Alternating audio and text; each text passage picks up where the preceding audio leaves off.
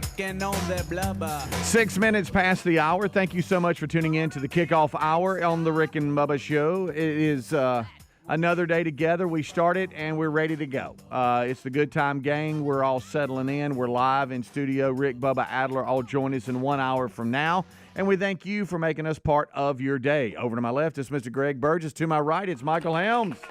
What's up, boys? What up? Hey. What's up happening? What's happening? Well, this is something with me, okay? Did y'all know Muhammad Ali was from Louisville, Kentucky? Yes. Okay. I don't know why, and that's not a big deal. Pretty random. It's not a big deal. It's very random. Right. But for whatever reason, I can't get it out of my mind. Really? That I didn't know that he was from Louisville, Kentucky. What brought it And up? I'll tell you what brought it up, and Speedy can I appreciate thought everybody this. knew he's from Louisville. I did not. And I don't know and how I don't I even know. know I've just why always it's a known. big deal to me. I don't know why I've let it bother me that I didn't know. Where'd you want to be, from Chicago or So something like that? last night I was watching live from the PGA Championship. So Good night. Glory's last shot is now right after the Well, Masters. then it's not the last shot. It's not called that anymore, Greg. And so it's in Louisville at a place called Valhalla. Mm-hmm. And they were talking weird. about. I know. They were talking. Why is that weird? That's where the Vikings. Yeah, it's I their knew- pagan I- religion. yeah. You die and you go to Valhalla. That's every time I hear it, that's what I think of. I do too. And I knew that's what you would think of. So when You they were correct. when they started the show, they talked about all the things that I knew about Louisville. Louisville bats. Ooh, the slugger. Oh, They talked about Churchill Downs. We just watched that a couple weeks Sure, ago. sure. They talked about the legendary coaches that have come out of Kentucky and the legendary players that have come out of not just the Kentucky Wild, but Louisville. You know and Oh, yeah. they just wrapped off this list, and all of a sudden they started showing things about Muhammad Ali, That's right. and I was like, well, I had no idea that he was from Louisville, You Kentucky. talking about young Cassius Born and Clay? raised. Yes. Young And Cassius that Clay set came with out you, of- huh? It did. It just sat with me. The whole time, all I Olympic could think gold about was two medalist. things: him and bluegrass. I don't know why. Yeah, I get it. You know, you hear a lot of these fighters are from the rough cities and they're And it would have Yeah. made me feel better this morning if neither one of you knew No. he was from because I pride myself in knowing things like that. One of the greatest athletes of all time. Oh, yeah. Didn't even know where he was from, and Louisville. that's bothered me a Yeah. little bit. So I just Sorry, thought I'd buddy. throw that Well, out at least you there. know now. well, I I did did. ask you how y'all were did. doing, and you said, Yeah. "Well, this is what's on my mind." was on I'm me. kind of mad because I don't know where Muhammad Ali is. Didn't know where he was from. Turns out, born and raised in Louisville. If you didn't know that like me, now you know. Came from a horse racing family. I made that up. Well, that was another thing. It's like of all the places. Yeah. I mean, that's Yeah. where. Golly. So anyway, All right. Well, look, I am proud of you though for kind of getting dialed in on all that. I did watch a lot of live from. Yeah. Oh boy. Very interesting story on that golf course and how these four guys bought it recently, and trying to they only got 300 members, local members. Thought that was neat. That this. They won't let people in. That, well, I couldn't figure out if it was that or it was just remote location or whatever. They didn't get into that. I'll be a little selective. Well, I'm upset for another reason. What's wrong with you? Red Lobster's closing a bunch of restaurants. They're filing bankruptcy. They ain't getting the famous one in Gadsden, are they? I don't know. I'm upset about it. I've been to that thing so many When's times. the I last knew time my have you my been? parents had a good week. Whenever after church Yeah. we'd go to Red Lobster. I'd get the popcorn shrimp basket like a just little kid. When me just and Lisa little were dating. redhead freckled, just so happy. When me and Lisa were dating, it was a big deal if we went to Gadsden and went to the Red Lobster. I think I'm the reason why they're closing because I haven't gone back a bunch. Yeah. I think the last time I went was probably a year ago or so. But the chain has been hit by Well, there goes the Admiral's expensive Feast. leases, high labor costs. It's considered filing Chapter 11 bankruptcy. We used to eat It this says one it's over here in considering Vestavia that. all the time. It's reportedly shutting down 48 outlets across the U.S. And I'm sitting here looking, please don't let some be around us, even though I don't go a lot, which is very selfish. What of about me. that one over by my house? That's what I'm thinking of. It's got all kind of different We eat there a locations. Huh? I said, we've eaten that Yeah, one. we Evidently, have. we hadn't eaten there enough. Right. Remember, if it's somebody's birthday, we'd go down Yeah. there. Wait, I would Back say when we this, actually back did to stuff. what you said. Sure. It's big occasions, celebrations maybe.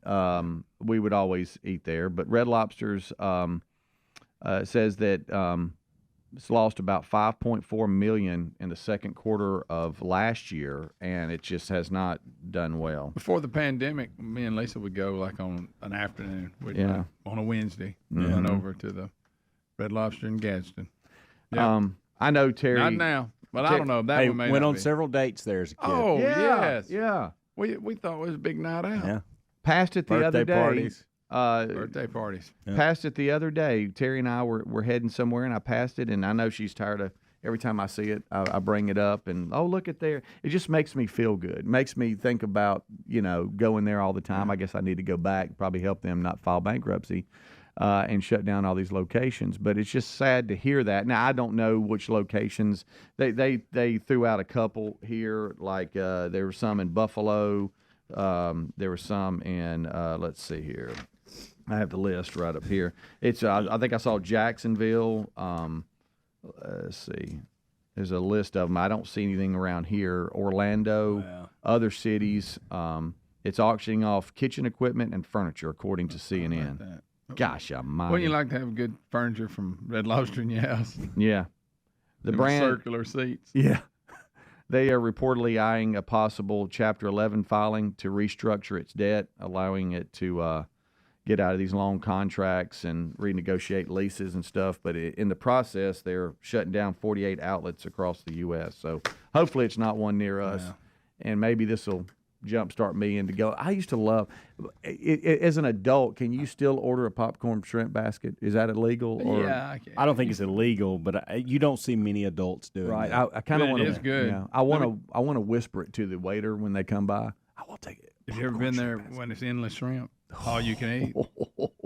Just keep it coming. Yeah. Anytime, and we didn't go there much because you know what, you had to have money. I You felt like did. you had to have money to go there. You did. Yeah. And so anytime there was anything going on there, I felt like just for a few hours or maybe minutes, I get to feel like the rich. Mm-hmm. Seriously, that's what it felt like. Yeah.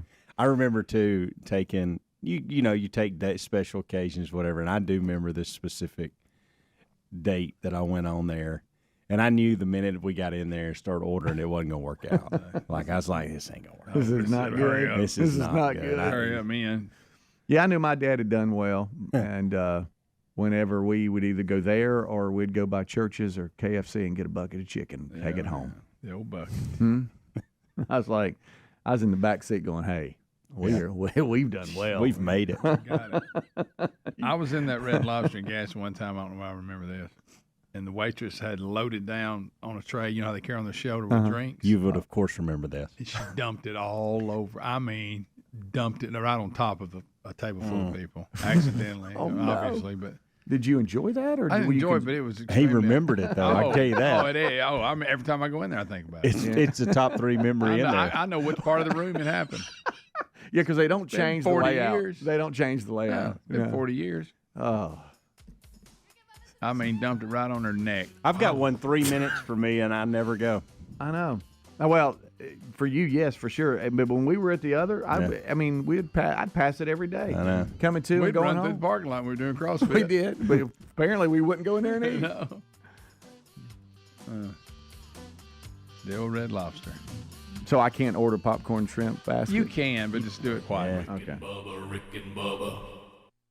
Set immigration policies aside for a moment. New diseases are entering through U.S. borders. Now, you remember medication shortages during COVID? Do you remember not being able to see your doctor? Well, you can get out in front of this with a medical emergency kit from the Wellness Company. This is not, I repeat, not first aid. It's like having urgent care in your home with essential prescriptions and strong antibiotics for infections of all types, plus a Dr. Easy guide. Order your kit and get 15% off at twc.health/Bubba. Use the promo code Bubba. Helix Sleep mattresses are terrific, and right now they're offering up to 30% off all mattress orders, plus a free gift with purchase. The Helix lineup has 20 unique mattresses. How will you know which one is right for you? Take the Helix Sleep Sleep Quiz. Find out in less than 2 minutes. Once you pick your mattress, Helix knows there's no better way to test out a new mattress than by sleeping on it. So they give you a 100-day free trial. Head to helixsleep.com/Bubba today to save up to 30% off your mattress order, or visit rickandbubba.com for a link under sponsors. Resolving to to eat healthier this year was easy, actually doing it not so easy. Well, Field of Greens is our healthy superfruit and vegetable habit in my house. Each superfruit and vegetable in Field of Greens was doctor selected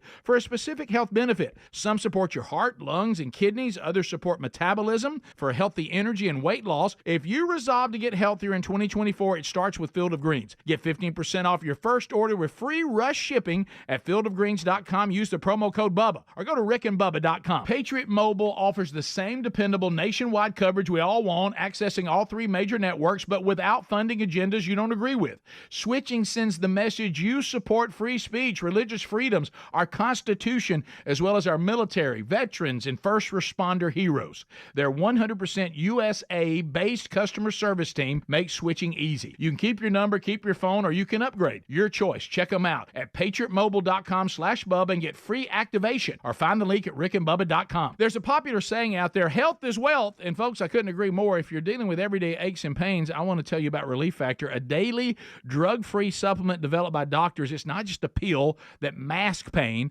Relief Factor uses a unique formula of natural ingredients that work together to help reduce or eliminate pain. Try their 3-week quick start kit for only $19.95. Go to relieffactor.com or call 1-800-4-RELIEF. You can also find the link at rickandbubba.com under the sponsors. Debt keeps you tossing and turning at night. You can't get away from it. Insanely high interest credit cards and loans make it nearly impossible to pay off your debt. There's a new way out of the debt trap, Pivotal Debt Solutions. Pivotal Debt Solutions can cut or even eliminate interest. They can find programs to write off your balances. They find every solution possible to end your debt. Before you do anything, contact Pivotal Debt Solutions first. Talk to them for free. Find out how fast they can help you get out of debt. Just visit zapmydebt.com. That's zapmydebt.com. Oh, look, honey, the ants are back. Wow. We leave one itsy-bitsy speck of food out, and they appear out of nowhere. Yeah, it's pretty hard to believe we used to try to get rid of these guys. Now they're just part of the family. To be honest, I liked our family the way it was before they came. I guess it's time to call Cooks.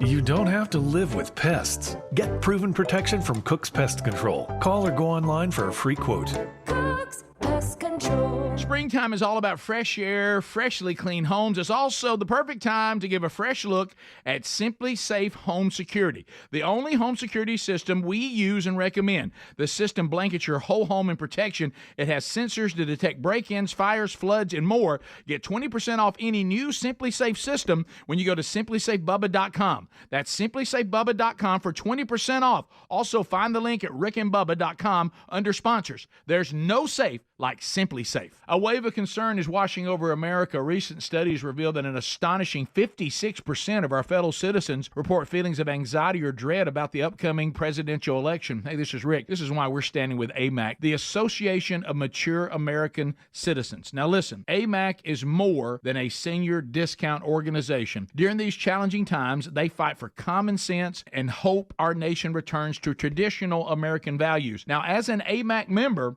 we're not only going to enjoy money-saving benefits, but also the AMAC magazine, free Social Security and Medicare advice, a trusted voice in Washington, and a community of like-minded patriots who love this country. Take advantage of this election year special, 4 years for $30, and be part of the solution over the next 4 years by becoming an AMAC member. You're strengthening a movement dedicated to preserving the principles we hold dear. Join now, amac.us/Bubba. That's amac.us/Bubba. There's also a link at rickandbubba.com. Rick and Bubba's in Ohio. Rick and Bubba. Pass the gravy, please. Rick and Bubba. Ooh, it brings me to my knees. Rick and Bubba. I can't start another. All right, 20 minutes past the hour. Thank you so much for tuning in to the kickoff hour here on the Rick and Bubba Show. We thank you, as always, for taking time to be with us. The number is 866-WE-BE-BIG. If we do take phone calls, they'll be on screen, so just understand that. When we say hello, you're live, baby. And could be any time now. So we have spent the first segment just seeing how the day's going. Last night, Helmsy, we talked about Papa over here to my left, Greg, attending one of his grandkids' graduation. We'll graduate. Yeah, we'll graduate. It's not what you think. It's from Preschool, right? But if they had caps and gowns, they were looking sharp. I think They all were. that's ridiculous, but what stands out to me in this is the fact that you have a grandchild that's going through this already. Yeah. I know, isn't that something? That is crazy. Time is going fast. Yeah, man. I know we sound like old men going, "Oh, time's flying." But I will say it is this. flying, y'all. It is. And I've been to a couple of different ones at this particular place because Ellis has been going there for a few years. There's nothing better than these recitals or graduations to watch them, y'all. Yeah. Those kids. So Ellis today, he comes strolling in his cap and gown, Right. and loving it. Actually got up, had a part in the program. He had memorized a Bible verse, and he Okay. got it right. Our boy Alice. Did good. And then there's a part where they go. Each kid got his award. He gets this award because he's such a good friend, or they nice positive things, right, and they right. give him the award. And when they give it to him, they say, "What are you going to be when you grow up?" That's the question. Okay. You have policemen, you have stuff like that. Oh yeah. Teacher. Oh. I mean, a little girl wanted to be a teacher. Ellis leans in and says he wants to be a YouTuber. And I was like, YouTuber. What is he talking Okay. about? A YouTuber. YouTuber. What are you going to be, Ellis, when you grow up? A YouTuber. Got to research a little bit of that. They do make pretty good money if you're good at it. I just pulled it up. Mr. Beast. I mean, wow. Right. But then what's funny after that, he had a couple of buddies up there. You could tell they, they were interacting. But they also were going to be YouTubers. Time they got up there, so there was 3 that ended up being YouTubers out of the whole bunch. But I wasn't ready for that. Boy, how times have changed. Yep. A Gonna be YouTuber. a YouTuber. Well, Okay, buddy. Is being a YouTuber, is it worth it? It takes a lot. Takes a little bit of time. Yeah. And it says Most anything worth it does. Yeah. Well. Yeah. He It can go ahead says and start now. Hate to Tube break it Filter to everybody. estimates that only about 8% of YouTube channels earn any money. So we're gonna have to really You get have them, tell them to overcome get that. after it. Yeah. Even fewer achieve financial independence. I'm not trying to, say he hadn't picked a good career, but I'm just saying he's going to have to really get after it. It says this one here, is YouTubing a good career? YouTubers is a great career and a great business idea. It's highly doable, and anybody can do it. So see, look, that's good. Oh, here we go. Can I get rich being a YouTuber? On average, YouTubers make between $3 and $5 per 1,000 videos viewed. Okay, so we're gonna have to get him creative to get some views up. Need some content. Yeah. Yeah. I don't know if he's got that far yet, but there's 3 of them working on it. So I don't know if they're going to be a team. But What he could start off doing is if somebody recorded him saying last night he wants to be a YouTuber. Oh, I got it. I actually have that. Then he needs to start with that. Upload that first. Yeah. Let's see how far it goes. Wow. We do have that. Yeah. It's not uncommon for big creators to cash out at upwards of $200,000 each month from AdSense alone. Wow. Boy, so he could really, Maybe I really don't even do make fun well. of him. Yeah, I mean. No, it was just I didn't see it. That's fine. Well, your It's a different reaction, world. you have, and I'm proud of you because you actually videoed it. Yeah. And y'all's reaction on the whole row, really everybody was like, what did he say? I was like, did he say YouTuber? Guy, I got a question. Were you put in charge of video? No, or did I you freelanced it. Lisa's got her Okay, own video this that's is a lot better. This is really a story within its own. The fact that you would grab your phone thought I'd and take try the it. time. Yeah. That's to why I was pull saying I'm up, proud of him. like, of course, that's, of course, then the battery ran dead. I wasn't fully charged. Well, but you got what we needed. Yeah, but now don't forget. There's pictures and backup video that Lisa's got that will be the official. I'm sure because I'm Yeah. sure she'll find mine. Nice. Yeah, yeah. Oh, Good. yeah. You get to have the the back of But the I head of the tried person you're I sitting in just front of. and didn't stuff, see but, that you know. coming. You Well, taking I knew the I had a time loose to do cannon that. up there, and you Yeah. might want to. You never know. You never know. You never know. And so y'all had no heads up of what he was going to say. No, I had no idea. Out of curiosity, He did good on his Bible verse, though. Yeah, that's good. I mean, I didn't say he did bad on YouTube. I'm just saying I just didn't know. I just thought, Right. wow, you're 5 years old. You don't hear that a lot. What do you want to be when you grow up? YouTuber. Yeah. Yeah. Of course, when I was his age, I think, honestly, I remember I wanted to raise dogs. That was somebody. I had You wanted to fill something raise out. dogs. Yeah, I don't even know what that meant. So we had a bunch of hunting dogs, and I Yeah. thought you could make a living out of that, I guess. you can. You can. What Don't really want to do that now. No. what else out of curiosity is worthy of you going, you know what, I'm gonna record that. It's just grandkids. That's it. Yeah. Yeah, Well, pretty that's your heart's grown with I them. won't. I don't like to record games, even with them playing in it, because I like to watch. Mm-hmm. At least you used to try to get me to record when Taylor was in school or Chandler, and I'm like, I want to watch. I don't want to film. You know. Right. So I let her do all that. So there's never moments like, let's say, and I don't know that you're doing this, but let's just say you're running down the driveway. You're doing your jog, and you look up and there's a big buck. Oh yeah. Would you stop and take a Absolutely. picture of that? Yes. Okay. Good. I'm just trying to see. That's a good example. I'm just trying to see where we're at. Like Because we're I actually had that happen. I was running, and of course I didn't get a video of it, but I look up across the road, and here comes a deer, and he gets close. There's a little 6-point. Oh. I mean, he gets in my drive running straight at me, and he finally sees me, and he breaks out through the pasture. But I didn't have my spy belt on, so I couldn't get my Oh, you couldn't get it out in I time. couldn't get out in time. But- Sometimes we'll get caught up in videoing just because we all can't be there, and so you try to video I get some that. like And for plus I know Terry, or Terry might video it for us. Well, that's you know. what But if the catches me. grandkids are involved, Lisa's gonna film. That's it. what. That's why this So caught there's me no off pressure guard on me. that you would pull your I phone really up don't know and why do I tried that. it, but I did. Did you think of the show? Was there a little bit of that? A little bit, probably. Yeah, like, hey, I need some Yeah, in documentation. case something really good happens. Right. Wow, that's something else. Now with the grandkids, if they're in something organized like that, you definitely want to film it because Yeah. you never know what you're going to get. No, you really don't. From your kids or some of the other kids in the program. Right. You know, I tell you what, it is gold. it is. I mean, they're it's just, serious. it's about just it. real, is what it is. It's funny because they're serious. YouTuber. What do you want to be when you grow up? YouTuber. So I don't know What did y'all say when y'all got that question? When I was a kid, raised dogs. Yeah, his was raised dogs. I can't thought that remember. was a job. I want to be a Major League Baseball player. See, that makes sense. But Yeah. I said that until I was 20. Yeah, and I had that run too. So I was wanted to from play 5 Yeah. until 20. I wanted to play in the NFL, which probably Right. wasn't going to happen when I was weighing in at about 50 Right. pounds. But I thought, I even knew what team I wanted to play for. I wanted to play for the Steelers, obviously. Yeah, of course you did. Come on. Yeah. But- Look at you. And then after that, I never really thought about it again. Yeah. Yesterday, email of the day, I don't know about y'all, was weed kill. Yeah. Thank you, Houndsy, for that. Well, thank you, I audience. actually had friends emailing me going, please send me what everybody tells you. I quit looking. There was people sending pictures I learned a lot. of what to order, Yeah. the method behind it, how to do it, how to follow up with like either dish soap or something like that so it sticks to the. I mean, they were giving us all kinds of remedies. Oh, I've heard of that. Where did you settle on?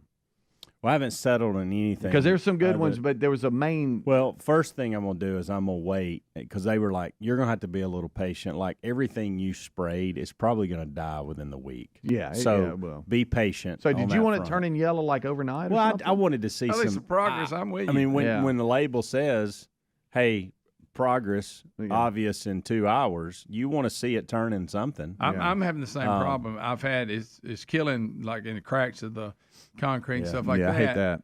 That seems to be working, but what's popping up in the shrubs in there with the bark and all It's tough. is That's when you need that I've been pre-emerge. spraying it and it hadn't done it. So do need to start doing a pre-emerge. 2 things I learned yesterday. 3, be patient. 2, don't overmix it. Don't put more in there than it needs. That actually hurts things. Right. And 3, glyphosate is really important. It the sure is, percentage yeah. in I don't which even know what that means. Yeah, I didn't either. So I learned a learned lot. that, Thank yeah. you, audience. Wow, a lot. But hey, that was the email of the day right there, my Yes, it friend. was. We'll take a break. We'll be right back. Rick and Bubba, Rick and Bubba.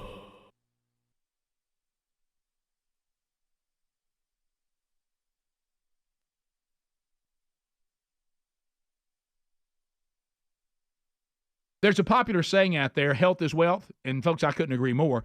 Some of you may be living with everyday pain. Now, this can affect so many parts of your daily life. I mean, it can affect the mood, your sleep. What about missing out on activities? Our friends at Relief Factor offer a natural way to relieve that pain. It's 100% drug-free. Developed by doctors, Relief Factor uses a unique formula of natural ingredients to help reduce or eliminate everyday aches and pains. Now, unlike pills that just mask the pain for a short time, Relief Factor helps support your body's natural response to inflammation, so you feel better all day, every day. Over 1 million people have tried Relief Factor, and here on our team, several of us have tried it. So let's get you a special deal, and let's see if we can help you too.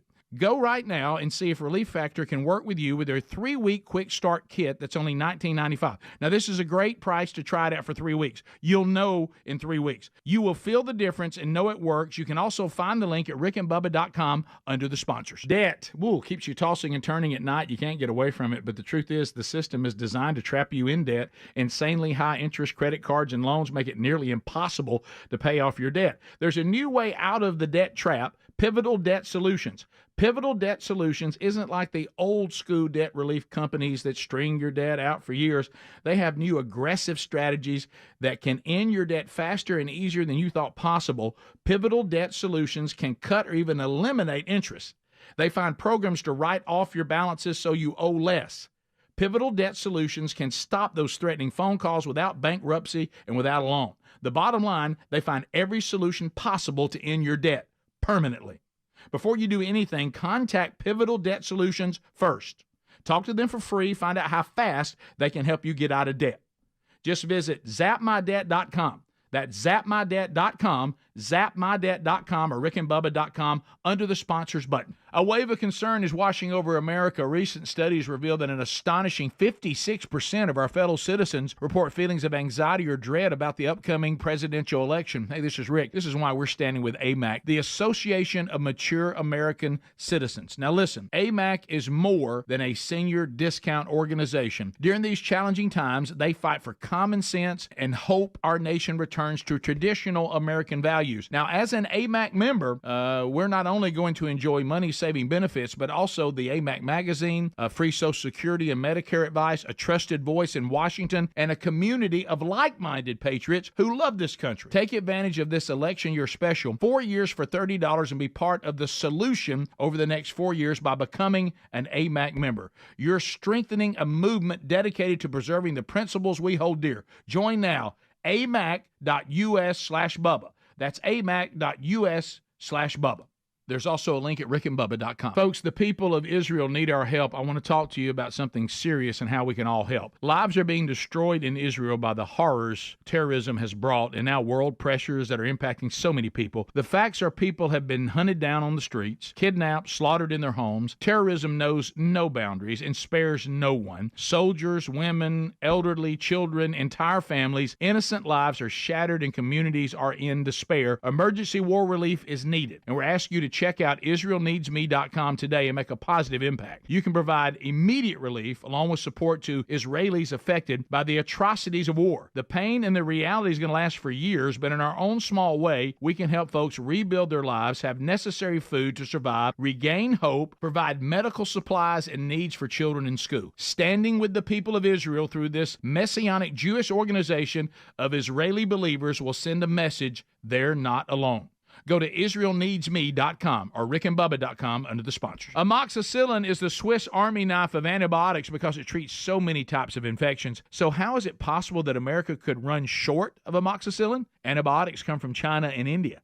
So if you or a family member gets sick and there's no amoxicillin, then what? That's why we have a medical emergency kit from the Wellness Company. It's ready to go. It comes with amoxicillin and other essential prescriptions to treat over 39 medical issues, plus a doctor's easy guide so you know exactly when and how to use each medication. This is not, I repeat, it is not a first aid kit. It's like having urgent care in your home with these essential prescriptions. You've got your medications now, so there's no waiting to see a doctor and no lines at the pharmacy only to learn that they're out of your medicine. Every home should have at least one medical emergency kit. Order yours in minutes and get 15% off by going to twc.health/Bubba. Use the promo code Bubba. That's twc.health/Bubba with the code Bubba.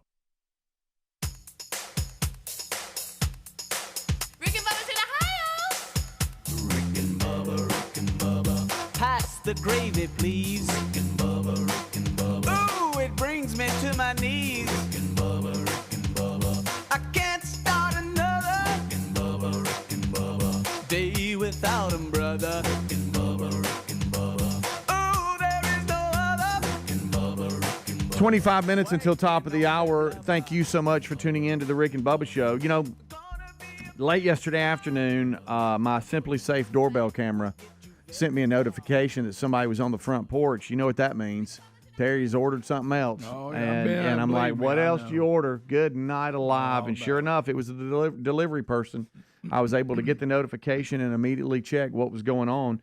And this portion of the show is sponsored by 24/7 burglar busting protection for your home or small business, simplysafebubba.com. BBP. Yep.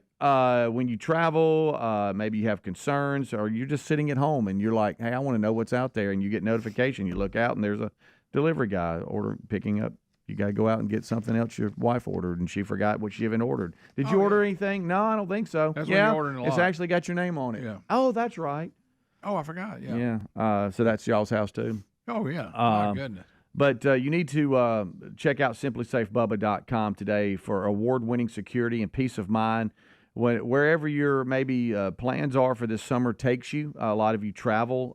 Maybe you have some hunting property and you know, okay, we're about to be out of season, but we have a place that we keep stuff in and needs to be protected. Maybe that's where you get your Simply Safe protection at. But it has sensors to detect not only intruders, but break-ins, fires, floods, plus other variety of cameras to keep watch over your property day and night. And it's backed by 24/7 professional monitoring for about less than $1 a day with no contract, a 60-day money-back guarantee. It is risk-free. Get real peace of mind. Save 20% off any new security system at simplysafebubba.com. That's simplysafebubba.com. Save 20%, or you can find a link at rickandbubba.com under the sponsors button. And as we always say, there's no safe like Simply Safe. And don't be intimidated either. It's real easy to set up. It's actually voice activated commands on do this next, do this, do this. It's super easy. So check it out. Super easy, guys. It is. I mean, It is. I was surprised how easy it was when I set up our system. It can be intimidating. Then you go, hey, this Well, is pretty it's because easy. a lot of people go, man, I don't know how to do that. I got to order. Hey. I had to get this guy and come over, and will you do it? And no, just easy. get the base station going, and it'll command you. You brought up Amazon. I don't know if I should say this. Huh? Well, the packages. Oh, just yeah, constant, just delivery, Just the constant yeah, sure. traffic. Saturday, I canceled our Amazon. Why are you whispering? I don't know. I feel like I'm in trouble. I canceled our Amazon Prime membership, and I Why want do you do that all the time? Would you listen? I want to see how long it takes for somebody in our house to ask about it, because we don't watch. We don't use it for watching television, so I know that's not going to be a problem. Mm-hmm. It's Well, the way you ordering sold packages. that's the way you sold it to me when you first told me about it. You're like, Speedy, the membership pays for the shipping itself. I know, but see, if you don't have the membership at all, then I'm trying to. You're not going to get that free shipping, right? I'm trying to see. Well, she'll know. I'm trying to see how long it's going to take before we go back into Amazon and try to purchase something again. And so far, it was Saturday till what's today? Tuesday. Nothing at this moment. Okay. Because she's going to see. She knows. Like it's going to ask log in, whatever, and it's going to see that we're not members anymore, and she's going to go, wait a minute, why are we not members? And I want to see. Is she gonna? We've been talking about who died and made Amazon the king of all retail. Like I'm just asking questions here That's what lately. you asked? Yeah, well, I'm just asking financial questions. Like, a lot of people have come a long way with deals now. Oh, sure. So are they the only? We act as if that's the only place we can get anything. Mm-hmm. So is there other places out there? Are we shopping? Y'all women like to shop. Are y'all truly shopping for the best deal, or are we just going on Amazon and clicking on the first thing we're clicking on? I think it is convenience to your point. Too. I think it's if you have the Prime stuff, it's the free shipping, and hey, it's just easy to click. Oh, it'll be here tomorrow. Okay, and I think it's just easy. A long time ago, it was the only game in town. Yeah, I think you can get better deals out there now. Yeah, there is lots. Matter of fact, we talk about Mike Lindell and My Pillow and all the deals they got. That's right. That's an avenue for you. So I'm just trying to see how long it takes before anybody notices I've canceled it, and it'll probably be this afternoon. Boy, he'll cancel. So what then are you going to do? What do you mean what I'm going to do? Like, let's say she wants get a something, raise, but it's going to be $12 shipping. You going to let her order it? Y'all going to order it? I don't. Yeah, I'll let her order it for sure. What I'm saying is, do we actually need what you're ordering? That's the question. Okay. Got it. Is some of this stuff we're ordering we don't need? Like there's according no. to you. Well, according to everybody, like it's we don't need it. We might want it, we don't need it. Good luck with that. Well, I know, Greg, I'm doing an experiment, okay? And I may die through it. Okay. Good luck with that. Buddy. There may be a story. There may be a Netflix documentary Oh my God. out at some point where a man died over canceling Amazon Prime membership. You know, they but I'm wanting to see, like, I see things in the cart. Don't think I don't see things in the cart. Mm-hmm. The little cart there that we've been browsing about. Yeah. And I'm like, we don't need that. Why is that even in the cart? It's funny. Treading on tough Yeah, water. you know, I bet you, y'all, we could Google Yes. that. Man dies after canceling Amazon Prime. I bet it's you in there's there. a story out. Is in Florida. Yeah, Florida man. Yeah. All right, well, hey, keep us updated on that. Yeah. You said you have come in had with If I don't show up tomorrow, y'all know what happened. Come in with a knot on your head. We'll get it. right. You said that we've had lots of questions from the audience piling up. Oh yeah, we have. Let me fire this Is up. it the audience or that one guy? A little of both. Yeah, one guy is showing Which is out. fine if it's a good question. Eddie What's Doty. it matter where it comes from, Yeah. right? Eddie Doty, I agree. He has some good questions. I always wondered this with y'all, and I think we should do this more. How many different playing card games do you know how to play? Not many. Look at that face over there. I just never really got into that. Well, y'all know how to play, like, Spades. yeah, y'all know how to play spades. You can play poker. You can play certain games of Yeah, poker. yeah, I'm a little You can limited play on poker. solitaire and blackjack. I'm going to go. Blackjack's easy. I'm going to but say 6. Where are you at on rummy? Never played it. Never focused on that. My grandmother would've tried to probably teach liked me, it. and I think I would have liked it, but I just Why didn't. didn't I ever play rummy? Fish. I don't know. Huh? Oh, no, I'm just sorry. I Did remember. you just say go fish? I remember my parents playing rook with their friends. Yeah, rook's fun. We Uno, eh. We used Yeah, to play a that's lot of okay. spades at work. Uno's not bad. Yeah, I've just never. You got We've lost a lot of the color. You know, you can't lose Uno cards. Texas Hold'em. Yeah. Got a little run on that, but I'm not very good at it. Mm-hmm. That was kind of cool. Where were we? Oh, Regions, when somebody brought the Rick and Bubba cards, had us sign them. They're on location. Yeah. I would. Let me say this: I need to step up my game. I do too. In card games. Yeah. I feel like I do too. I mean, this one is. 'cause I enjoy card games. This one's kind of gross, but it's right. it's Wow. actually a decent question. I think this is just typical of us. Would you rather feel like you have a hair in your mouth all the time, Oh gosh. or a stone in your shoe? Ooh. How big is it? Just a little? Oh, it's gonna bother Am I you. You talking walking about a the lot? pebble in your shoe, or you, I'm a deal with my shoe. I don't want no hair in my mouth. I'm falling in that camp too. But then I know, get to your thinking shoe, about all though, the things that I'm but, you doing, know, and but- I'm but- I active. use my shoes a lot. I know, but you can kind of wiggle your shoe in the you know, No, he kind didn't of say rolls that. over and a little. Well, no, I'm just saying you can kind of wiggle and move it around a little bit. Maybe Constantly get to- gonna be there Yeah, though. it's then hurt every. So part you're of gonna your have a hairy mouth. foot. I'm going with that. You got hair in your mouth, No, it's not like a big wad. It's just every now and you go One hair. look, but you're you like, can't get it out. You got to well, keep I it get in there. I think I can work past it. Oh wow. My feet, I'm gonna use my feet a lot. Well, you use your mouth a lot too. Not compared to your feet. Did you what? No. You could sit here. We're sitting here. We're not using our feet, but we're talking. Well, you can talk. You're with Even though hair you in feel your like mouth. you got a hair in your mouth. You can still Right, talk. right. You can. So you're gonna have hair You got in your something in your mouth. shoe. It may eventually cripple you. So it's sitting there on your tongue, and you feel that little hair, and you can't get you it could out. work through it. And then every time when you quit talking, you would do this.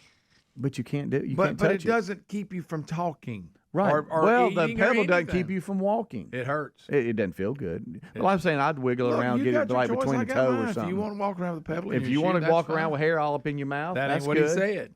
He Yeah, didn't say I- you got a mouthful of hair. Well, you smile and that long hair is right Yeah, there. he's not. Is it a See, woman's now, hair? You can't even see it. Is it woman's hair? Because if you could see it, you could get it out. You don't. So you got. So how do you know you can't see it? You can't. How do you know? You make the Well, rules if up. you get it, if you could see it, you could get it out, right? He's just talking about it just feels like you do. Well, I can't believe you got hair in your I mouth. work past that. I think this next question. Guess you like hair in your mouth. I think this next. Well, he does like good Harry You ever Murdoch. been tearing up some food from a restaurant, you're all into it, and all of a sudden you look, there's a dang hair in it? Well, according to you, you'd go ahead and just eat it. Well, if they said you either eat that or get a rock No, in your you shoe, s- I'd consider it. I think this next question is a dandy, and I'd like to know what your thoughts are. Hair in your mouth. What was the first thing that made you feel old? What was that day? What happened that made you go, okay, wow? Well, the day I woke up and I couldn't read.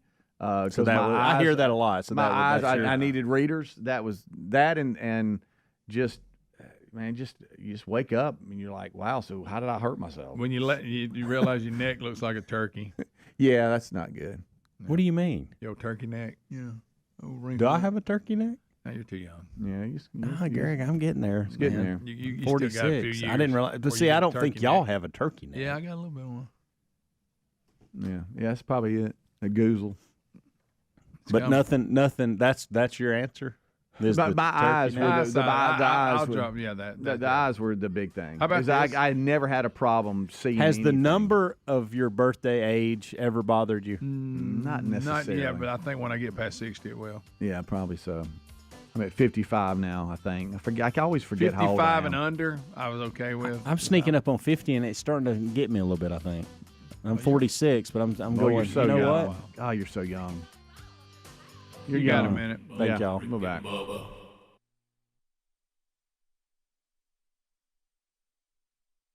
I have diabetes. I'm at risk for pneumococcal pneumonia. I have asthma. I'm at risk too. If you're 19 or older with chronic conditions like asthma, diabetes, COPD, or heart disease, or are 65 or older, you are at increased risk for pneumococcal pneumonia. Ask your doctor or pharmacist about Prevnar 20, pneumococcal 20-valent conjugate vaccine, a Pfizer vaccine that can help protect you against pneumococcal pneumonia in just one dose. Even if you've already been vaccinated with other pneumonia vaccines, Prevnar 20 may help provide added protection. Prevnar 20 is approved for adults to help prevent infections from 20 strains of the bacteria that cause pneumococcal pneumonia. Continued approval may depend on a supportive study. Don't get Prevnar 20 if you've had a severe allergic reaction to the vaccine or its ingredients. Adults with weakened immune systems may have a lower response to the vaccine. Side effects include pain and swelling at the injection site, fatigue, headache, muscle, and joint pain. For full prescribing information, please call 1-855-213-2138 or visit Prevnar20.com. DQ presents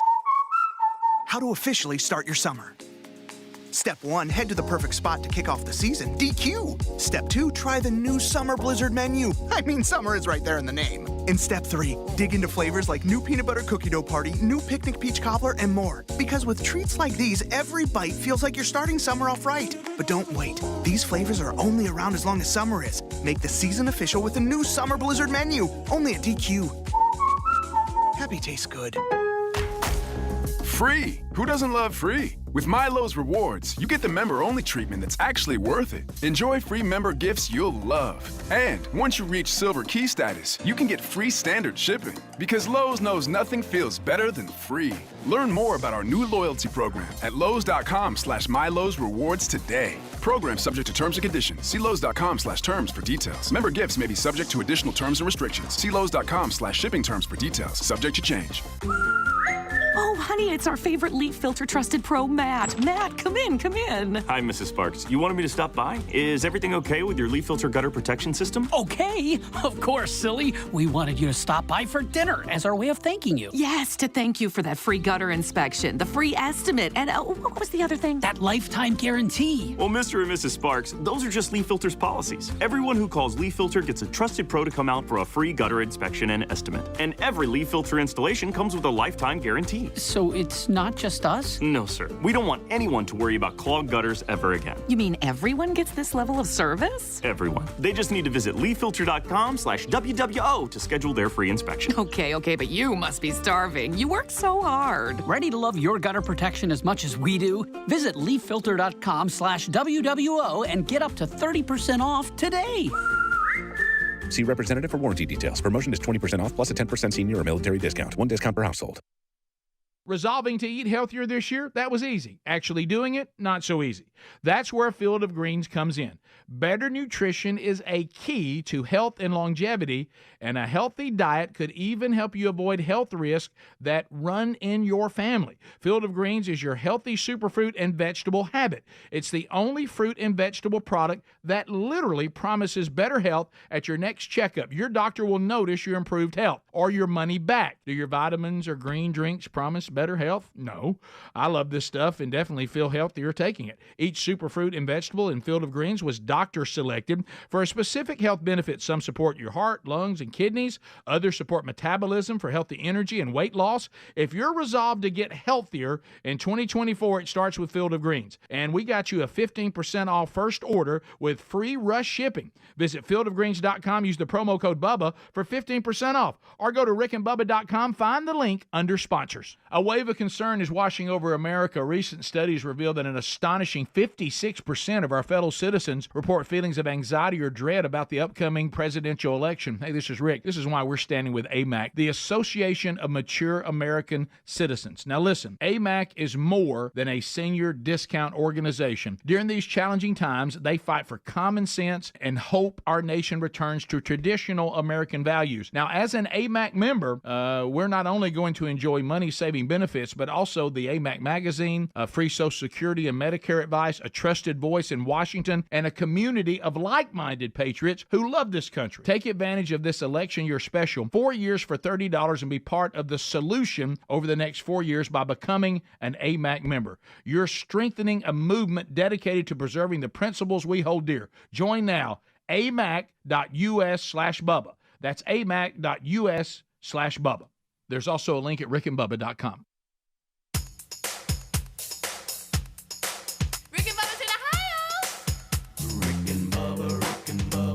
Pass the gravy, please. Rick and Bubba, Rick and Bubba. Ooh, it brings me to my knees. Rick and Bubba, Rick and Bubba. I can't start another. Rick and Bubba, Rick and Bubba. Day without a... Thank you so much for tuning in to the Rick and Bubba Show. The number is 866-WE-BE-BIG. Kickoff hour is about wrapping up for today. One more segment here, and then Rick and Bubba join us for the main show, Adler as well, and we thank you for being a part of it. rickandbubba.com is where you need to go for all of the upcoming events. I look forward to another UFL game Saturday evening. Going to be a night game for the Stallions.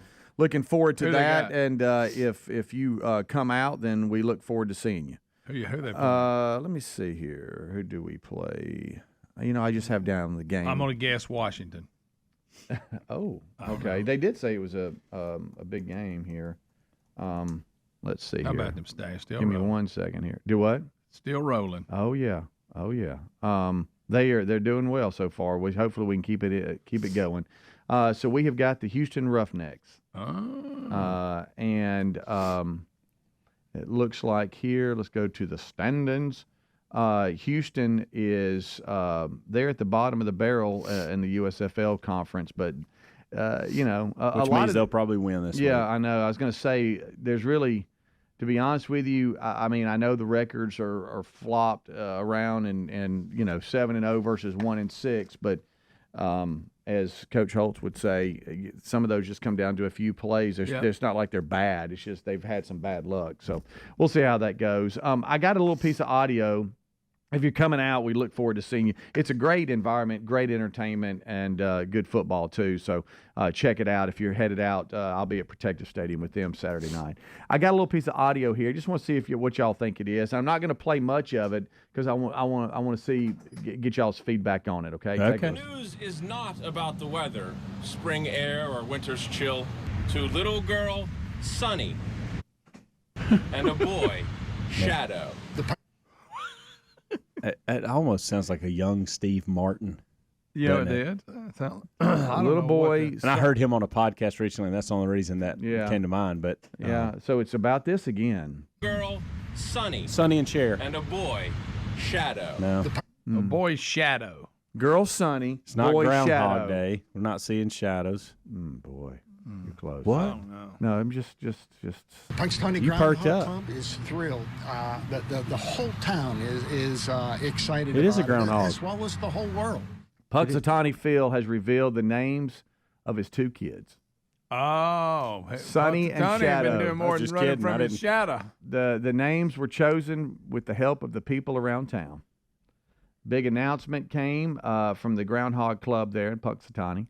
The Inner Circle is what they call them. Groundhog Club Inner Circle, Greg. I know you love stuff like that. lively And this was the announcement of the two. The news is not about the weather, spring air or winter's chill. To little girl, sunny, and a boy, shadow. The Punxsutawney Groundhog Club is thrilled. The whole town The club's is thrilled, y'all. excited about it, as well as the whole world. Only reason I truly am playing this is to get Greg's reaction, because I know you were like, okay, it happened. This one here probably agitated. I didn't know he had a little family there. Here we go. I don't feel so bad for him now. I just want to know why Steve Martin's talking about it. Well, Steve always is big on Punxsutawney Field news. Everybody knows that. What about shadow? Get it? He does see a shadow. All right, got it. Oh, we got it, buddy. What was the girl's name? Sunny. Sunny. Oh, the sun. Do you want to know who? Let's see here. I think I got the names. And it's Dan McKinley and there's a first and Tom Dunkel were the two talking. Okay. They're the groundhog experts, I guess, for lack of a part of the better club, term. the inner circle. Yeah, a little inner circle here. We know about who's doing what when it comes to groundhogs. Didn't know that he had a companion. What if you were asked Good for today? Punxsutawney Phil, by the These way. two guys are over this, okay? And it doesn't have to be some kind of big time business, but you can run any business on planet Earth today. What are you choosing?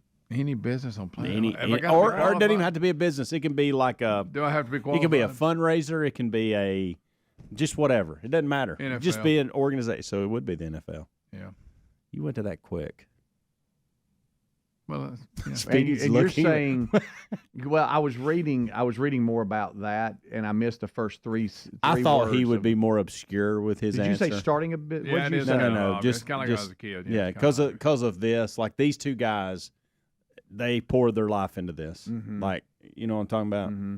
So is there something, like I know guys that, you know, well, they love those different clubs that they're in. Oh, you're talking about like the Order of Eagles and all that? Yes. Moose Club or whatever? Yeah. Oh, yeah. Elks Lodge. Elks and- Lodge. That's what I was looking for, and I couldn't Right, find you it. know. Right.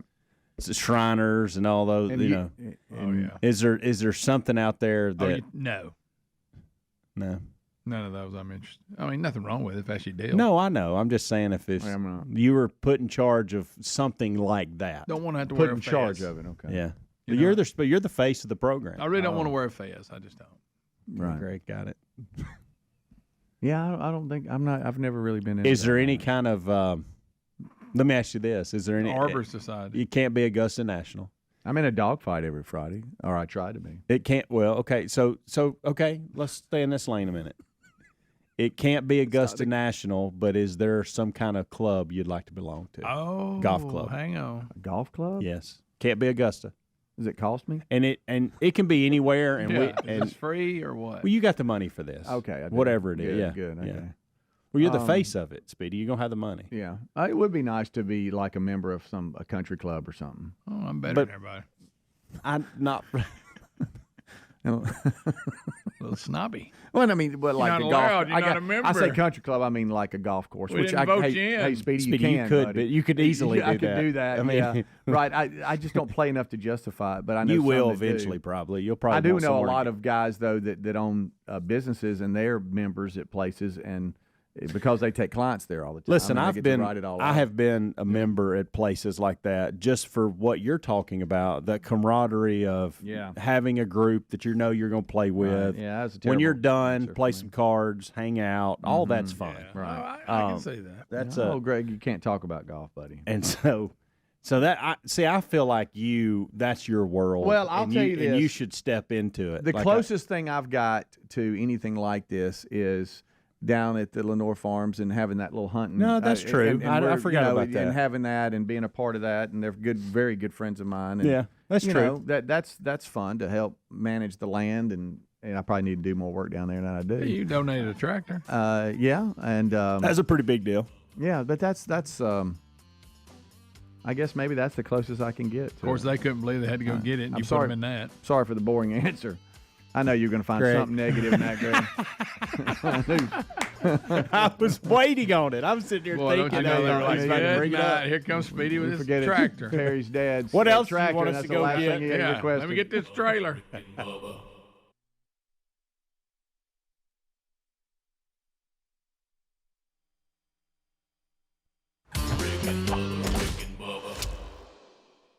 Rick and Bubba Show, thank you for being with us as we start another hour.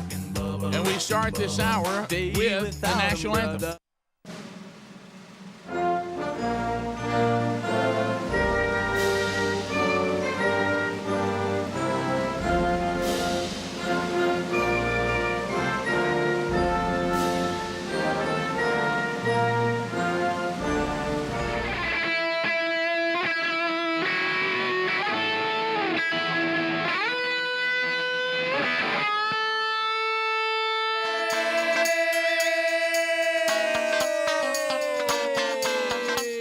How about it, Bubba? How about you, Rick Burgess? Friends, neighbors, and associates. I don't know what it is.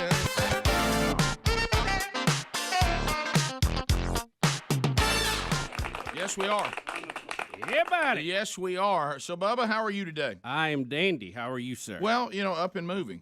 We've got things to unpack today. I'm trying to figure out, to follow the stories and the headlines of the day, or it's not an easy task to try to keep up with what's going on. So, you do your best, and you think to yourself, at the end of it all, what's for lunch today? That's right. When all else fails, Right. when is the lunch bell? Yeah, That's what I always like to say. So we do have some things that we want to uncover. I think the story today that we were looking at a number of them that we'll work through, and we'll pick up some things you want to talk about on the phone calls as well. But I think we all can agree that if we have a headline today that says New York dad to be killed in gender reveal explosion.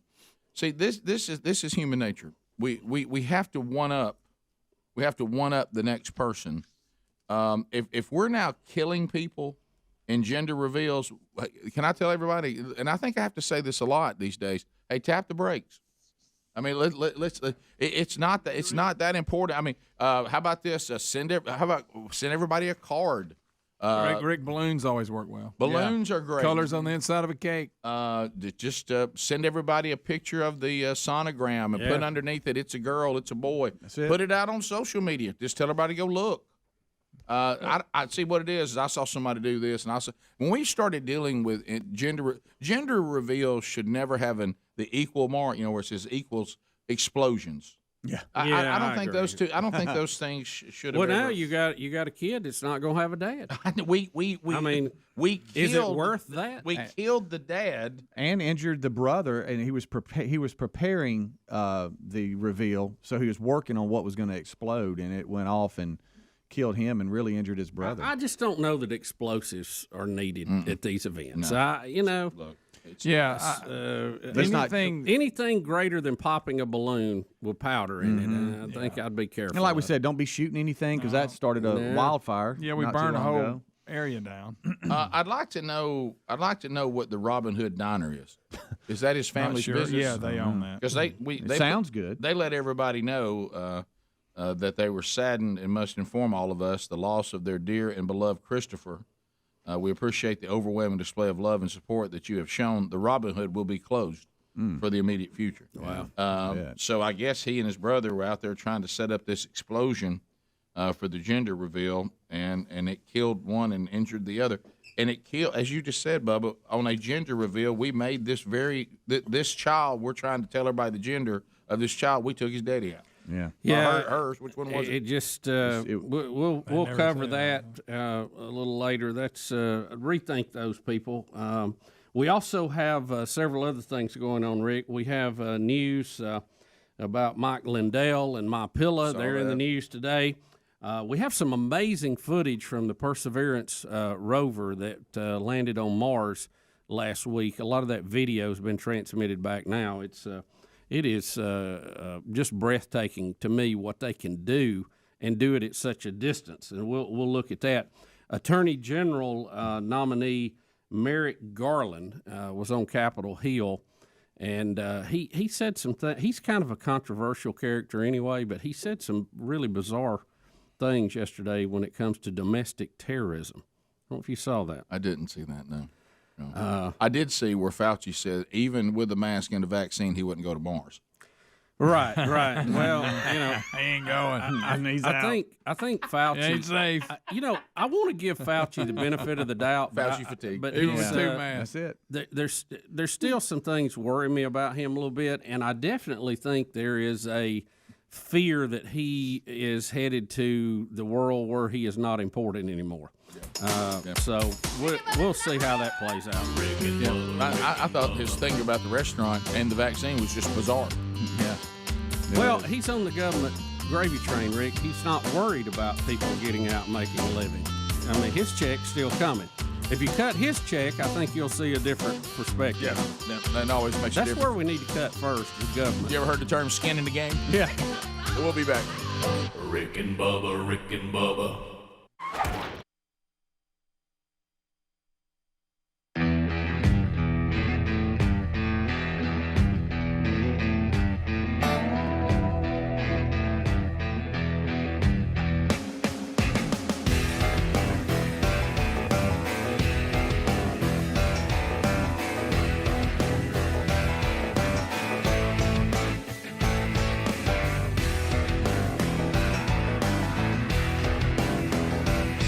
minutes past the hour. How are you? A brand new hour on another Rick and Bubba show. The national anthem gets us started.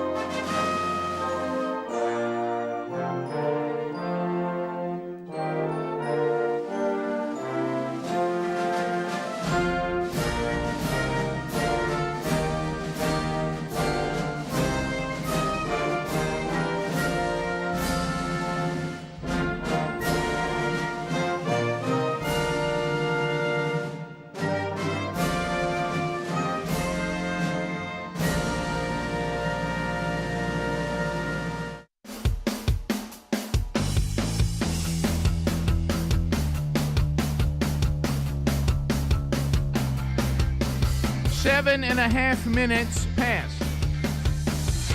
A brand new hour on a brand new day on a brand new show. And we are thankful that you are here. Speedy, the real Greg Burgess, Helmsy, Eddie Van Adler, all here as we all go forward. The kickoff hour is behind us. You can grab the Rick and Bubba show live and archived every single day. Your live options, America's boldest radio stations. They make up the Rick and Bubba radio network all across the nation, and you can find those at rickandbubba.com under Listen. Another option is the TuneIn app. If you don't have an affiliate, get the Rick and Bubba TuneIn app. It's a free download. Just search Rick and Bubba, and you'll get the 24/7 Rick and Bubba channel, which includes the live option, streaming every day. Another live option, the YouTube channel. Some of you watching there, hello tubers. Eddie Van Adler oversees that. Your archive options include podcast archives, audio only of the entire show every day. Also a best of hour if you're just kind of wanting to get the nutshell of the day. Also an archive option is the YouTube channel. You get video archives every day of the entire show, and then a best of hour that goes to Blaze TV. So there's others that kind of tie off all those main platforms, but there you go. Find them all at rickandbubba.com. So whether you're here live or archived, we're glad that you are here. We're missing one, the silver-tongued one, the man with a golden voice, professional lunch eaters man of the year, the inventor of pizza in a cup, Shakespeare's worst nightmare, and the master at a King's English. Ladies and gentlemen, put your hands together for Bill Bubba Bussey!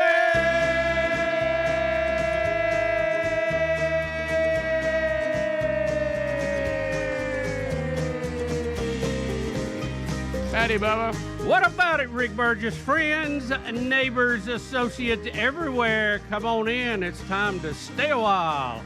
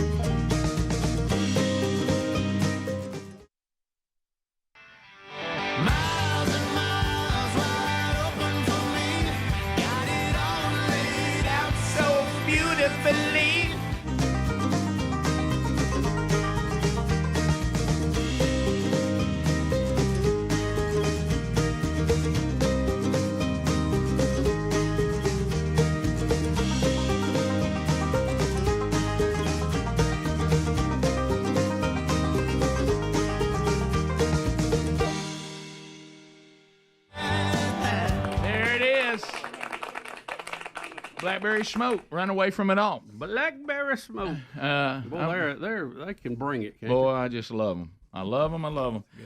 So, Bubba, we have a lot to unpack on the program. It's It's quite a montage of stories today. We've been spending this year celebrating 30 years of the Rick and Bubba show and the final year of the show. And so, it's a wonderful time where people are just coming to you with all this history and all this stuff. Oh, yeah. And everywhere you go. They're digging through their boxes like we are. So yesterday I headed over to our home county, and for Greg and me, our hometown, Oxford, Alabama. How was Mike? He good? He good. Class of 1983. We are great, as you can see. We're the class of 83. And so I remember when I was a little kid, the class of 79, how did they let them get away with that chant? I remember that. We drink whiskey, we drink wine. We're the class of 79. Well, do you remember them? It was accurate. But I mean, I don't. Can you just say that at the pep rally? I mean, but anyway, so Mike texts Carter, and I guess it's Bubba. Let's just face it. 30 years and now in our 5th month of the 31st year, it's hard to remember how everything happened. Yeah. Okay. Yeah. So. Sure. One thing we did say, and we mentioned this even in the last RBU, Letters from the Audience, episode 4, our 201st podcast. But when someone was asking about this list that I just brought you in on, where did it come from? And we talked to them that it was just basically, it's all tongue-in-cheek. And the silver tongue one was remembering that when Bubba at one time even owned a radio station, they wouldn't let him talk on the air or do commercials. That is correct. Mike Carter said he was one of those people. Yeah, he was. So I went to speak at a luncheon yesterday for a law enforcement appreciation luncheon. I don't know that anybody should have let me on still. I don't know. I got some clarity on some things, by the way. But I was honored to be there, and I think it represented 2 counties, Calhoun, Cleburne, and maybe even some of Etowah County. Law enforcement people that they were honoring and appreciating and giving awards to, and I was just did a little 20-minute encouragement to them and told a few laughs, and tough room, by the way, on laughs. But anyway, so Mike Carter was the MC, and so he said, not only did I work at that radio station and I was one of the ones that stood in the way of Bubba being able to talk, he said also, and I didn't know this, and he told me to ask you about it if you remembered it. So when Bubba and I came to Birmingham, y'all have heard this story. When they moved us to Birmingham from Gadsden, we were told we would not be remaining. Yeah. We had 90 days left on our contract, and so they had to keep us on the air for 90 more days, or they could have kicked us off and paid us. But anyway, they chose to leave us on, and then the rest, as they say, is history. But he said in that 90-day period, when it was getting to the end, that he had found his way to Huntsville. And there was a radio consultant named Rusty Walker. Yes. Okay, does that make sense? Yes. All right, so listen to this. He asked me if you remember this. He said that we thought we were in trouble. We thought we'd lost our job.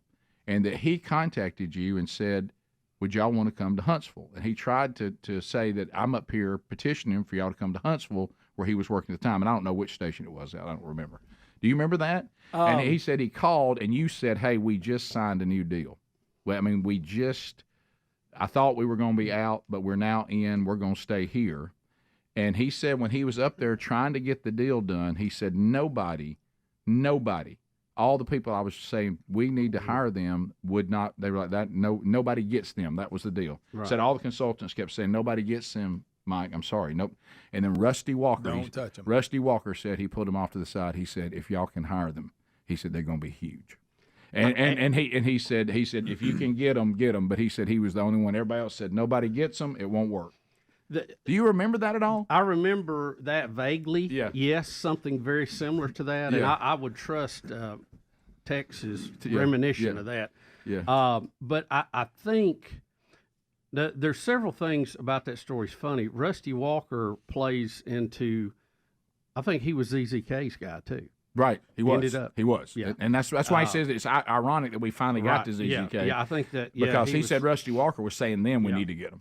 And I think, gosh, let me think, Rick. It was a long time ago. I know. I think the situation was it was a timing issue, but I think the station he was on was a little out of town, and they were kind of shooting at Huntsville. It wasn't a Huntsville proper. But he was trying. He was. Yes, that is correct. And I guess that's the most important thing. Yes, and the timing was the issue, not the station per se. Now, of course, I thought I was unscathed in this because I thought he'd talk about you not being on the air, and he would talk about trying to get us there. I didn't remember of course, no shocker here, that he was also the PD when they hired me at K98.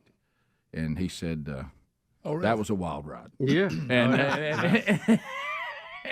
And that's when I said, trying to hire you was always complicated. Well, when I got up there, I said, well, based on what Tex Carter just said, the irony of me being at a Law Enforcement Appreciation Day, I think, stands. And that was my biggest laugh I got. I said, it's good for me to see all y'all right now and not be nervous at all. Yeah.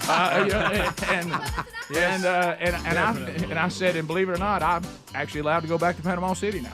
And people clap for me. Hey, good for you. Good. Yeah, we worked with Mike, and matter of fact, I think he was one of the first people we hired at 18. Yeah. And He had a lot of fun. He was entwined in the whole Rick and Bill Bussey, Rick Burgess war more than I remembered. You know, top of the hour. Bless his top heart. Of the hour, Rick. Bless his heart. Bubba, 15 Rick and Bubba. And speaking of that, we're watching that that story out of UAB there in Birmingham, or here in Birmingham for us. And you're starting to see phrases being used for this professor that was part of a lot of leftists that decided that they would show us how loving they are and how they want us all to get along. All we are saying is give peace a chance. All we need is love, love, love is all we need. But again, they get quite vicious if you disagree with them. And I'm seeing the lawyer for the professor, Greg was telling me now, is trying to say, well, look, this is protected by free speech. Well, I mean, yeah, but and I don't really have a problem with that as far as out here in society. But you do have rules you have to follow by your private employer. Yeah, the Constitution really restricts the federal government. It doesn't keep up private agreements, right. And a lot of times your employment agreement would say that you are not going to put out anything that would bring negative attention, or some of them may even have clauses in there where you can't be on social media at all. I don't know. Yeah, I don't know what her contract is, or his. Is it he or her? I don't know. It's her. Yeah, professor at UAB. But even with the right to do that, I think the real sad part of this is not a constitutional argument about what somebody can say about it, somebody died or not, but it's just, should you say that kind of thing? I mean, you don't have to like people. You don't prefer their politics, whatever. But I think there's some common decency that has been lost in our society right now. You think? Yeah, I do. Mm-hmm. So common decency. Yeah, their argument here said it was not something that was said in the classroom. It wasn't geared or designated towards a particular student or community. It was a private thoughts about another private individual.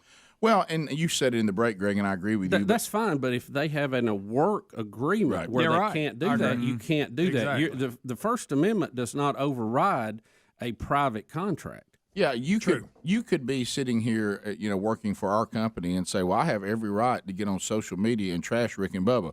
Well, you do, but you don't have a right to work here anymore. Right. And so that's the that is that you go out there and you be sure and you take the flag and you drape yourself in it, but you're not working here anymore because you've now offended the employer that says you can't go out and say detrimental things about our company and just continue to work here. This would fall under, look, here at the university we don't really want to get in all this and we don't want you doing that. But back to I think the bigger that affects the rest of us is back to this concern about these tech companies again, is the inconsistency of trashing Rush Limbaugh and being glad he's dead is fine. But if it were a liberal commentator and people were saying mean things on Twitter, they probably would take them off. They'd remove their account. The Foundation for Individual Rights in Education, which advocates free speech protections on college campuses, they put out a statement saying UAB should back off constitutionally protected speech. The same group wouldn't back a person who said, if it was a different person that they were saying this about, correct, it maybe somebody that's a minority, even though you didn't point out nothing about their ethnicity, but you were just talking about their political beliefs, they would not back them. There's no way. Do they back people who come to speak at college campuses and the crowd tries to to hush them up. Yeah, because we had a lot of that. Yeah. And, you know, would they protect Ann Coulter if she wanted to come and give a speech at UAB? Well, let's go back to the one that is the unspeakable. What if Charlie Kirk rolled up and said, "I'm coming to speak at UAB"? Yeah, wouldn't be good. And everybody started going crazy and talking about how horrible he was and all that. Yeah. And the professor started saying Charlie Kirk is evil. Would this same bunch Greg just mentioned jump in and say they got the constitutional right to say that if they want to? No, they wouldn't. They use the Constitution when it is a good club for them to hit somebody over the head with. Yeah, that's the only time they're worried about the Constitution. So you know, if they came in and said something, you know, about that you got a professor with, say, Barack Obama was still in power,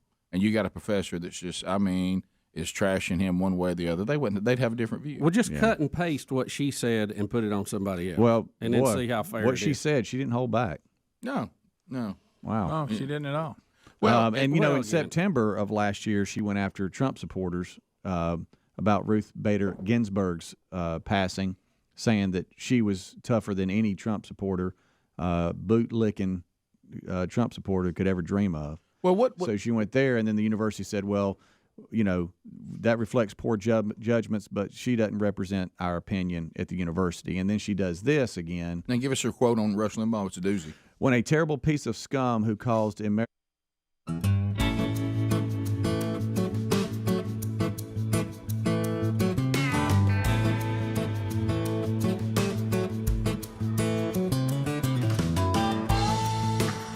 It's 22 minutes now past the hour. Thanks for being with us today. So as we work our way back, a couple of emails, Bubba, you said we can address today. Sometimes it's just easier just to address things on the show because you get it out to so many people. Because it never fails. You'll reply to one person, and then all of a sudden about 5 other emails will come in that are similar. You're like, well, I wish I just put a big blanket. Especially if you really thought about it, you really laid out your point, and then you realize somebody asked you the same question, and you're like, well, I wish I'd have cut and paste that. I've never really known how to do that. I've got a couple of topics I just need my standard answer to, and I never have set those up. But anyway, it's a good opportunity. It's a beautiful thing about having a show. You know, this email I thought we needed to discuss because in my mind, when Senator Tuberville said a couple of things he said, I thought, wow, that's going to, he's always creates waves when he's on our show, sure, especially at the golf tournament. Let's go back to last Wednesday, live on location, Celebrity Pro-Am, one of our guests, Tommy Tuberville. Yeah. Current senator. And I got an email about that, and it comes from Richard. And hey, Richard. Big Richard says, what was that? Communist propaganda by the biggest joke in the Senate. Good God, where is your dignity, your patriotism, Moscow, ? Unbelievable display of anti-American, anti-democracy. I hope this goes viral. I'm stunned and disgusted. And I thought I must not have been paying attention. I thought what Senator Tuberville said was eye-opening to a lot of people that he would just say that. He has said it before on the show during interviews. Yeah. Other politicians have said it. And I answered it like this. I said, Richard, he's a senator. He speaks for himself. But get past the fact you don't like him and listen to what he is saying. The eastward march of NATO, post-Soviet Union, post-Warsaw Pact, has been a topic for a while with many people. I saw a documentary on it a couple of weeks ago. It is concerning. I think every nation has a right to align with who they please. Hard to tell a country that's been run over 2 or 3 times in history that they can't join the club so the U.S. will protect them. But I wouldn't want the Warsaw Pact to take up in Canada or Mexico either. I would think you would applaud Tuberville for being honest and speaking his opinion on this and not giving the same old lines out of D.C. Listen to what he says, measure it, then you can form your own opinion. And really, I did think that that what he said would have got a few more comments than it did. But I think a lot of people are beginning to question the whole Ukraine situation more and more. We just sent them $60 billion more dollars. What are we getting return on that? I have said, other people have said, that we don't want to have to put boots on the ground. If Putin is trying to recreate the old Soviet Union, he goes after Ukraine first, then he turns around. Where's he go next? He goes after the Baltic states. They're NATO members now. We will be bound by treaty to defend them. So is that a good thing or a bad thing? I think it's open for debate. I don't know that we know the end answer to that, right? Yeah. Well, it's. I think what's happening with Ukraine is what would happen in your own house, and we've all been there. If you haven't, then be thankful. You start feeling a little bit of a crunch, and you start thinking, you know what? Right now, we need to look at everything we're spending money on, and we need to evaluate where it is, because it doesn't bother you if you just got money flowing, laying around everywhere. Right. But when it gets down to, hey, we're getting ourselves in a little bit of a bind, and let me break it to everybody. Our country is getting ourselves in a little bit of a financial bind. Been in one, and we're creating something that is going to devastate future generations if the Lord tarries. So you start looking at everything you're spending and going, okay, do we really need that streaming app? Right. You know what I mean? This kind of stuff. Hey, I don't like. Why we have cable? Why don't we go? You start evaluating everything, and I think when you start evaluating money that we're spending, everybody is taking a more critical look. Probably what we should have done in the beginning, a more critical look at Ukraine, and I think that's probably wise. And so it's we're critically looking at it, saying, are we getting the return on this? To your point, you got to weigh out all the options. Is there a potential issue that would be even worse? I don't know that is a yes or a no, but you have to consider it. What you just said, you do have to consider. So I think he was pointing out that we didn't help this situation, and and my first red flag on Ukraine is when the left all start putting their flags on their social media. I start thinking, well, if the left's for it, you better be careful. And I don't trust Zelensky. Look, I never have. I think he's an odd character. I'm not enamored with him. He's not the person of the year for Time Magazine to me. I don't worship Zelensky. I don't want to invite him over to my house for a barbecue and have my picture made with him and post it on social media. He's creepy to me. I don't trust him. Well, here's the thing. I think early on we thought, well, we have to help them out. Of the course. Russians are going to crush them here in 2 weeks. And their resolve was pretty impressive to hang on. But I think as it hangs on, you have to reevaluate what your position is in that conflict and how long you're willing to commit and how much. And you also have to ask the question, Russia is pretending to be what they once were, but they're not. It doesn't look like it. China's a much bigger issue. Yeah, and then what are we going to do? You talk about somebody's got their act together and ready to go. What are we going to do when China invades Taiwan? Right. And that's coming. That's a bigger question. It's coming. Yep. And I think the only reason they haven't now is because Taiwan will present them enough of a defense that it will hurt them. And they don't want to. They will win eventually, but it'll be kind of like getting snake bit while you're killing the snake. Yeah. It's gonna get its 2 pounds of flesh in, and they don't want to deal with that right now.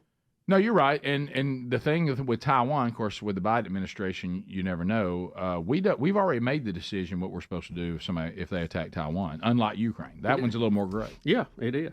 Taiwan's not great. No, it's not.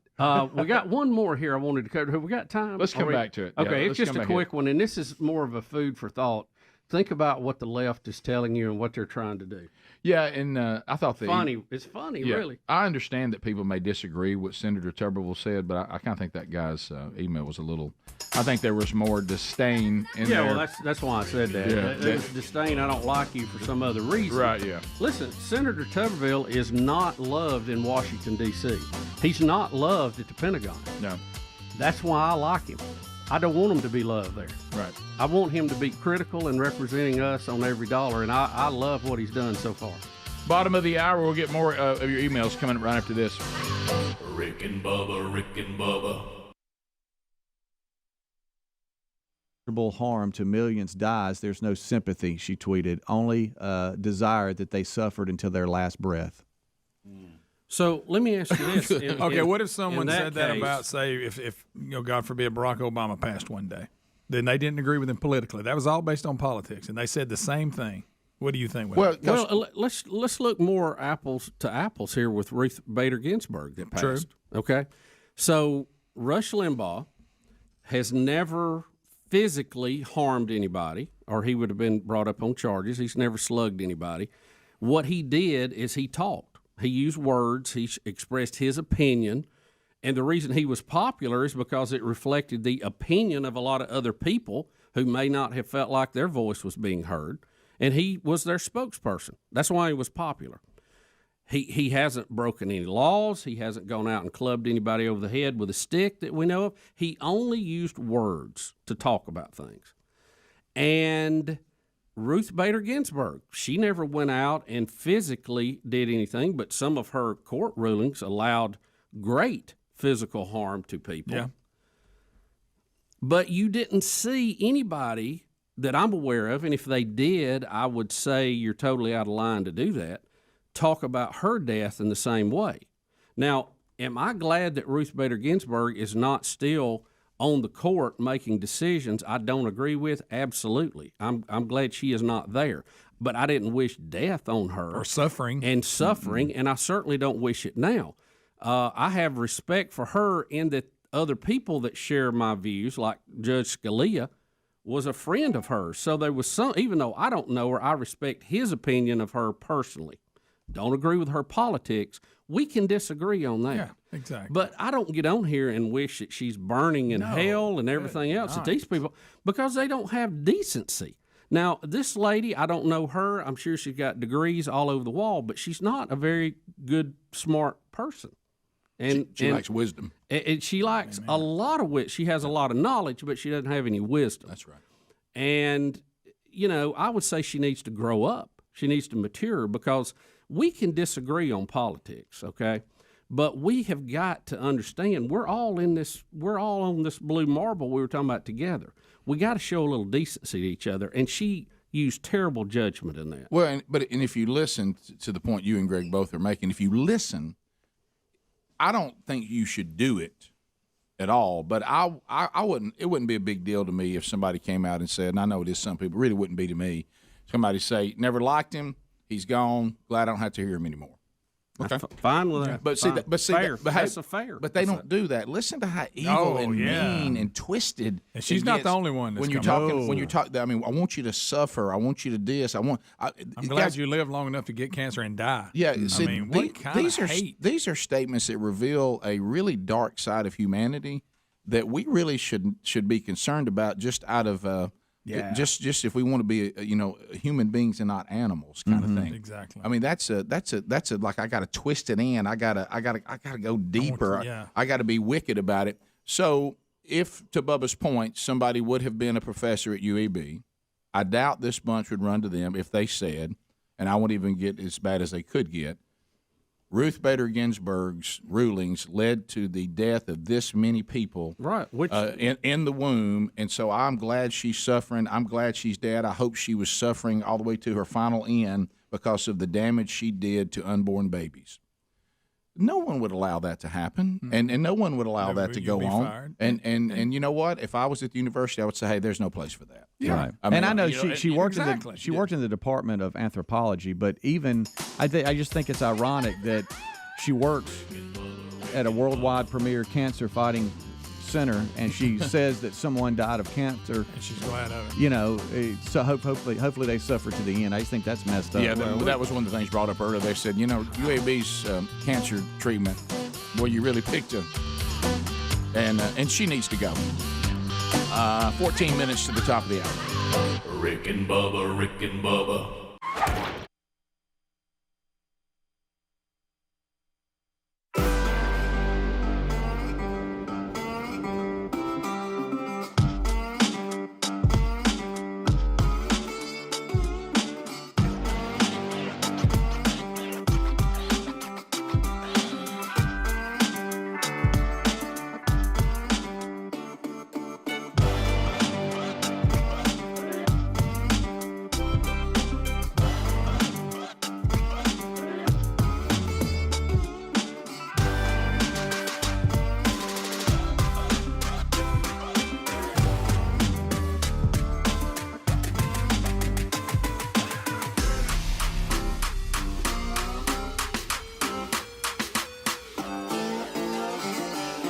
Come on with it. Is debt all over you? I know. It sounds like our country. I wonder if Zap My Debt could zap our national debt. Probably not. I don't know if you got that much zapping available. A lot of you have responded to zapmydebt.com, and I'll tell you why. Because you're ready to get this off of you. I mean, this is a serious question. Are you How far behind are you on the bills? Do you even take a phone call anymore with the collection agencies calling you? How many people you owe money to right now that you're not sure how you're going to do it? Well, let's do this. Why don't we stop letting this thing just keep rolling downhill and you're getting further and further and further behind? It's not going to solve itself. You're going to have to take the initiative. You're going to have to be intentional. And the good news is zapmydebt.com is standing by, ready to help you out of these insanely high interest credit cards, loans. They don't want you to get out of debt. They make it almost impossible. That's why you need help. So go to zapmydebt.com. It's not the old school debt relief companies. We're going to string your debt out for years. It's not that. These are aggressive strategies that can end your debt faster and easier than you thought and end it, hello now, forever. Be done with it. There's programs that will eliminate interest. There's programs that will write off balances so you owe less. So if you're tired of the threatening phone calls, you're done with laying awake at night staring at the ceiling, why don't you go to zapmydebt.com? Zapmydebt.com. They'll talk to you for free, no obligation to use them. They'll tell you what their plan would be to get you out of debt. You also find their link at rickandbubba.com under the sponsors. Couple of emails, Bubba. Email number 2. Yeah, well, just a topic I thought we needed to cover. It was a great point, and I will keep the writer of this keep that private at this point because of what he's saying, but it is funny. The person's very qualified to talk on this subject. Says, I heard the discussion about the solar reflector particles being sprayed in the air. Here we go. I can't believe this has survived to another show. Listen, he says, these moronic solar reflector particles, and I can't help but think of the irony. These idiots want to destroy all the coal and nuclear plants and convert completely to solar power.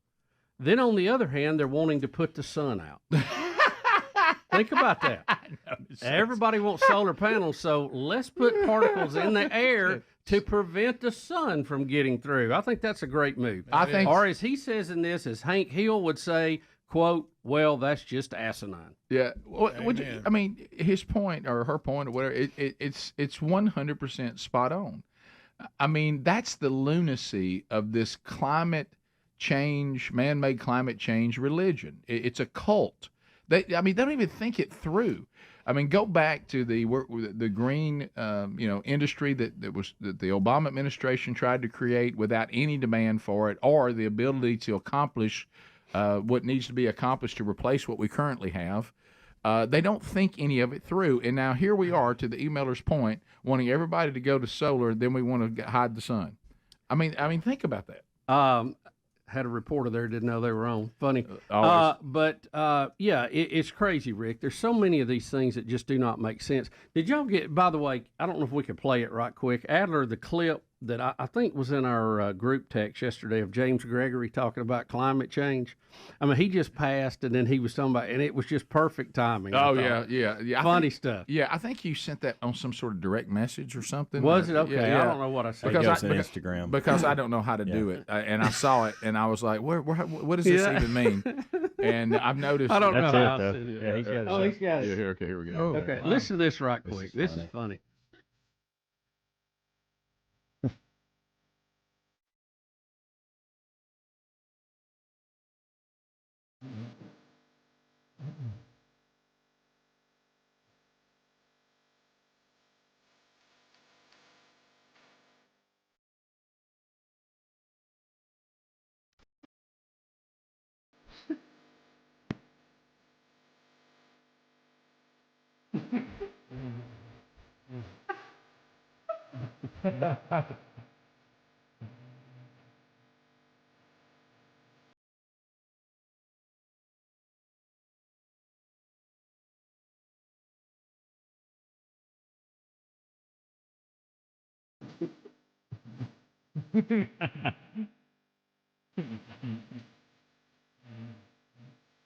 Yeah.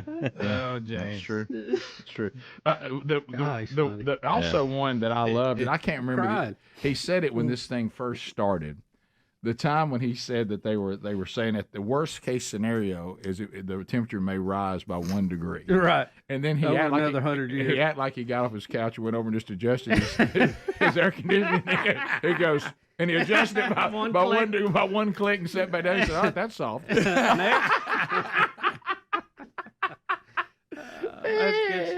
Good stuff. Go miss Funniest old man in James. America. Yeah, sure. Yep. God love him. He was. I mean, you left his shows hurting, crying. You were laughing so hard. And I know the kickoff hour was taught to it, but I don't know James Gregory's death and Red Lobster declaring Chapter 11. I know. I mean that don't. It's hard times. Red Lobster was where we grew up. It's hard times. It was a 5-star restaurant. Oh my goodness! That was as good as it got. I heard the guys in the kickoff hour, and they were all saying the same thing. At times, and I know some of y'all are going to giggle at us and at our expense, and that's fine. At times, Red Lobster was unattainable.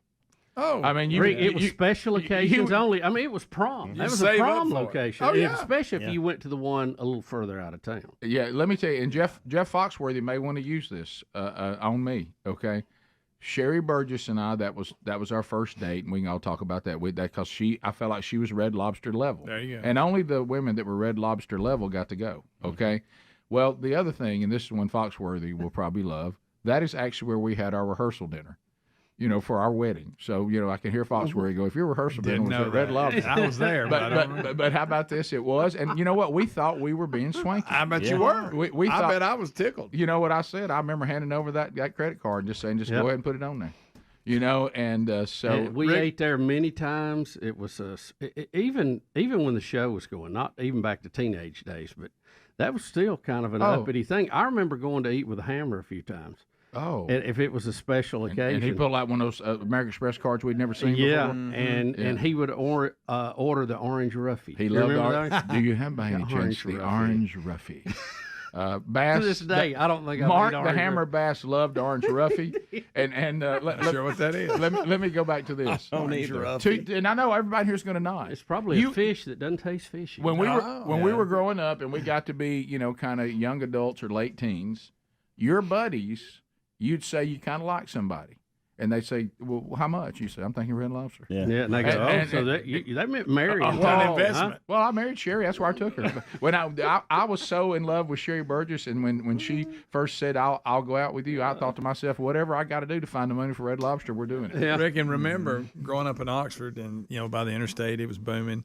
All of a sudden, the word got out. I got from good authority they're going to build a Red Lobster in Oxford. You remember that rumor went around? We were like, wait a minute. Wait just a minute. We were older then. It's almost like we didn't get to enjoy it, but I thought it was too good to be true. I know. Right. Yeah, we'd have done past it. We've done more of the roads out to Gadsden. Listen to this. Remember up on the big hill over in Irondale? Oh, that was the first one. Let me tell you something. If you somehow found yourself in Birmingham, remember where we lived in Alabama, we were all from small town Alabama. If you were going to Birmingham, first of all, you were a nervous wreck if you were driving. Yeah. You didn't know how you could even think about it. Yeah. How do they survive? Well, the bypass wasn't there, so you went right through Irondale. If you made your way to Birmingham and went to the Red Lobster up on the hill, you thought to yourself, "My goodness!" And then Krispy Kreme on the way back down the bottom of the hill. Oh. That was almost like a honeymoon trip or something. Oh, that was almost too much. Rick, we're going Christmas shopping at Century Plaza. You know why? You couldn't keep it up. You couldn't keep that level up for a long term. You go, well, it's just unattainable. So that went on the top of the hill. That was proms and things like that. But when you had a woman that was worthy, word would break out, Burgess is going to Gadsden. You know what she was worthy of? A 45-minute ride to Red Lobster. Mm-hmm. That's right. You know another Red Lobster. That's so good. We used to use the one in Vestavia a lot. As a show. As a show.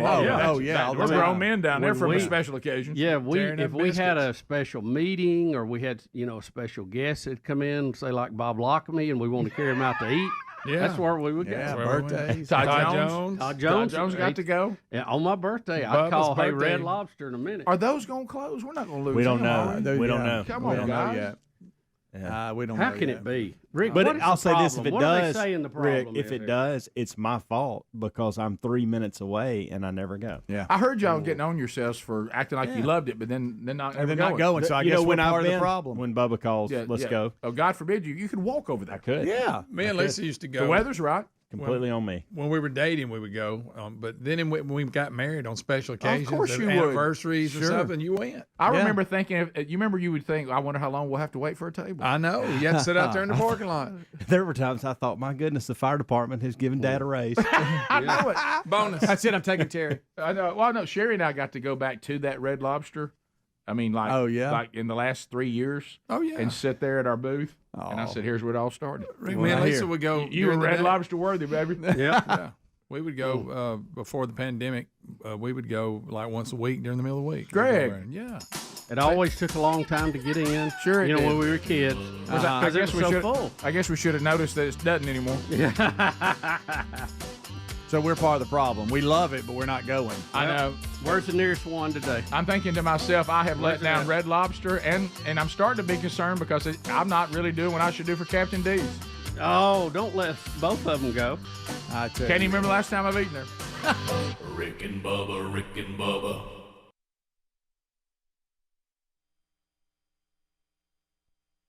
Speedy, the real Greg Burgess, Helmsy, Eddie Van Adler, all here today. Harry Murdahl taking phone calls at the number I just gave you. And remember, some of you, 866-WE-BE-BIG. You got to really grab that. I'm shocked during the kickoff hour how many of you call my office. It's shocking. So I guess if you tell your phone to call the Rick and Bubba Show, it calls the studio offices, which that will go to my phone first. I'd like to ask y'all, too, as we bring Bubba back in. Hey, Bubsy, come back in. I want to ask you, and I asked Helmsy this, and I don't know if you ever talked to Super Tom or not. Our greeting message is grossly outdated on the office thing. It's still telling you to do this for Don Juan and Ron Greenwood. Mm-hmm. So does anybody know how to go back and do a new message when you call the office? I actually talked to Tom the day that we discussed this. Right. He said that he has no idea. but I think I have a drawer back there that's full of. Yeah, there used to be an instruction manual. There's an instruction manual somewhere. But didn't we change companies? I'm going to find it. No, but I've got that. I think I've got that instruction. This is the phone manual. system itself. The system itself. Okay. I think not the provider. I forget, I'm going to go look in the break. I forget how to do an all-call intercom over the building, and when I remember it, I'll go 2 or 3 days doing jokes, and then I get tired of it, and then I forget, and I don't do it anymore. It's like Michael Scott when he discovered it at the office, and he wouldn't leave it alone. So, yeah, we have a phone system here that How many times do you think you heard, how about no? I mean, if you call our office phone right now, it's like, it's not just kind of outdated. It's 12, 13 years outdated. It was right. New and state of the art at the time, and it still works. I'm just talking about the information in it. We need. It does not feature the employment of Helmsy or Adler. Does it really not? Or Greg. Really? No. Interesting. I wish. What system is it? Do you know Rick, the name of the system? You redid it the last time because one of our interns did the initial one. Right. Yeah. And then you redid it. You don't remember how you redid it? No idea. Do we know? We don't know what kind of phone system. Do you remember how you did it? Mm-mm. Did Tom punch in something and you do it from the handset? No. I followed this instruction sheet. Yeah, I think I've got it wherever it is. I'm gonna search for it. Yeah, but and because what I'd like to add to it now is, if you're trying to call the studio, the number is 866-WE-BE-BIG. Because people are, I guess that's the only way it could be. They're just telling their Siri to call the Rick and Bubba Show, and it's just calling the office number. Yeah, the office number. And so anyway, Bubba, we have this story, and I know on this program, if there's a story that is discussing, anything to do with a couple of things, we'll always go to it. Now we know D.B. Cooper. I mean, if there's a D.B. Cooper story, we're going to talk about it. Well, we still haven't got the final word in it. That case is not closed. Any Bigfoot were there. No matter how unsolved murders. We've done Bigfoot stories that by the time you pack in, you realize it's not even a good Bigfoot story. Right. So any Bigfoot story we're drawn to. Aliens we're drawn to a certain extent, And so Lee Harvey Oswald is another one. The great conspiracy involving the Kennedy assassination, and there's a Lee Harvey Oswald story today. Well, there's an update, Rick. There's a new book out, and who wrote it gives it some credence. R. James Woosley, who ran the CIA from 93 to 95, makes a remarkable claim in the new book. It's called Operation Dragon, and it quotes foreign intelligence agents, and really a lot of it is coming from the Warren Commission, which was the commission that investigated this murder, headed up by the Chief Justice at the time. And they're saying that these answers are in there and we're just not looking at it right, that the evidence needs to be revisited, that they've documented. He's saying that Lee Harvey Oswald was the killer And I think that's true. Yeah, I do too. I do too. I do too. But he's saying that he was given the job by Nikita Khrushchev, the former head of the Soviet Union, and they had a plan to do it, but Khrushchev changed his mind and tried to call it off, but Lee Harvey Oswald was a wild card and went ahead and did it anyway. Now, what does that mean? First off, the only thing that makes me wonder how accurate this could be, since the fall of the Soviet Union, and we've seen documentaries on their agents and even this dealing with Kennedy, a couple of them said we did want to recruit Oswald, but after we talked to him, we realized he was a nut job, and we didn't.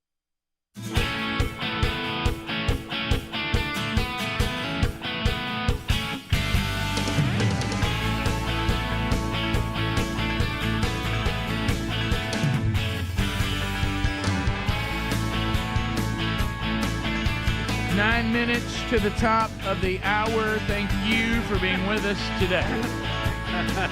866 We Be Big is our number as we work our way back. So we still have to come. Greg has grabbed a video or two from his grandson's graduation from kindergarten last night, or preschool. Preschool. Yeah, he's not listening. Yes, Rick, we graduate from all kinds of things. No, I was just in the break. We're all doing all these precious and mild Red Lobster stories, and Greg says, "I'll tell you one thing I ain't. Remember time that waitress dumped all them drinks on somebody?" Yeah, and I'm like, so that's what you remember from all the things. Guys, it wasn't like he talks about that last glasses. hour or two. It was a full tray. I will tell you, I got that. Not there, but I got that. Oh, that's right. You actually, it fell on you, didn't it? Yeah, it did. That's terrible. Here they You are. were with me that day. Yeah, I remember that. Yeah. Oh, it was a major. Lloyd's. Yes, and Sweetie, were you there? I ain't never seen. I've never seen so much TV Yeah. spilled on one person. But you handled it so well. I just sit there like nothing happened. Just drink. Soaking wet. Greg, I'm not saying it was a lot, but I think that there were people after that spill that couldn't get tea. I mean, Greg, They're gonna make when it was Never over, mind. I said, I'm sorry, I we're need a out. refill today. People couldn't even get tea. I'm sorry, we're out. They're out. You can't have it anymore. He just asked for a refill. It was a plate full of pictures. Yes. Okay. There had to be 8 or 10 of them. I never sit in that seat again. No. You're so calm. I wish I'd have seen that. Guys, we're all kind of starting to take some accountability here on Red Lobster. And I said in the break, now Red Lobster knows how Jesus feels. Everybody says they love me, they just don't act like it. Yeah. You know? So, Rick, here's a great email. Right. And this is going to be happening all over the country today.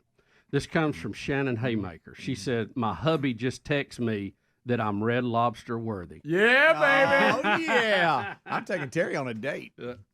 You won't. I will. You know what Red Lobster just said? They're going to be said that closed before. by then. No, I'm going. I'm going. Terry, get ready, honey. Right. Dress up. People are telling me that Orange Roughy is excellent. We need to try it. Oh, man. Orange Roughy. I did ask Greg, her. every time we go 3, 2, 1. Yes, I want to ask you a question. Do you by any chance have the Orange Roughy? Orange Roughy. I did ask her, are you at some point, are you too old to order certain meals because it's really a kid meal? You are. Yeah, popcorn shrimp basket. Yeah, what are you 4? Yeah, I know. I whisper it to the You waiter. need the Admiral's Feast if you want to be an adult. Betty always says, and I've always had a lot of fun with this, joking her about it. She likes fish that don't taste fishy. I know. And she will ask the waitress Sounds like sometimes, her mom. does this fish taste fishy? I know exactly what she's talking about. And so they work that out, and it comes to me. And I said, well, I would like a steak, but only one if it's not too beefy. Yeah. So, now, this didn't taste like cow, does it? So there you go. I don't want it too cowy. All right, so Bubba, this ongoing thing. Oh, Zippy, miracle drug. All right, so Kelly Clarkson, as we all know, but I don't understand what this thing is where people who are using Ozempic, if this is what's helping you, and Yeah, it's what's it and it's matter? okay, and your doctor says it's fine, and it's working. I don't understand this stigma. Who's shaming everybody? Right, and so Somebody's Kelly shaming Clarkson has finally admitted, in the beginning, she just said, I'm walking more and I'm cutting carbs. And we all knew that, that probably wasn't too quick for just doing Yeah, that. it was too quick for that. Yeah, that will work, I guess, but it not as quick. And Whoopi Goldberg finally, as she's done for many, she finally got the truth out of Kelly Clarkson. on yesterday, and Kelly Clarkson says she's not using Ozempic, but she was prescribed a drug by her doctor after doing blood tests, testing her blood type and all that. But she says everybody thinks it's Ozempic, but it's not. But I am taking a shot. It's just not Ozempic. So she's kind of playing the almost semantic game here. Yeah, and there's as we've talked about, there's various drugs. There are a whole bunch of them coming down the pipe. Mm-hmm. Okay, so everybody's in a race now for this same type of technology. And you're going to see some. I think there are going to be an array of ways you can even take it via shots or via, just oral pills Enemas. or something like that. Probably those are real popular. I know that's a little difficult to take at work. Yeah, but you'll sing Ozempic with the end. Yeah. Ozempic. Hey now. So we have another story on this today, and there's always you'll have a story about somebody that can't digest food anymore, and then you'll have these kind of stories. Sure, millions of Britons should be prescribed weight loss jabs to slash their chances of heart attack and stroke, according to cardiologists in England. The biggest study yet on Ozempic and Wegovy found their key ingredient was a game changer for heart patients, including those who did not lose weight on the drug. It found the weekly shot cut a fifth their risk of further heart attacks or death from a heart event. Britain's top cardiologist said it was the most significant development in heart disease since statins in the 1990s and would be a change for clinical practices. There you go. What kind of bonus you reckon they sent him? Whoa, buddy. From the pharmaceutical. Oh, yeah. You got to be careful where the studies, who's paying for them. Big money. Yeah, I'm talking that statement. We'll give you a little But bonus. we've seen several drugs in our lifetime that were, really came out and made a big difference in society. I think this is. I'm just going to sit here and let you just say what? Walk that one out for I'm going us. to see if you can get yourself out of this one. I'm just going to sit here. Nobody helping. The statin drugs have been big. Yeah, they have. Statin drugs have been big. Absolutely. And there's other drugs, and it's kind of strange because they'll design them to do something, and they find out that they have another effect. Side effect. It's actually something positive. Yeah, beneficial. So And we all know that one. Yeah, and that was a game changer. And now you have these Ozempic type drugs. So we'll see how that plays out. Ozempic, miracle drug. Or straight from hell. Right. We don't know. There's that. We don't know. I can already see the lawyer commercials in the future, can't you? Yeah, right. If you were prescribed Ozempic. Rick, it'll make Camp Lejeune look like nothing. We don't know that. It may be wonderful, like these other drugs that Bubba mentioned. We don't know it. So there. But I don't understand this thing. This just goes back to, again, a fake world we're living in. If these drugs are safe for you, and like I say, some people it bothers them, some people it doesn't. If you're having a bad effect to it, don't use it. You got to find another way. But if it's working for you, and your overall health has been greatly changed because you were able to finally lose the weight you couldn't lose, why not just say, well, yeah, I did do that and it worked for me too. I loved it. Yeah, and you can even say, and then I made this change and that change, and but that helped me. Way to get out front of it. Yeah, I think sometimes you got to do something to get you down to a place where you can go to a healthy life, and then you can hopefully keep it off. Top of the hour, we'll be back. More Rick and Bubba coming up. Rick and Bubba, Rick and Bubba.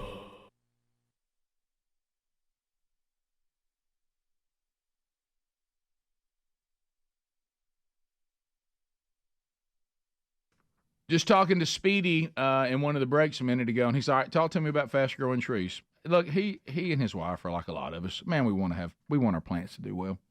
I mean, we want to have beautiful yards. We want to have beautiful plants in the house, and we just can't do it. And one of the reasons that a lot of us fail It's not that we're not able to do it. We're picking the wrong plants for where we live, and we don't really know how to take care of them. Oh wow, I planted that in shade. I shouldn't have done that. Wow, I planted that in the sun. It should have been in the shade.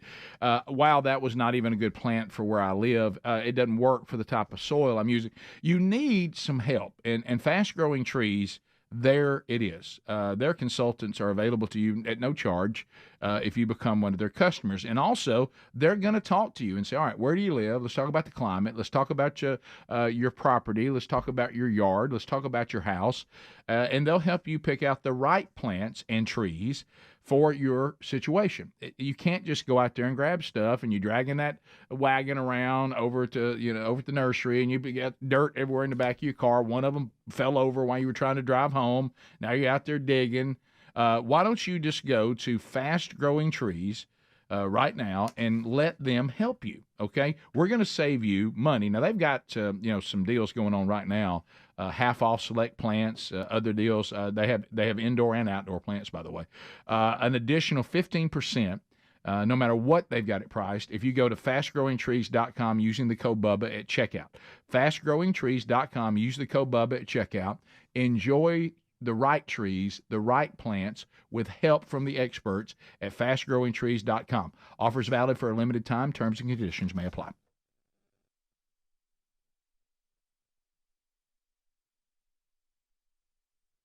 Anything to do with him. We thought he was actually a crazy U.S. spy sent here to infiltrate us. We didn't trust him. So we had nothing to do with him. So that would kind of go against this a little bit. But I don't know. There's so many theories on this. I think probably it's one of the great unsolved mysteries of all time. I think when you start talking about the things you listed, Rick, Kennedy assassination's right at the top. It is. And there's things involved. This is saying, look, the Russians were going to use him. He became a wild card, which we've always thought he was a little bit of a wild card. But you and I were discussing off the air, there's things you have to figure out how he ended up getting the job in that perfect shooting position, and then who was behind routing the president's visit to Texas down that route where Lee Harvey Oswald has the perfect shot. Yeah, I think you can put all the other assassination side, the weeds, the high grass, push them aside. And I've been there. I've seen it. I've been on that floor. I've looked out the window right next to it because they have the one blocked off. It's an easy shot to make. Speedy, when he shot that 12-point deer, that was a much more difficult shot than what Lee Harvey Oswald had. So I don't doubt he could have done it from that position. I've looked out. I know it's an easy shot. But here is the key. When did Lee Harvey Oswald get a job in that building? And I don't know the answer to this. I'm just saying, I think when you boil all of it down, when did he get a job in that building? And who decided the parade route was going to go right by that building? You answer those two questions, and I think you've cut out 99% of this very complicated mystery, and you get some real answers.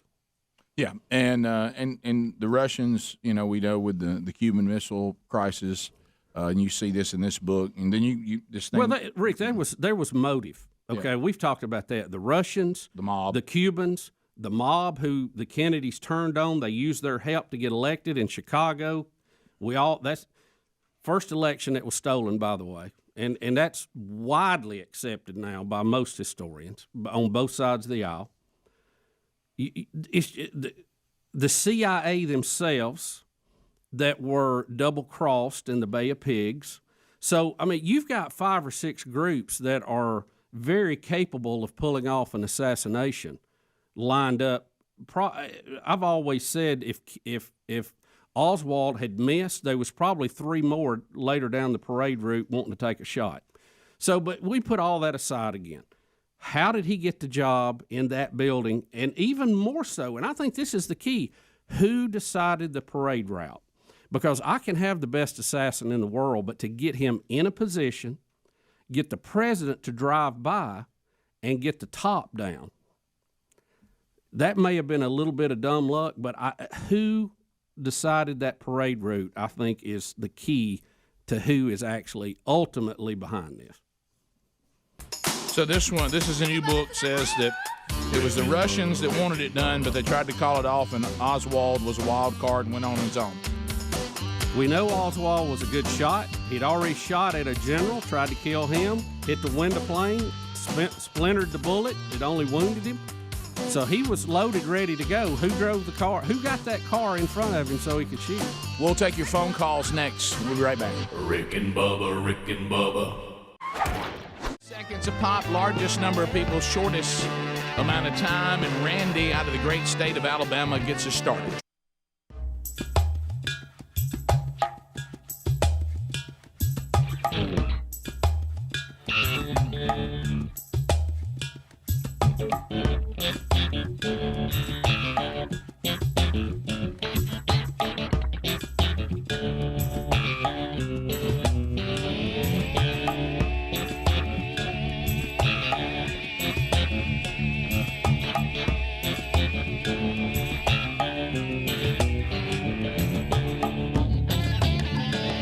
Let's go with it. You walk around this town with your head all up in the sky. So, another hour from the Big Boy studio, out on the bleeding edge of technology. We come to you from our home state of Alabama to the rest of the world on all sorts of platforms, live and archived. Speedy, the real Greg Burgess, Helmsy, Eddie Van Adler, all here. Welcome back, Bill Bubba Buster. Rick, glad to be here, and thank all of you for being part of the little party we call Rick and Bubba. So who will be Donald Trump's vice president candidate? Yeah, baby, Trump. So I think you're going to see a clip here of someone who is on the short list. Mm-hmm. Now, there's several, I think, still, and I think he's still mulling his options, but I think putting her on The View to see how she could hold her own was a test to see if she could be Trump's VP. Well, that's and what I said it. Okay, there it is. Don't you think you just said it? And I don't. It's like somebody says, "Well, let's first of all put you through some duress." Yep. And let's see if you can. It's almost like boot camp. Let's see if we can break you. And you're like, well, what am I doing today? Well, you're going on The View. Oh, my gosh. Here we go. We'll throw you in the water. Watching the ladies' faces on The View, also my favorite. All right, so here is Tulsi Gabbard on The View.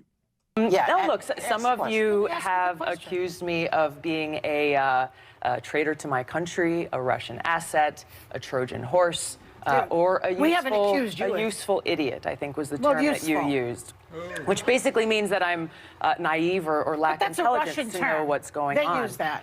I want to let your viewers know exactly who I am. All right. Set the record straight. I am a patriot. I love our country. I am a strong and intelligent woman of color, and I have dedicated almost my entire adult life to protecting the safety, security, and the freedom of all Americans in this country. It was the attacks on 9/11.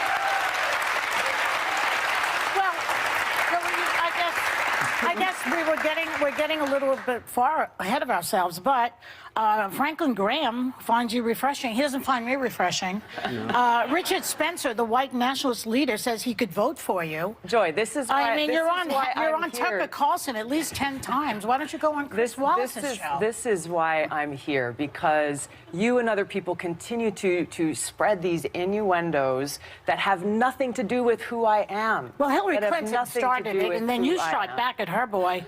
You called her the queen of warmongers. You doubled down, unfortunately, you doubled down on the baseless accusations that she made that strikes at the core of who I am. I'm a soldier.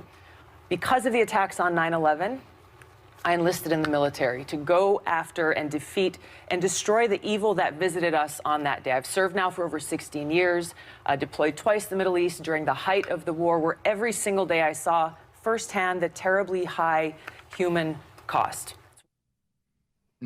Now, what color is she? Yeah, I knew that was coming. I was just waiting and waiting and waiting. I was hoping that maybe someone would talk before Greg filled that gap. Is Hawaiian a person of color? Yes. What tone when you cross over from person of color to honky to where's that line? To whitey? Yeah, where? Because a lot of people, they claim. that's fine. Right. I'm just saying. Yeah. When she said that, I went, oh, okay. I would say, because I don't care one way or the other. No, I don't either, and I'm not the final word on this. So who cares what I'm about to say? I'm just talking about it, and unfortunately, I'm afraid Greg will maybe agree in a way that I would just let me say what I'm saying. But to me, if you have to tell me you're a person of color, to me that's usually where my line is. And if my reaction is really, if I didn't already see it.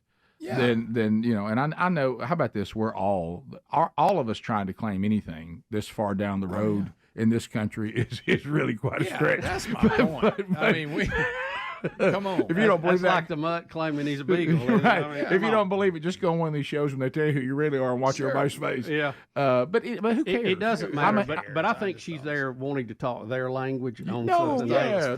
And that the first part of it, Joy is trying to interrupt her, and she just will not have it. Enjoy Pleasant.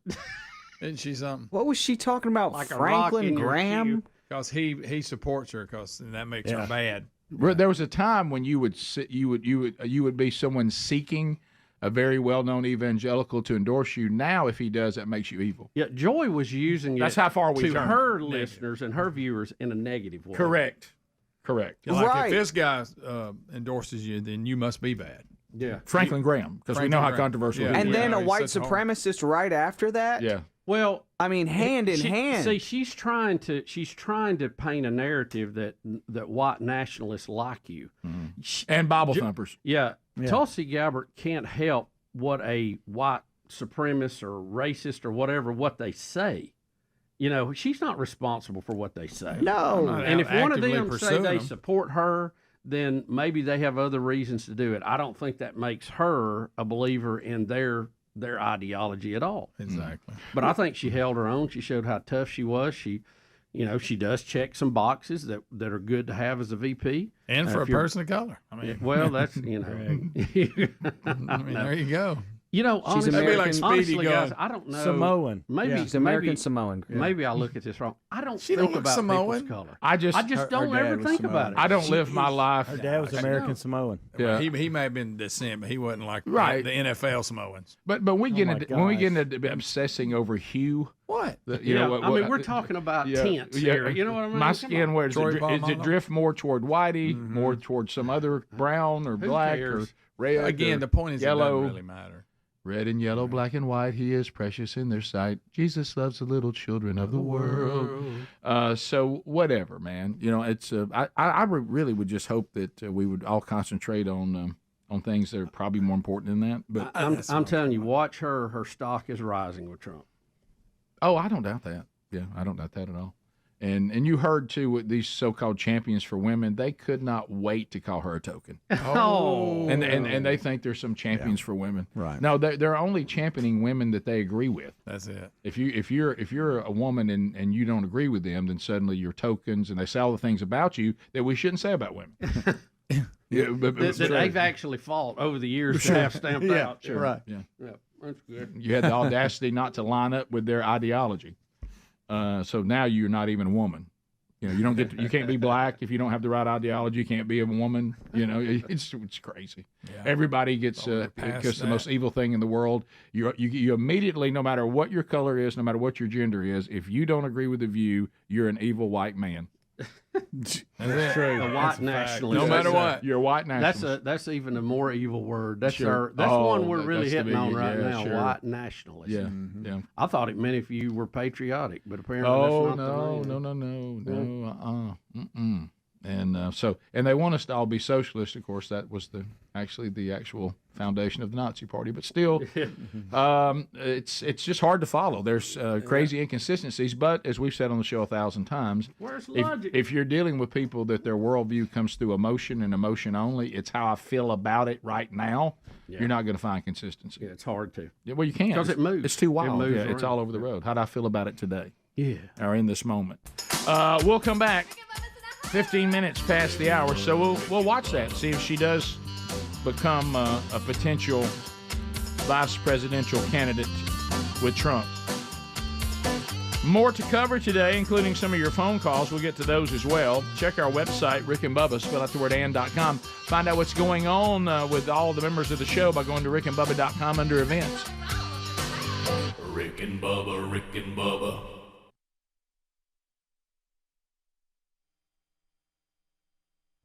Trolling. Keep them phones a trolling. Here we come, phone trolling. All right, Randy, go ahead. 30 seconds, buddy. How are you? Doing well. Good morning, gentlemen. Hey, buddy. There was a lady late in the show yesterday called about stop bleeding, one of the scriptures. Mm-hmm. It's Ezekiel 16:6. Yeah, I read that yesterday. I was sent that a lot. I didn't exactly. That's a bit of a stretch. He's talking to Israel about how God saw them in their newborn blood, and he said to live, and then he began to multiply them like plants. I'm not sure that's a stop. I'm not sure that's a stop bleeding verse. I mean, it does work.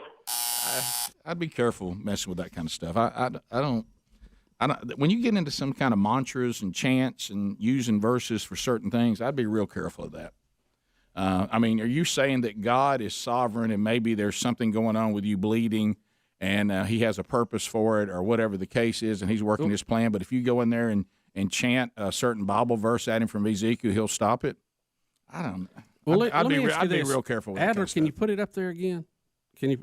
What does it say exactly to do? Well, it doesn't. Or what is he referring to? It doesn't. Well, that's why, because I read it and I thought, exactly. Well, I don't see how this could be, how this tells you how to stop bleeding.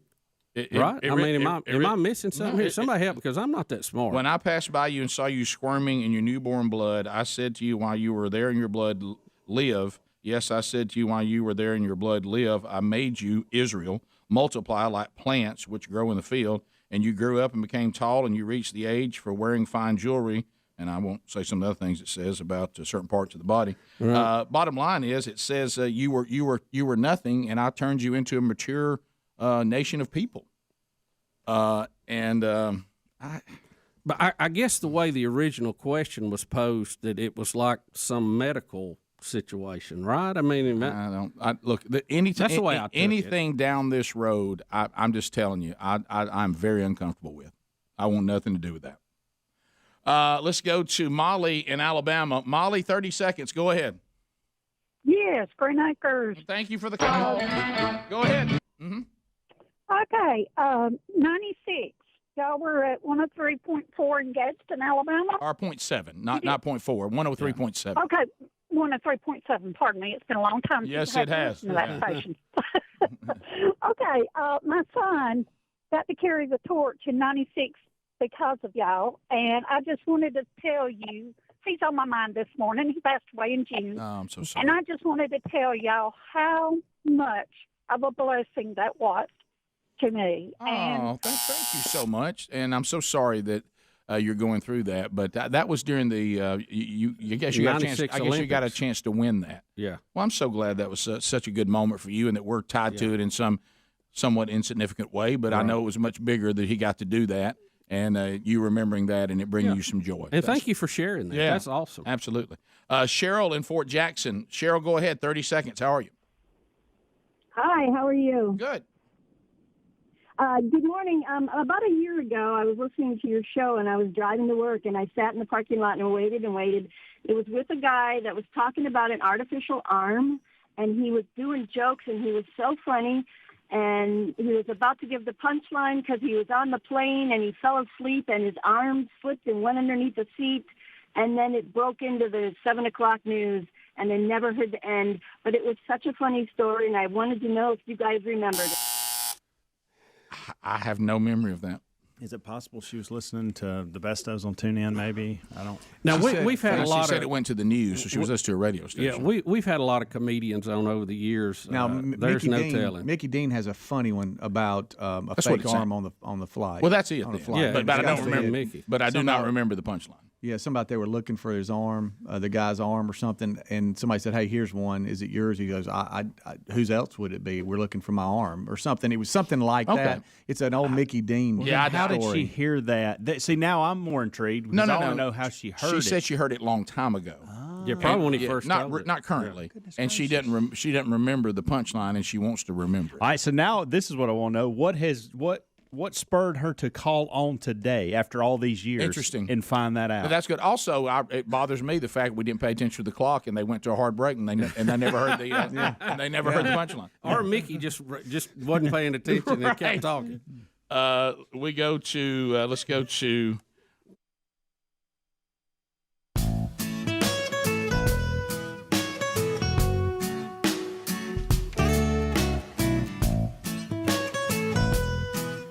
Minutes past the hour. Thanks for being with us today.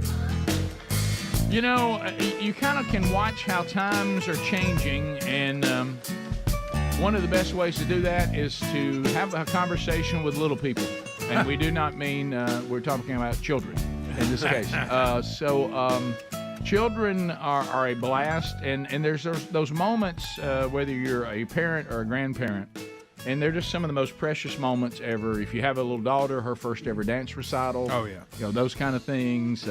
You know, the first time your kid plays t-ball, you know, and then you get into the preschool or the kindergarten, whatever it may be, graduations. Anything that involves them having to do something that in the future will be really big, but now they're doing it as little bitty people. Oh, yeah. It is a blast because it's all the good and unpredictability, and you don't know what they're going to do.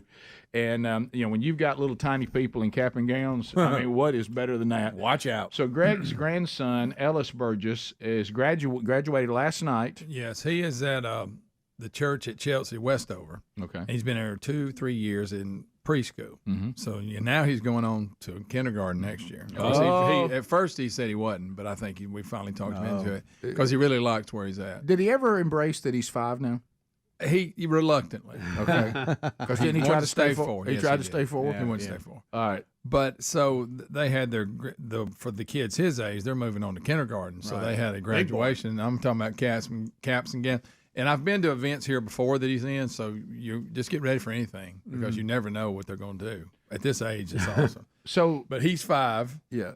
And they give him a little award or something, and then they ask him what they want to be when they grow up. So okay, and so think about we had no idea what he was going to say. I know. Think about how times are changing. Think about when in our era what little kids would have said, and I want you to listen to what he says he wants to be. And he also before this he had pulled off. He memorized the Bible verse and actually got up and did really good with it. Okay, all right. So here we go. William Burgess. He gets our Jellyfish Award for being a person of integrity who is transparent, honest, and trustworthy in all things. Oh, that's all. How about you, Ellis? Jellyfish. Ellis, what would you like to be when you grow up? A YouTuber.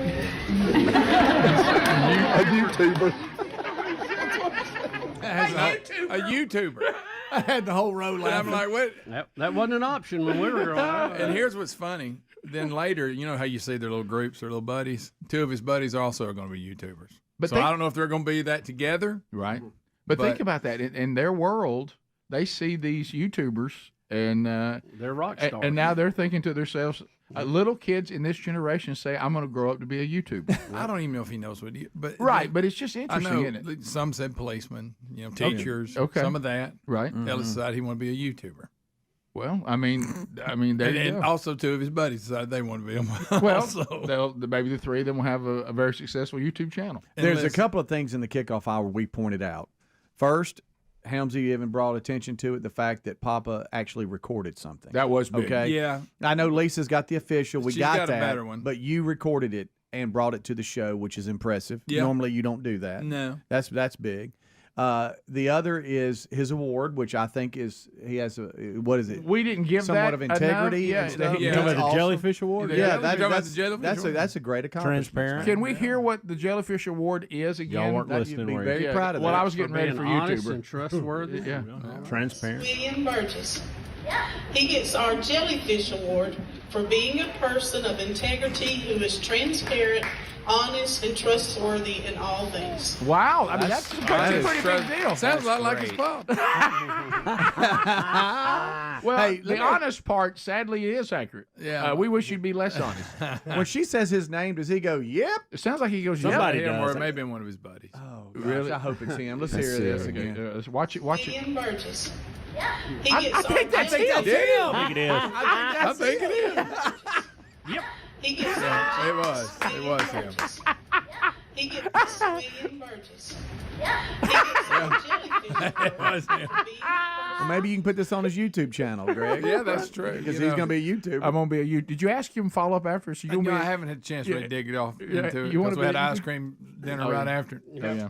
And but that he's been going there for like 3 years, and it's a really great place. And like I said, he had a Bible verse memorized, and he actually pulled that off. Right. He didn't yell "yep" in the middle of it. Yeah. And then he got the Jellyfish Award and decides he's that going to be a Jellyfish YouTuber. Award sounds here's the other thing, and of course I've seen him in person. How tall is he? He's getting Man, tall. he's tall. He Yeah. is. Yeah. He's getting tall. Yeah. And moving on to kindergarten. He's a big boy now. They're giving their sign that says "Future Panther."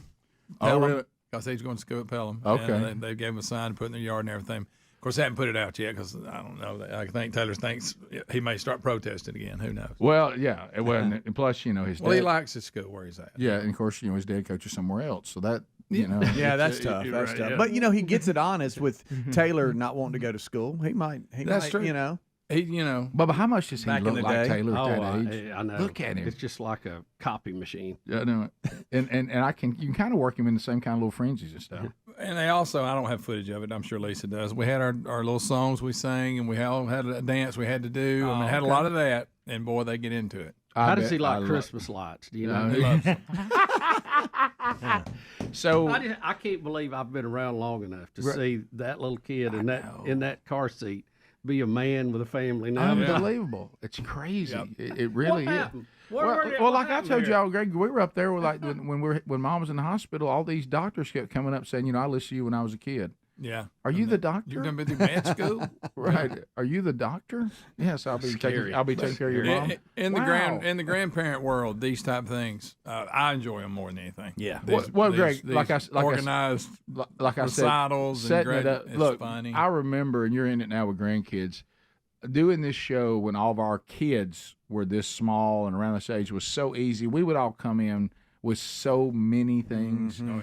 I mean, you look back to last night's Little League game, last night's graduation, last night's dance recital, last night's play that they put on. I mean, there's so much and they're so unpredictable. There's always something unexpected usually happens. But Yeah. I mean, I guess, like I said, when I was his age, I think I wrote down, we had a book one time, what do you want to be when you grow up? I'd like to know what you put. Raised dogs.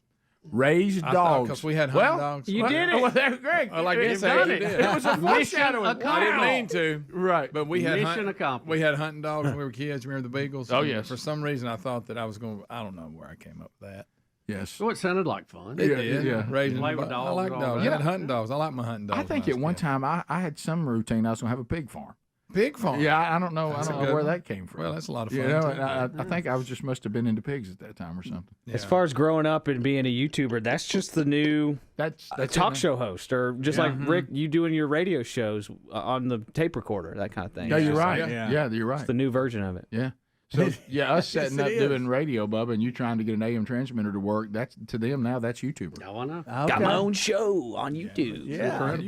Yeah. So And we were As long as we have internet, it's great. Yeah. yeah.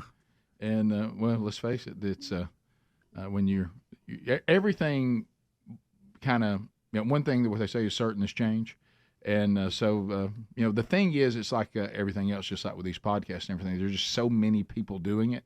You just got to get out there and find a way to make yours be something that works. Yeah, well, what was the numbers? 5 million are Yeah. out there. There's 70 million episodes sitting on servers waiting to be watched and listened I to. do remember, though, how much stuff. time Adler used to do spend on our daily documentaries.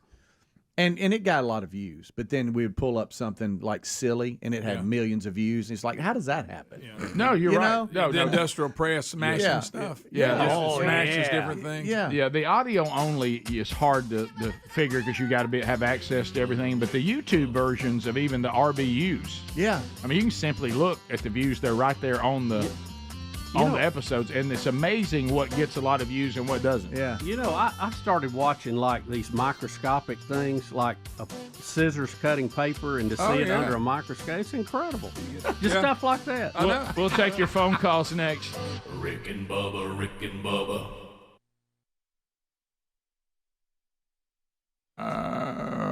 Anonymous in the great state of Alabama. Anonymous, go ahead. Hey, Anonymous. All right, same topic. Bruce has got the same topic in Nashville. Bruce, go ahead. 30 seconds. Hey, guys. So I sincerely hope this story turns out to be fake news and it's just some disgruntled employee that's put something up. But if it's true, and I say if, I'm a lifelong Coke fan. I would drink nothing over, I wouldn't drink Pepsi. I'd get nothing if they didn't have Coke. And if this turns out to be true, I'm with you guys. I'm not a boycott guy, but I believe in the free market.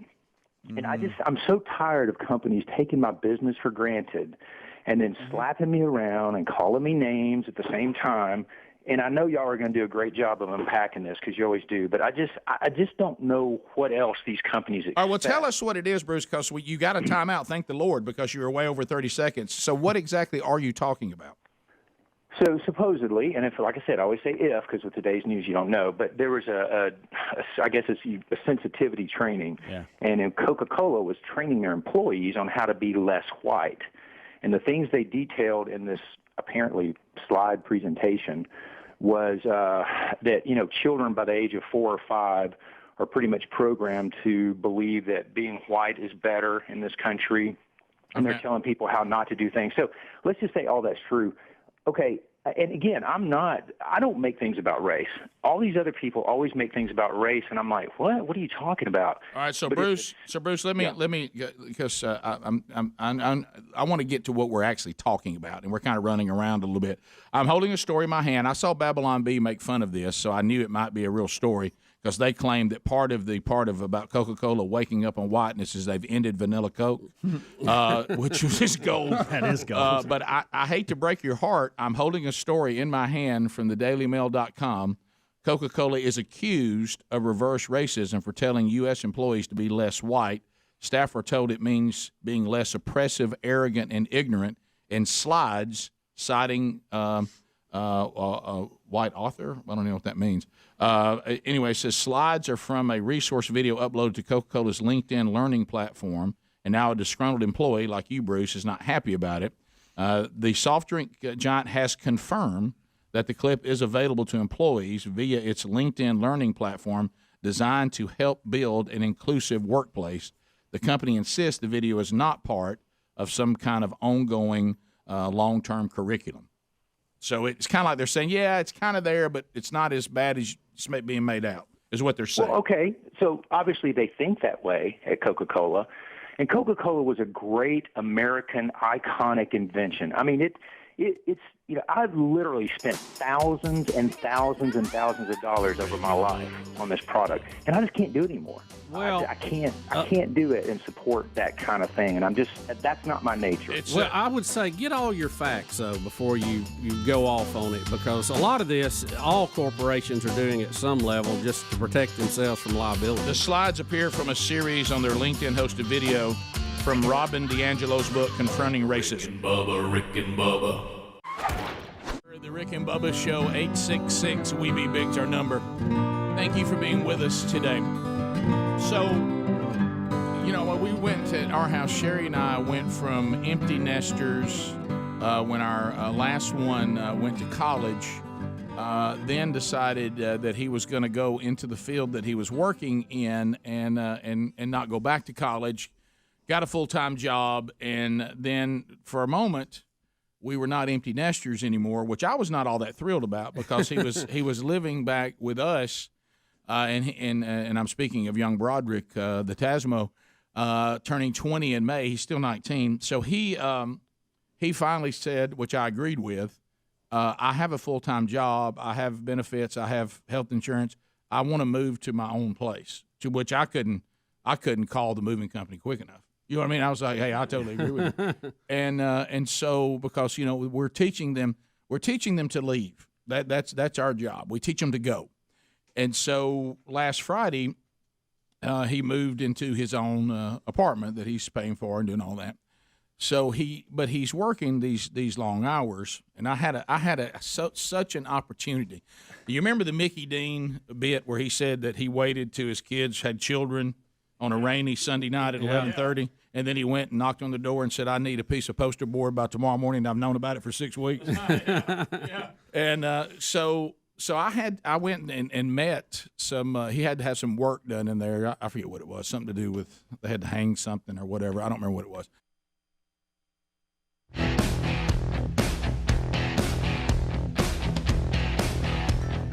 35 minutes now past the hour, Rick and Bubba Show.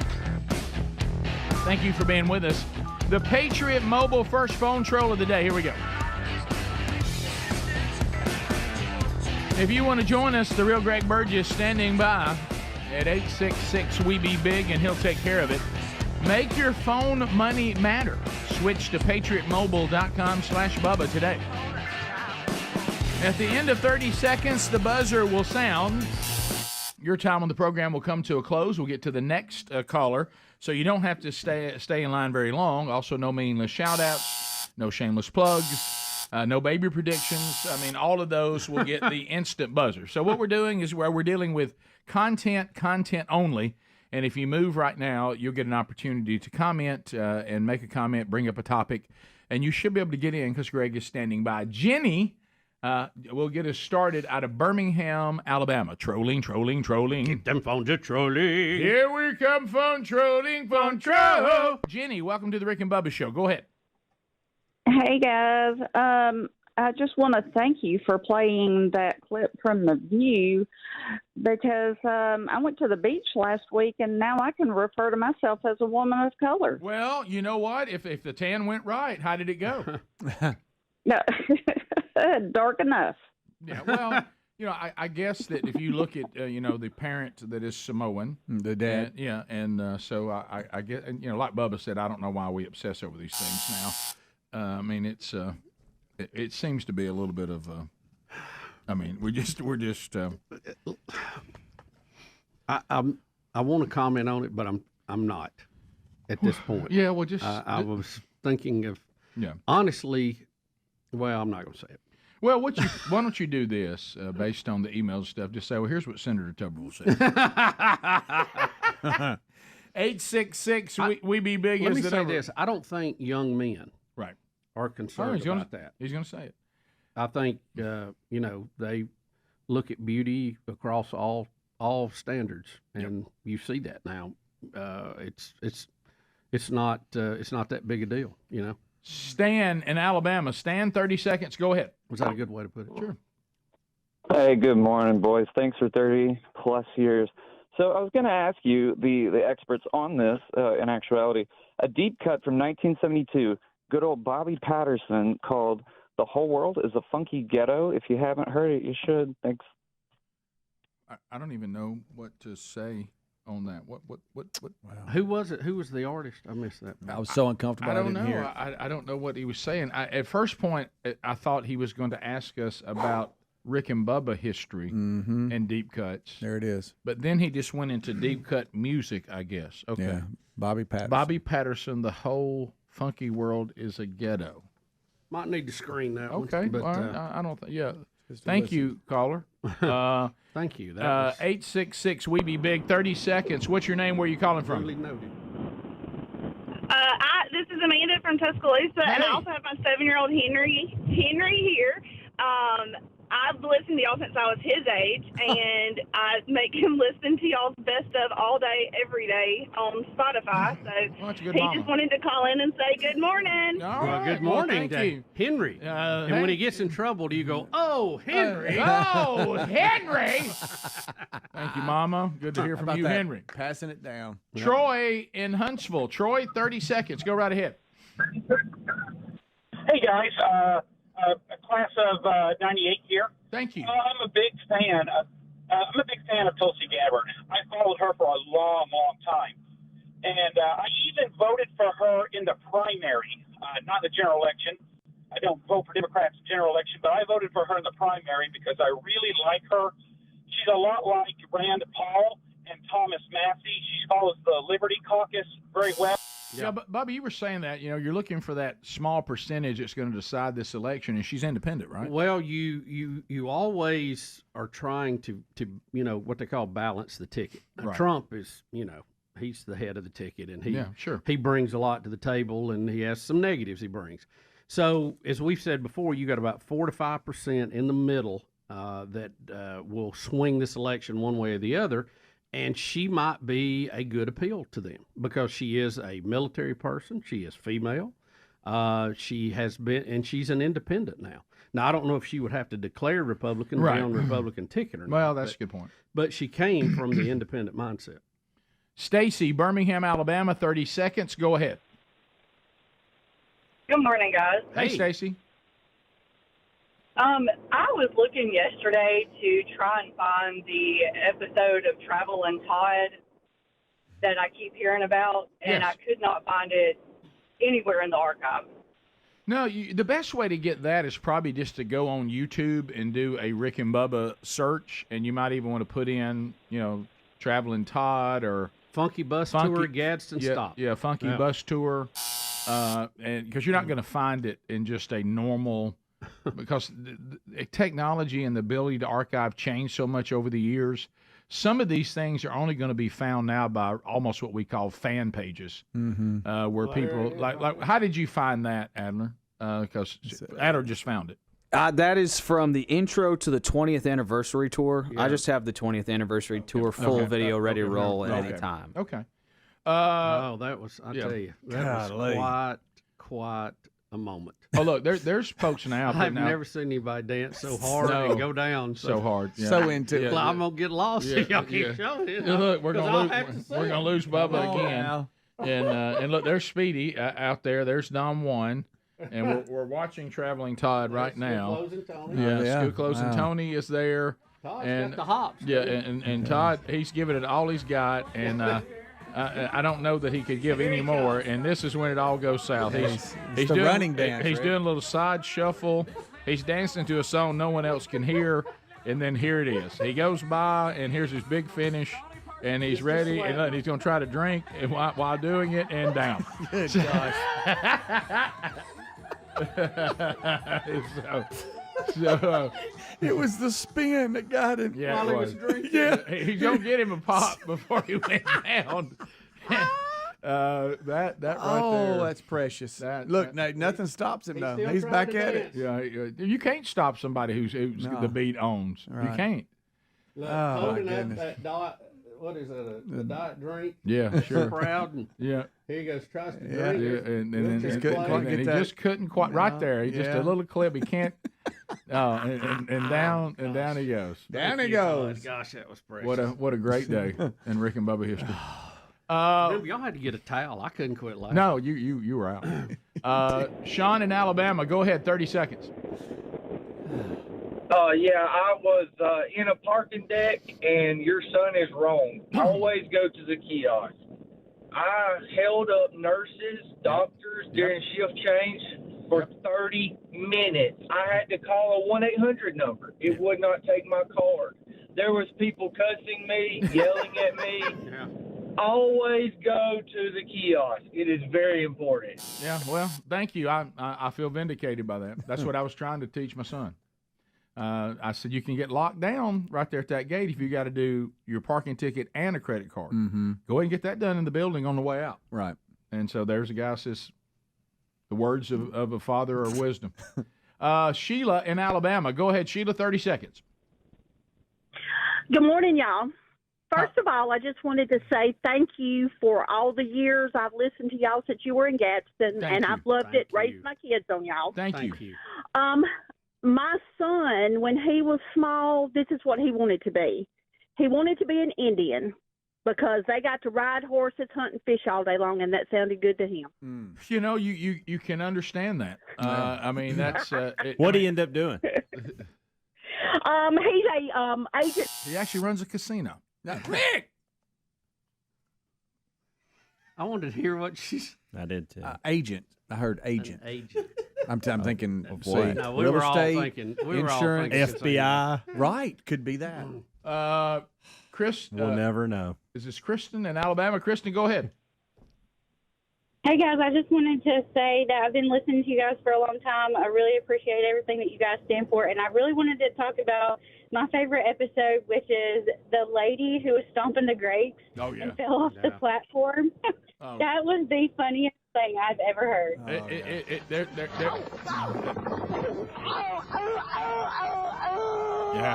it's a classic. Oh, stop. I can't breathe.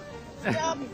Oh, no. Oh, dear. The anchor's not knowing what to do. Oh, with wow. it. I think she's Hope hurt. She's okay there. I think she's hurt. We'll Can't check in with seem to her. breathe. We'll check back in right after coffee talk is over. Well, like you said, stop recording. Stop recording. We'll be back. More of the Rick and Bubba show coming up right after this. Rick and Bubba.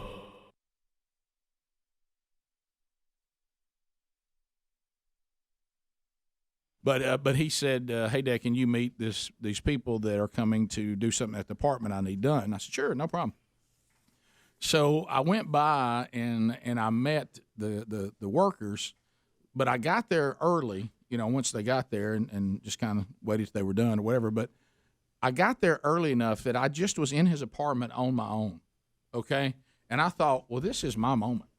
This is my moment to eat his food, to go into his refrigerator and drink the drinks. Leave crap laying around I everywhere. went in there, brushed my teeth, spit toothpaste in the sink. I left it on the side. Yeah, Greg sat down, Beat on the lid. Yeah, I mean, I said, and I kept sending him pictures of what I was doing in his apartment. Look, this is me knocking back one of his Topo There you Chicos. Rick, leave the empty bottle sitting right on the counter. I left it right there. I told him that I also ate something and just left the plate laying out. I went in there and just started doing everything in his apartment that he would do, when he was living with us. If he'd had a box with the leftover cold pizza, you could have ate the last piece and put the box back in the refrigerator and those nothing's in it. Yeah, look, he had some chocolate covered almonds that were sealed, meaning he had not opened them yet. I sent him a picture of me opening them. I said, I've got a handful of them. I'm eating them. And Greg, he was like, he goes, Dad, you are killing me. I said, payback, baby. Oh, I said, you wouldn't believe this. I said, just a minute ago, I said, I took a shower and just threw the towel on the floor. He said, are you showering in my apartment? I wasn't really, but I kept telling him. I said, just took a shower. And you know what I did with the towel? Threw it right in the floor. Right in the floor, and I said, by the way, it's wet and it's in a pile. I said, I had water everywhere. I said, I was dressed for work. I've taken those clothes off and I've thrown them back behind the door in the bathroom. not in the dirty clothes hamper. I've actually thrown them back around back behind the door so you don't even know they're there. Right. And when you think you've taken everything to the laundry room, you find that pile behind. You know where the door opens? Absolutely. That little gap. You find all kinds of stuff. I never understood that about him. He would throw his clothes in the bathroom, like behind the door, where you would open it up and you'd find them in there going. You ever had to pile up before you know. Yeah. So he's finding out now if you don't wash clothes, you don't have any. No, Mom ain't there. And I kept telling Sherry that I was like, look, you don't let him bring this stuff home when he was going to college, and all of that. She said, well, I mean, he's gonna have to wash clothes at some point. And I said, well, he's washing them now. And it's funny, he'll try to FaceTime Sherry sometimes. I said, now, am I doing it? Because I got in trouble because I told him if you wash everything in cold, you could just wash it all at one time. Yeah. I got in a lot of trouble. Including reds and whites. I said, look, just wash it in cold. And when in doubt, I always wash it in cold. Well, and then here's where I like those you can put the heat to, though. Yeah, when I got it all white. But let her go. Listen, here's the thing. Betty's going, where do you do all this at? Do you yeah, right. Do you remember Oompa Loompa? Remember when I told them that when they were little after that horrible incident that I won't recount that happened at Johnny Rockets before they took it away? Oh yeah. But anyway, it was a moment that was grossly uncomfortable, and I said, well, in our term now, if Daddy ever says Oompa Loompa, that means don't say that. Yes. And so he's 19 now, and all of a sudden I heard, now Dad said Oompa Loompa. You know what I mean? I was like, still applies. Oompa Loompa. He was like, Dad says I just wash it all in cold, and I said, and I could hear it going on. And I couldn't. You ever can't get there in time to throw your body in front of what your kid is saying to your wife. It's like watching something spill and you dive. Yeah, it's going already gone. Did you tell him to wash everything in cold that he could just wash all of it in one thing? Yeah. Honey, honestly, I appreciate how you take care of our clothes. I honestly do. But baby, you divide things up. Sometimes I'll see like one group that's got only 3 items in it, and you think that group is on its own thing. Yeah. Don't wash a whole load with 3 items over there.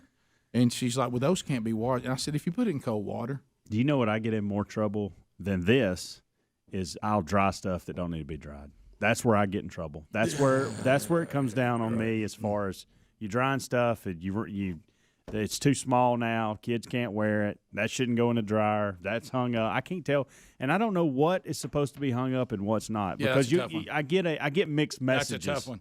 I get certain shirts, but yet then I put one in the dryer and I'm like, well, you should have hung that up. Oh, then I hang it up. It's like, well, that one can go in the dryer, and I'm like, that's the same exact shirt. I know it's hard to tell. What are we doing? That shrinking thing. I also got in trouble for this one. Did you tell Brody if he took the same towel and hung it up, he could use it for a week? Oh yeah. I said 100%. Oh yeah. Yeah, just don't wad it up the floor. 100%. Don't throw it in the floor.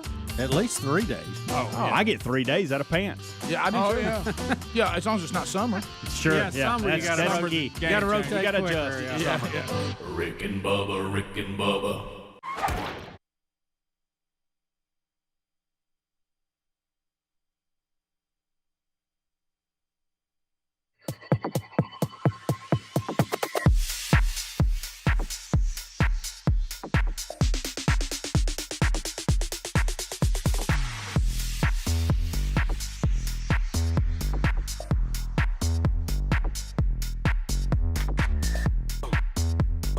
That's us, baby. 10 minutes to the top of the hour. Thank you for being with us today. All right, so let me hit you with a couple of items here. Calvin Speedy Wilburn back again at the Protective Life Stadium. Come on. The undefeated Birmingham Stallions. I believe we're taking on the Roughnecks. We are. Saturday. Yeah. Houston Roughnecks. And Speedy will be there after last week's huge win over the Battlehawks. So be there with Speedy coming up this Saturday at Protective Life Stadium. Also, there's 4 different man churches going out this week. You can find those at themanchurch.com under upcoming events. Also, we've been introducing you to a new group, AMAC. AMAC.us/Bubba. AMAC.us/Bubba. Rebecca Weber, the CEO, joined us a couple of weeks ago. Great conversation. Discussing the impact the organization's having. It's the Association of Mature American Citizens, and they're more than just a discount organization, although they have all those discounts. It's kind of those of us that lean a little more conservative, and we're mature citizens. With Bubba and I, that may be up for debate, but as far as our age, we don't want to be part of supporting Obamacare. We don't want to support bigger government. The Inflation Reduction Act, and AARP went with all that. So this is an alternative where we can still get all the great discounts, but we have a voice in Washington. We also have insurance discounts available. We've got people that help us to work through the Medicare system, Social Security. All that's available, and you get the great AMAC magazine. So go right now to amac.us/Bubba. By the way, a lot of you are responding. 4 years for $30 or just 1 year for $16. amac.us/Bubba, or find that link at rickandbubba.com under the sponsors button. So the Trump trial is continuing. And so we continue to get updates on this, and really out of our state, where we all live in Alabama, and most of us born and raised here, some of the folks from our state were there. What were they observing? I know Tuberville was there. I see that the state attorney general was there. Yeah, Steve Marshall was there, probably as a friend of the court. They filed briefs with him, and so they were there watching it. Tuberville's in this shot too. Yeah, and he's got some words about watching the trial yesterday. All right, here we go. 30 years I have been a prosecutor and cared desperately about what goes on in our criminal justice system, and I have never seen in my career a greater perversion of the criminal justice system than I witnessed this morning. We had more questions about Michael Cohen's feelings than we did connecting him to any criminal offense. When I was a district attorney, I had the privilege of being able to work with Cy Vance. I know that his team reviewed these facts and rejected any effort to use the resources of this city to pursue a sham prosecution.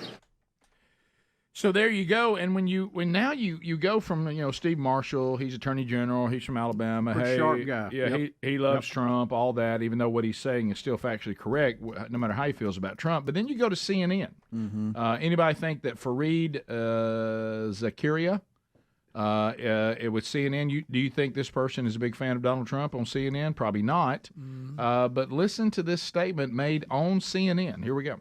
And the trials against him keep him in the spotlight, infuriate his base, who sees him as a martyr, and even may serve to make him the object of some sympathy among people in general who believe that his prosecutors are politically motivated. This happens to be true, in my opinion. I doubt the New York indictment would have been brought against a defendant whose name was not Donald Trump.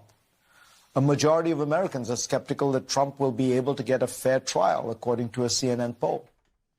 According to a CNN poll, yes, they don't think he can get a fair trial. Now, let me tell you, that's stacking the deck right there, buddy. Fareed is saying, Fareed? And you and I have dealt with the Fareed in Yes, the past. we have. Fareed. Not this particular Fareed, but he is saying if his name wasn't Donald Trump and there wasn't a reason for him to be, any benefit to anyone, this would not be a trial. The person wouldn't be on trial. Here's Tommy Tuberville's comments as well, if you guys want it. Okay. First of all, I'm disappointed in the courtroom. I'm hearing Mr. Trump. He is former President Trump. Give him some respect. I mean, that's what that place is in there. It's no respect. Here's what I'm seeing, too. It is depressing. That courtroom is depressing. This is New York City, the icon of our country, and we got a courtroom that's the most depressing thing I've ever been in. Mental anguish is trying to be pushed on the Republican candidate for the President of the United States this year. That's all this is. He's been here a month. Yeah, the narrative continues. So there's just some practical points to this. You don't have to be a legal or know what he did or didn't do. That just has to bother you as an American to see this being done. The timing of it alone, I think, just screams political prosecution. So I don't know, but it's always seemed to backfire on them. I know. Speaker Johnson's supposed to be there today in support. You'll hear him speak outside the court today. All right, let's go to the sixes. Over to Biden. Chuck Graham, state senator's here. Chuck, stand up. Chuck, let him see you. Oh, God love you. What am I talking about? Kansas City chief kicker Harrison Butler is about to talk about something that we keep asking the question. And let's be clear, we're Protestants, but Joe Biden claims to be a devout Catholic. Okay? Harrison Butler is going to say, he's going to kind of tilt. So listen to his comments about the claim of the president. Here we go. Bad policies and poor leadership have negatively impacted major life issues. Things like abortion, IVF, surrogacy, euthanasia, as well as a growing support for degenerate cultural values in media, all stem from the pervasiveness of disorder. Our own nation is led by a man who publicly and proudly proclaims his Catholic faith, but at the same time is delusional enough to make the sign of the cross during a pro-abortion rally. He has been so vocal in his support for the murder of innocent babies that I'm sure to many people, it appears that you can be both Catholic and pro-choice. He is not alone. From the man behind the COVID lockdowns to the people pushing dangerous gender ideologies onto the youth of America, they all have a glaring thing in common. They are Catholic. This is an important reminder that being Catholic alone doesn't cut it. These are the sorts of things we are told in polite society to not bring up. You know, the difficult and unpleasant things. But if we are going to be men and women for this time in history, we need to stop pretending that the Church of Nice is a winning proposition.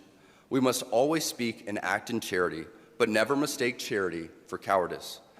It is safe to say that over the past few years, I've gained quite the reputation for speaking my mind. I never envisioned myself nor wanted to have this sort of a platform, but God has given it to me, so I have no other choice but to embrace it and preach more hard truths about accepting your lane and staying in it. Amen. Well said. Of course, they're hammering him. Oh, of well, course they are. Just like Jesus said. What they, was said this they would. at, by the way? Yeah. What It was looks it? like It's it a was college graduation. a Catholic college, probably. But he's speaking those words as a Catholic. Yeah. To it looks like a commencement maybe of a Catholic college. Yeah. But his point is right, and you see this throughout Scripture. One of them in a very harsh way when we talk about Phineas and when he decided he'd had enough of God being blasphemed, and everybody was aghast at what he did. And then when they went to God for it, God said, well, finally, somebody had some zeal for me. Who is going to stand up for me? And if you do, the world's going to hate you, but who's going to do it? And I think here's a guy saying, well, I will, and I'll face the consequences, but I'm going to stand on the truth and not apologize for it. Top of the hour. Rick and Bubba, Rick and Bubba.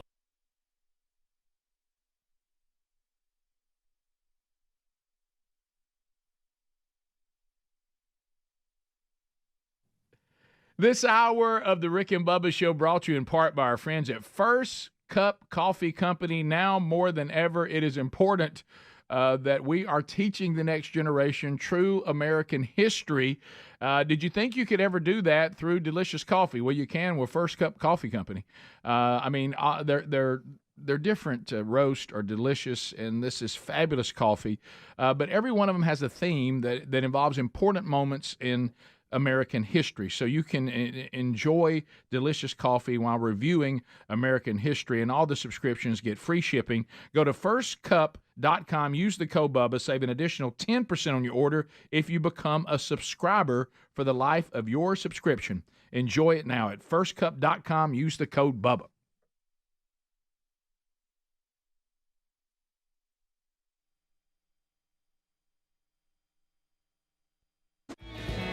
And we've all admitted, I heard the kickoff hour admit this, Bubba, you and I have had these conversations, so we openly admit, and apparently Meghan McCain, we find ourselves in agreement with her a little bit, we've all got Fauci fatigue.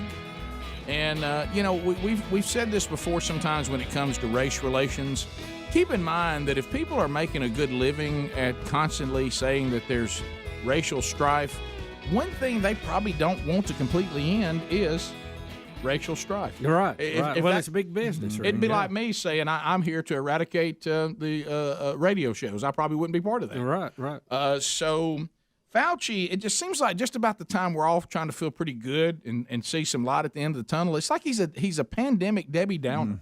I mean, it's like he'll just come up and say something, and you're just like, I've just got Fauci fatigue, but especially when we hear stuff like this. And if you're a restaurant owner, you definitely don't want to hear Fauci, what he's saying here. Yeah. He says that he's cautioning against dining out even if you've been vaccinated. Okay. I still do not do dining indoors. I still do takeout, and I have been vaccinated. I want to continue to support the restaurants in my neighborhood that I would normally go to. Well, telling people to just do takeout only that's not going to do it. If they could make a living on takeout only, then their business plan would be takeout only. Right. It wouldn't involve dining in. There are some that do takeout only. They're not very big. Right. And I don't understand this concept. You know what he's trying to say? He's trying to say what the guy said last hour about airplanes. Yeah. That somehow if you're vaccinated, you really hadn't solved any problems. Well, here's the thing. I know Fauci is a smart guy. Okay, he's been at this. Did you see him throw out that first pitch? Not an athlete. That tells me, athlete. Rick. That tells me he's been inside too much. Yeah, he has been studying. I want to give him, I guess, just from the constraints of being an adult. I just want to give him the benefit of the doubt if I can. Now his involvement with the place that gives the patents and all this is disturbing and whatever. But look, there's a time Fauci has been front and center for a year. He's been on national TV day in, day out. People hang on everything he says. There's no way that doesn't affect you. You enjoy the spotlight. You're important. Everyone's waiting on every phrase, every syllable you say to know what's going to happen. Now, at some point, as the pandemic goes away, you become less important. So you know, either intentionally or not, we know human nature, and I think there may be a sum of Dr. Fauci wanting to hold on to that spotlight as long as he can. Look, the numbers say this thing is rapidly decreasing. We need that to happen. And look, there's still things, they need to be ready for the next one, whatever it is. Be on the lookout. Do your research. Make sure we're covering the variants. But look, there's good news. And here's the thing I think he's missing from a psychological standpoint from the rest of us. If you're wanting us to wear a mask and you want us to social distance and you want us to vaccinate, there's got to be a win for us out there. There's got to be a reward. We're like the little dog that goes outside and tinkles, and now we come in, we want our treat. Our treat is we get back to normal. Right. And if you don't let us do that, then to heck with all this stuff you're asking us to do. I don't know why he doesn't see that. And it's kind of odd because he says that the data is still out on how transmissible the virus is from someone who has been vaccinated.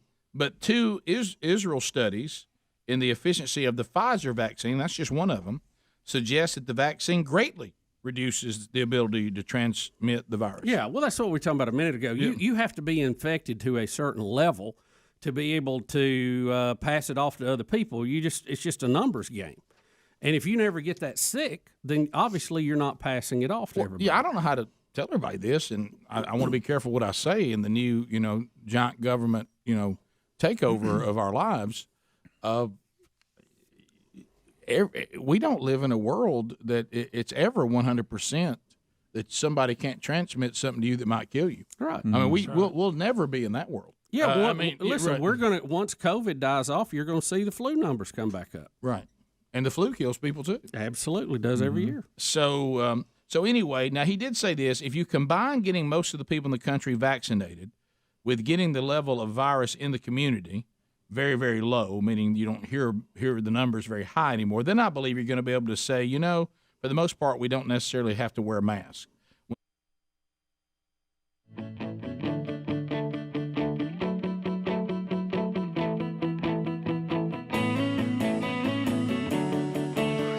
Six minutes past the hour. More Rick and Bubba dead ahead. We got Speedy, we got the real Greg Burgess, we got Helmsley, we got Eddie Van Adler, and put your hands together and clap with enthusiasm for Bill Bubba Bussett. Rick, glad to be here. Thank all of you for joining us and being part of the little party we call Rick and Bubba. We continue to unpack the stories of the day. Clips and clips and clips keep coming in from Jerry Seinfeld's address, the commencement speech at Duke University. And one of the things that we've adopted here on the program is the term "lighten up, Francis." Yep. And I'm going to tell you, all of us in this society right now, we could use two. I'm not talking about teaspoons. I'm talking about that big spoon. Double help. Okay. Yeah. We need Jerry looking good. We need doses of lighten up, Francis, and we need them now. We need a Dixie drencher of it. If I could say to everybody listening right now, get over yourself. Okay. Yes. But everything's about feelings now. Feelings. You even heard the Steve Marshall in Alabama saying, "I just watched this court case. All I hear is how Michael Cohen feels." It's feelings. Feelings are the ultimate. Now, don't miss. That's in complete conflict with what we're taught by the Holy Word of God. Is do not follow your feelings. They cannot be trusted. Your heart is deceitful above all things. You don't follow your heart.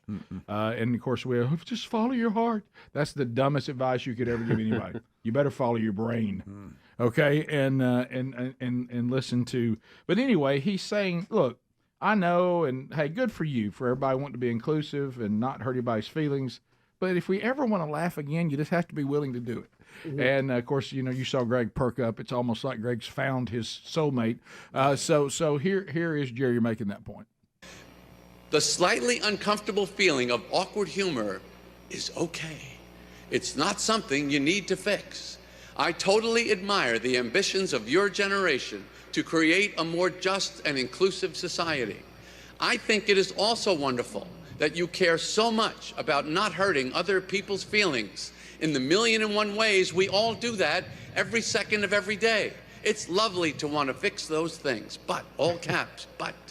What I need to tell you as a comedian, do not lose your sense of humor. You can have no idea at this point in your life how much you are going to need it to get through. Not enough of life makes sense for you to be able to survive it without humor. And I know all of you here are going to use all of your brains and muscle and soul to improve the world, and I know you're going to do a bang-up job. And when you're done, as I am now, I bet the world, because of you, will be a much better place. But it will still not make a whole lot of sense. It'll be a better, different, but still pretty insane mess. And it is worth the sacrifice of an occasional discomfort to have some laughs. Don't lose that. Even if it's at the cost of occasional hard feelings, it's okay. You gotta laugh. That is the one thing at the end of your life you will not wish you did less of. Humor is the most powerful, most survival, essential quality you will ever have or need to navigate through the human experience. Okay, that's two good speeches in a row. Yeah. For a minute, I thought I was watching an episode of Seinfeld, and I expected Kramer to come crashing through there or something. Yeah. What's the deal with microaggressions? I love how you got on your tippy toes. He does the what's the deal? You know? It was tough to look at him in that hat. It was, Greg. But, See, but he would make fun of people. All you took away See, that's from that? another thing. In an episode, he would do a commencement speech, and then he would talk about why do they wear funny hats. Yeah, why you got to dress weird to be a part of a commencement? Right. Can't you just wear a suit? Yeah. So what's up with these hats? But those look weird. What he Looks said, like an egg roll. what he says is true. We're destroying humor right now. Oh, humor is just being destroyed. If you don't believe that, try to watch a modern day sitcom. You're like, are they trying to be funny? It's kind of hard to do that when you worry about everybody's feelings on everything you say. Yeah. Well, you just look at some of the people on TV. You see, they don't look happy. No, they're all tore up. I mean, they don't laugh much. You can tell. They're all wound up about something. Yeah. Somebody's getting done wrong. Oh, sure. Happened here. What do you think the last time Joe Scarborough's laughed? Talking about just barely laughing. How long has he been married? You probably start there. But to your point, some of these people on TV, they don't look like they laugh at all. Oh, They just look miserable. Well, He came to mind as soon as you said that. I mean, don't go through life like somebody just broke wind next to you. Yeah. I mean, you sit there with that little angry pout, frowny on your face. Waiting to be offended. It's not good for your skin. Can't wait to be offended. Can't wait. Did y'all see the church clip I sent y'all? Speak of that. Yes, I did. That was fantastic. That was fantastic.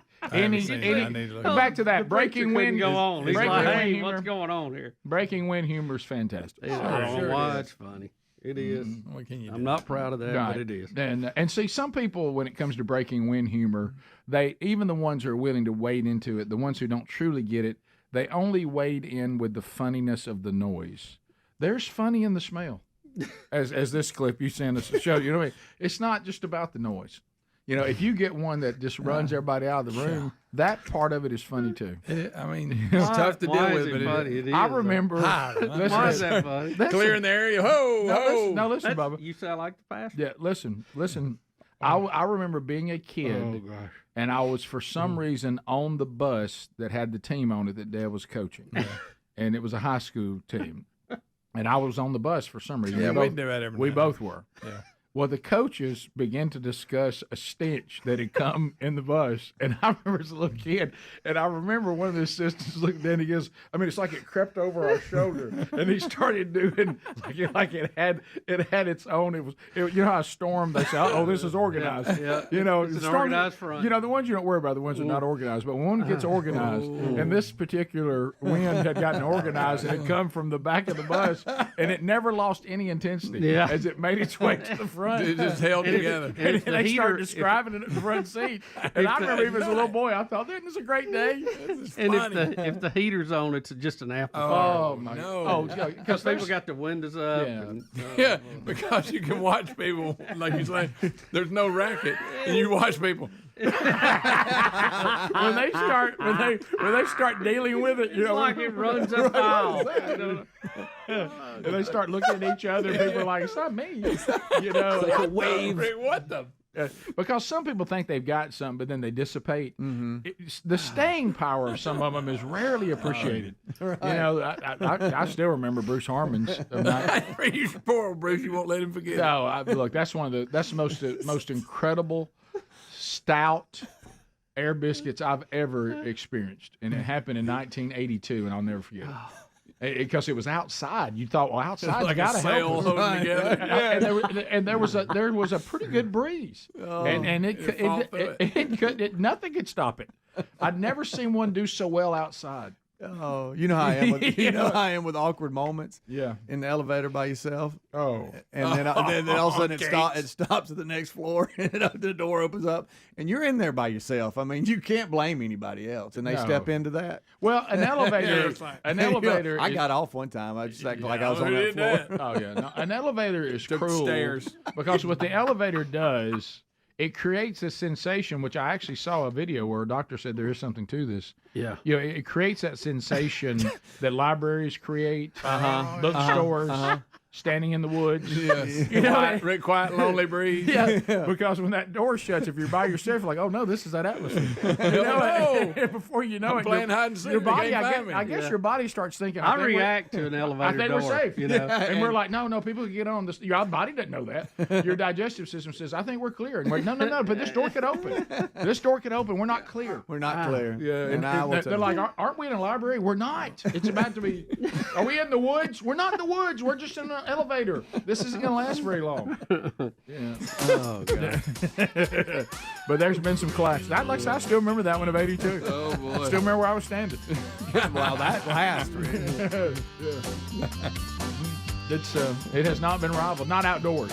Over 40 years, and you could still remember it. Like Inside, it's had some competition, but as far as the outdoor category, nothing's touched it. We'll be back. More Rick and Bubba coming up right after this. Rick and Bubba, Rick and Bubba. Goes way down and the overwhelming majority of the people in the population are vaccinated, then I would feel comfortable in saying, we need to pull back on the masks. We don't need to have them anymore. But he said it is possible. We'll still be wearing them.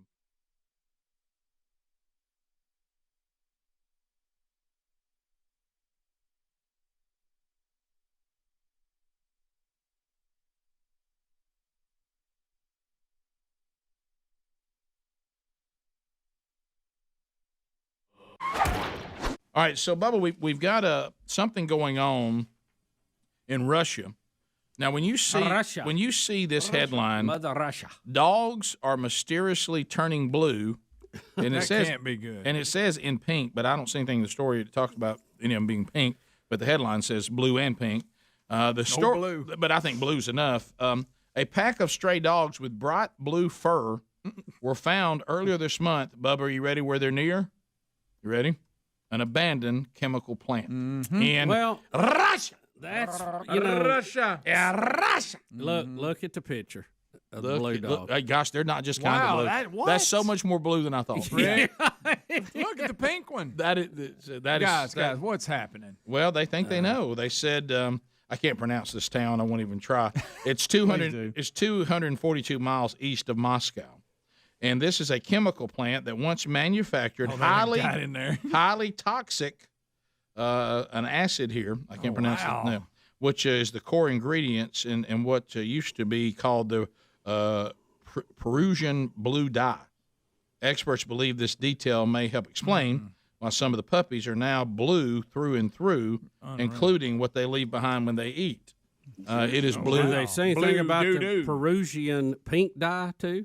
I guess. Must be. Yeah. Yeah, I think this is basically dogs got into an abandoned paint factory and rolled around in it. Yeah. Look how blue they are. I mean, really blue. So Guys, is it? Wow. I mean, can we tell? Is it coming from inside, or is it something obviously they got on them? Well, Bubba, they said that when they're leaving behind, it is blue as well, and they said now puppies are being born blue. Dang. And now I love this when they'll go ahead and say that they don't believe. They said when they did the blood test and the stool test on the dogs, they don't see any signs that this is toxic to any significant level. And that's a key word. I'd underline twice significant.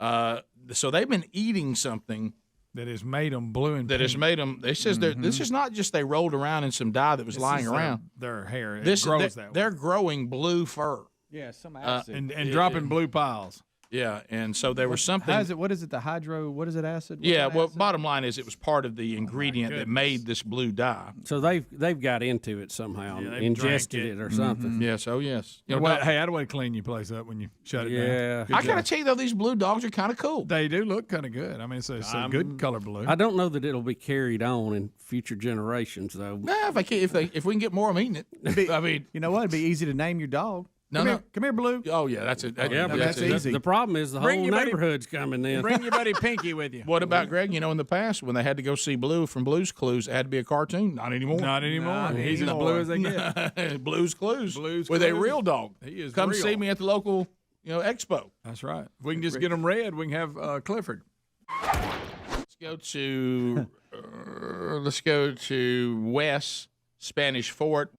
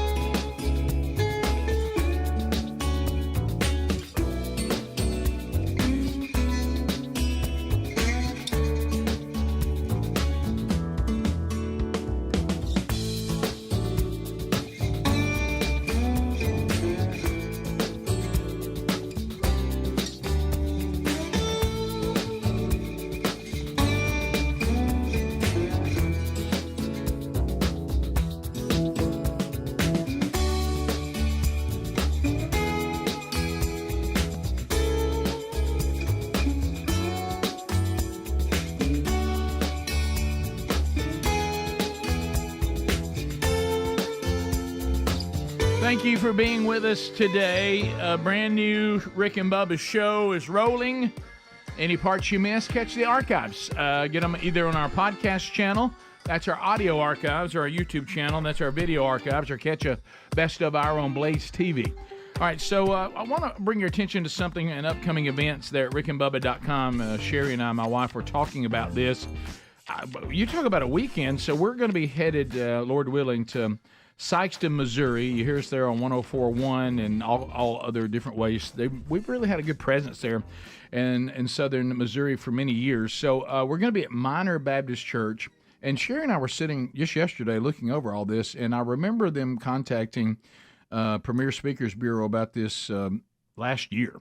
But they're going to actually do a men's conference on Friday night, a women's conference on Saturday morning, and then a marriage conference on Saturday night.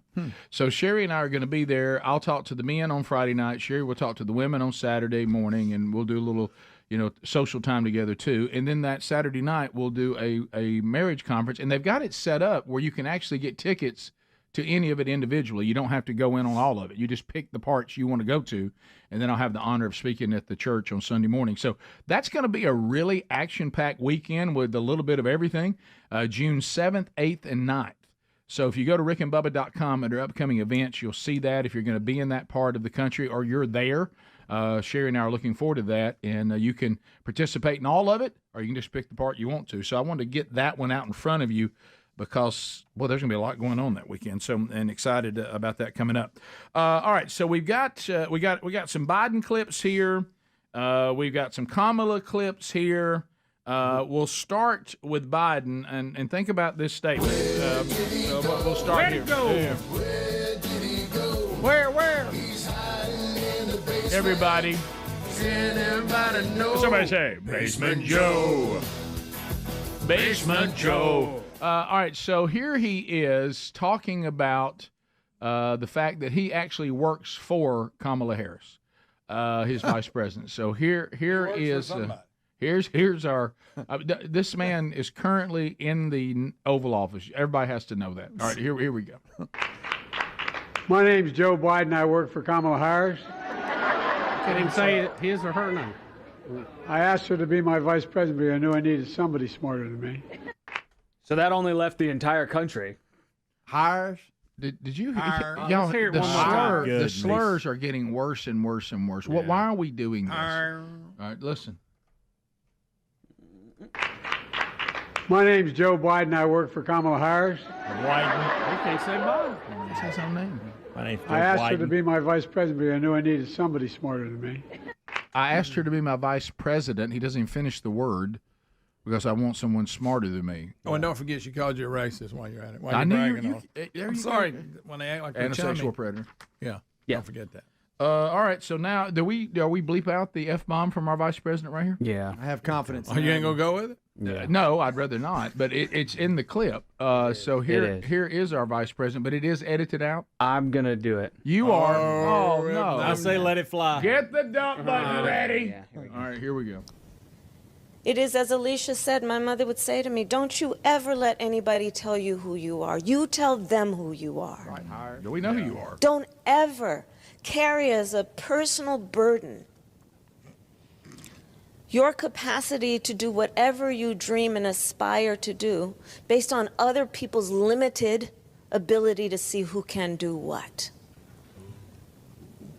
This is part of what's involved, is that we have to know that sometimes people will open the door for you and leave it open, sometimes they won't. And then you need to kick that down. Oh, Excuse my language. Go Harris. I followed her career. Oh my. That all sounds good. Yeah. But Easy. that's all I'm gonna say. Bubba, you want to take Bubba's over? rocking No, back. that's Bubba's area. He's got his hands. Greg never Well, let me Greg never let me lets her say forget this. that she called Biden a racist No, and a she sexual shouldn't forget predator, it. and Bubba never lets her forget this. Well, she got part of it right. There it is. Oh no. Greg, what do you think about your vice president dropping an F-bomb? Classy. What a classy chick. Greg. She prepared it too, you know? Yeah. Oh, She practiced She knew. that. She knew when she started. Yes, she knew. She knew. Mm-hmm. And then, of course, isn't that some comedian that's interviewing her? He looks familiar to me. It is. Yeah. He's on Star That's Wars. William Hung. It is like William. It's Hung. not William Hung, Looks just Greg. like him. Hey doesn't guys. it? Hey guys, we're on No, the air. no. I'm not know what you're Hey. where you're insinuating, but that looks like William Hung. All right, with long hair. let's listen. Let's hear. He had a response. He did his best. Even with a lot of talent in singing, even with a lot of talent in whatever you choose to do, you still have to put in this hard work. That's right. And you need that determination and perseverance not to give up. Amen. Amen. Well said. Do it. Do it. Can I say the podcast we had with him was excellent? Loved And every it was minute of it. shocking. Loved it was every shocking minute of how it. good it was. That was Jimmy O. Yang. I'm serious. That's his name, the actor. Shocking. Cutting Greg's mic off. Not. Okay. All right. I'm still so, waiting on the Willie Brown joke. Yeah, Bubba did pretty good this time. He didn't did. He did. I'm proud I of him. thought you threw it out there. You let everybody fill in the blank. That's the way to go. Yeah, his cheeks got red because I could tell he was Sure. thinking about something. Oh, yeah. Montel too. Don't forget about Montel. Well, when you hear this kind of what yeah. she's shoveling, and you just like, yeah, that sounds Well, good. yeah. But her mama told her. It ain't exactly the way it went. We just, All right, here we go. I think we all have to agree we have slid down the Bubba. hill on political discourse in general, and that's all of us. Sure, all of us. everybody.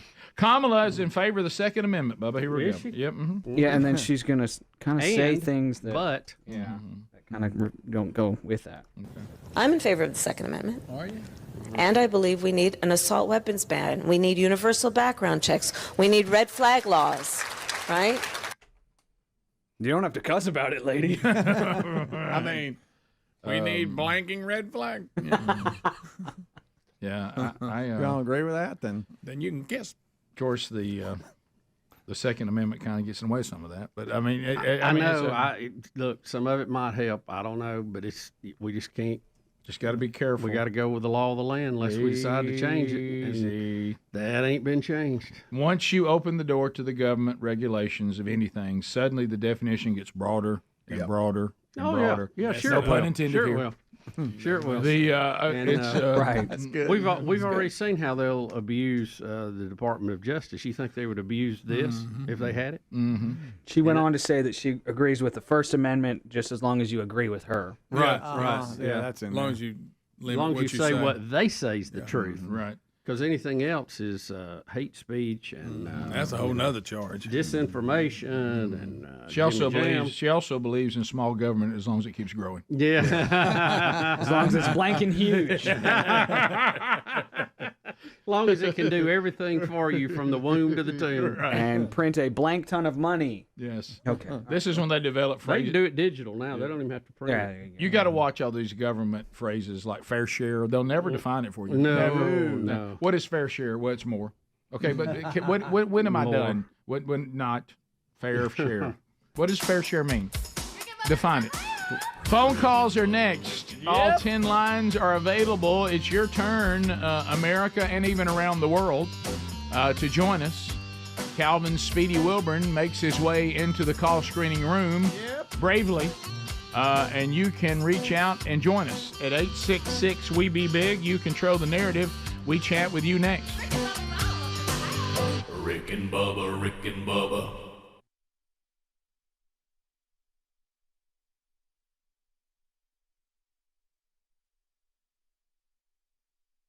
When they had to go see Blue from Blue's Clues, it had to be a cartoon. Not anymore. Not anymore. He's as blue as they get. Blue's Clues. Blue's with a Clues. real dog. He is Come real. see me at the local, expo. That's right. If we can just get them red, we can have Clifford. Let's go to Wes, Spanish Fort. Wes, 30 seconds, go. When you went over to your son's apartment, I hope you left every single light on when you left. And when you got ready to take that shower, I hope I don't get too personal, but when you took your clothes off, I hope you peeled your pants off where they remained inside out and the underwear was still on them and your socks were inside out. Do it all. Do it all. That's real good. Yeah, That's so I should have good. done that. Of course, I followed Greg's instructions. Yeah, you got to leave one soda.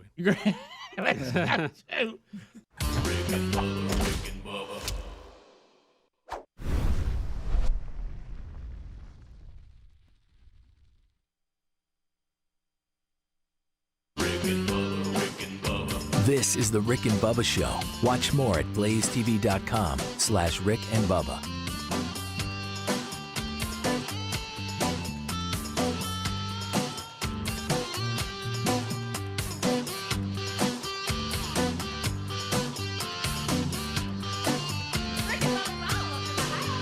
Rick and Bubba, Rick and Bubba. Rick and Bubba, Rick and Bubba. Rick and Bubba, Rick and Bubba, thank you for being with us. A brand new hour has begun, and it will start with a national anthem.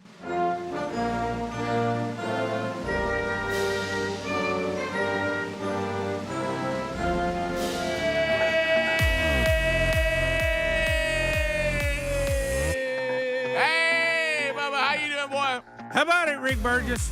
Friends, neighbors, associates everywhere, welcome into the little party we call Rick and Bubba. Everybody say it.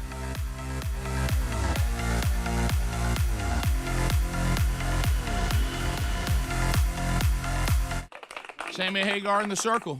Those of you watching on YouTube, you don't know what y'all are doing.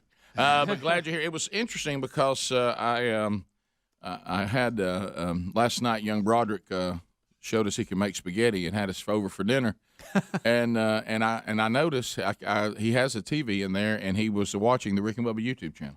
They had it just like he liked. There you go. Up there watching, and he was I think watching the bit yesterday about me coming into his apartment and really having a lot of fun in there.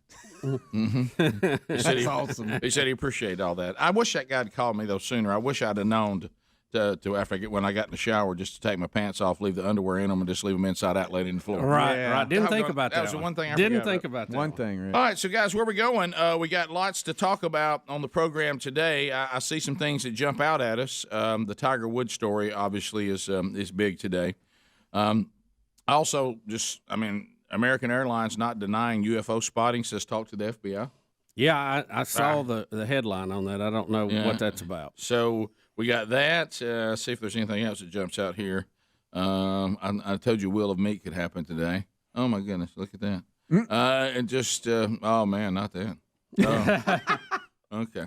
Yeah. UK concludes the vaccine won't eliminate virus risk. That's good. All right, so nobody's giving us a cookie again.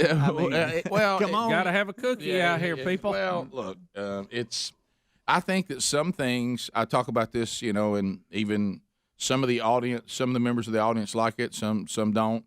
But I've said, we have things on our program that are evergreen, and we have things that have an end date. Okay. Mm-hmm. I believe when people are being told, watch out, virus, watch out, I think there's an expiration date on that. When people just finally go, look, we're done with it. I mean, we're moving on and let whatever happens happen. Yeah, I think. So keep us motivated. I want the science to dictate all this. I think politics was heavily involved early on in it, but I think I think most people who are reasonable want to do what they can and have up to a point.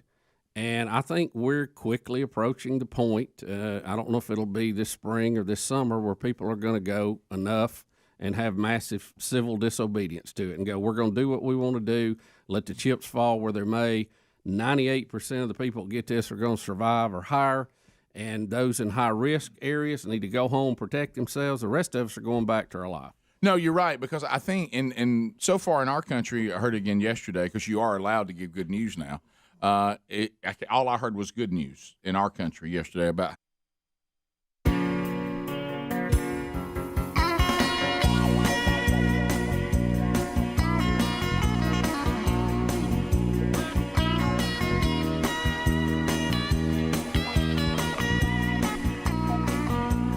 phone calls coming in at 866-WE-BE-BIG.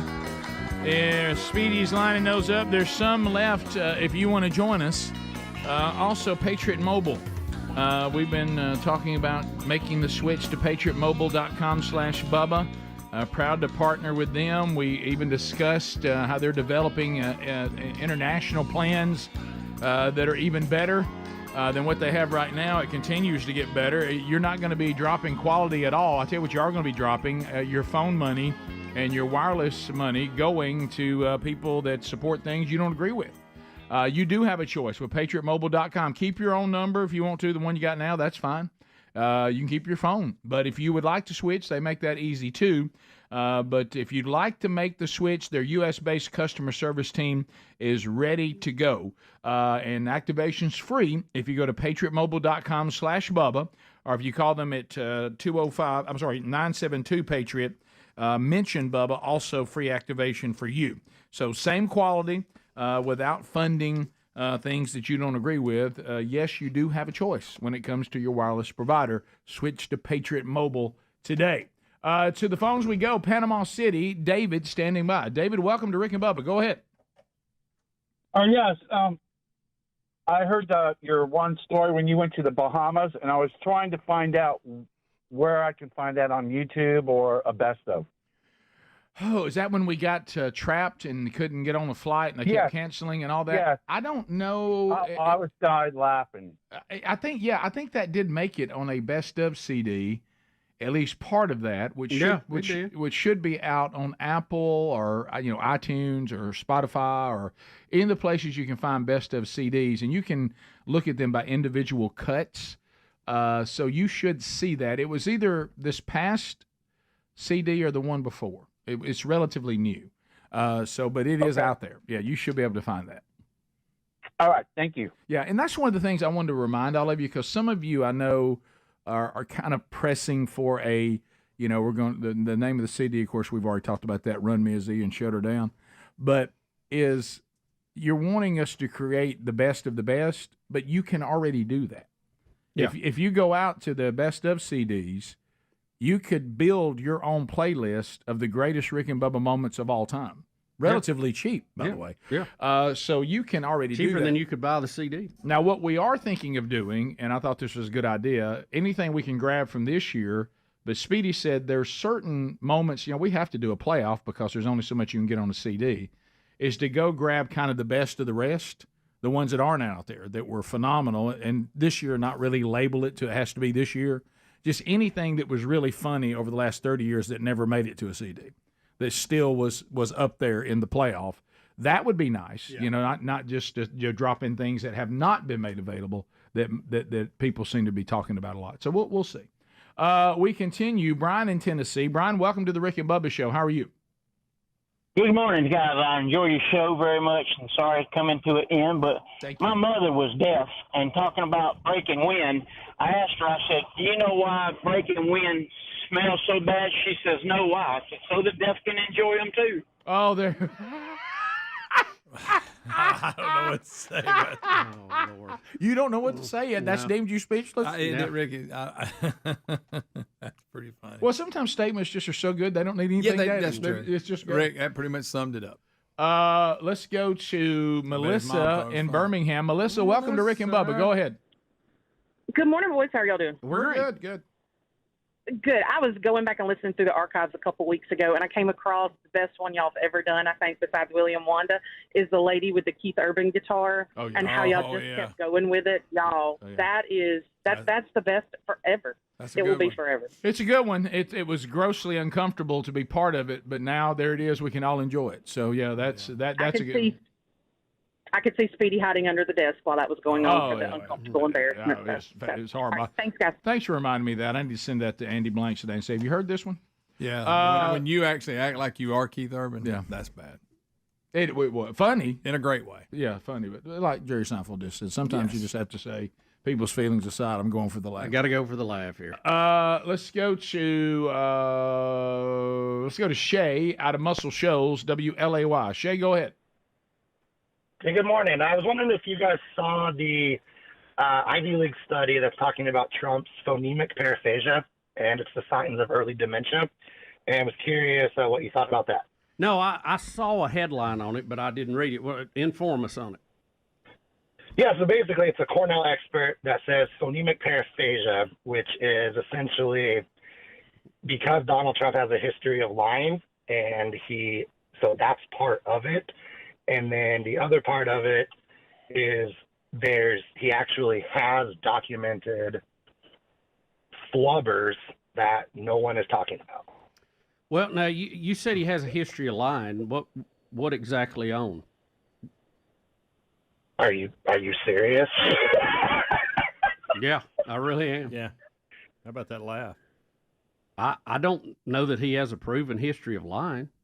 Well, all of this aside, lie, no lie, flubbers, whatever. If I were the Democrats, there's one topic I would never bring up: Alzheimer's. No, I would not. It's going to hurt your argument. I would not bring up that people are unfit to be the president if they're losing their cognitive skills. I think I'd drop kick that whole narrative. Yeah. Because they're not going to fare well in that one.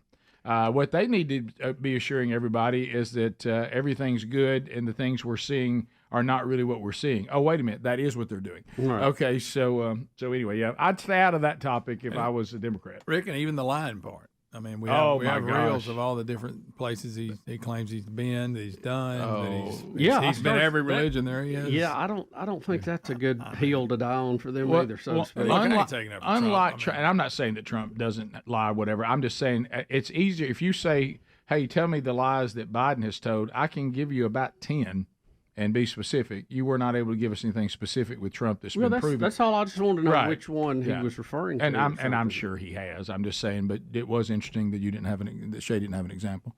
Biden. Here's Fox News talking about Biden's recent interview that was 17 minutes long, and he told 15 lies within the 17 minutes. Wow. This week with CNN, if you saw it, you may have watched it yourself. He set quite the record. The New York Post reports this: in a brief 17 minutes, Biden told 15 lies, nearly a lie a minute. From whoppers about the economy to prevarications on Israel, Biden spun a fantasy land of a presidency that voters know is false. Yeah, so two topics I'd stay away from if I'm a Democrat. Alzheimer's, cognitive skills, all in one category, and lying. Yeah. I wouldn't bring up either one of those. We continue. Tom, Birmingham, ZZK. Tom, go ahead. Hey, Biggins, I was raised in the area of your old stomping grounds. I still feel like Anniston's my home, class of 1969, unmentionable motto. But yeah, this should be the year of listening. That previous caller obviously doesn't appreciate the clarity of the show, whether y'all like it or not. Y'all provide a source of clarity, and I really am going to listen more this year as y'all go out, as we all should, to what's going on in the world. I've called as Obadiah and Jeremiah before, a little facetiously, but this show has some truth and wisdom. It needs to be recognized. One last question.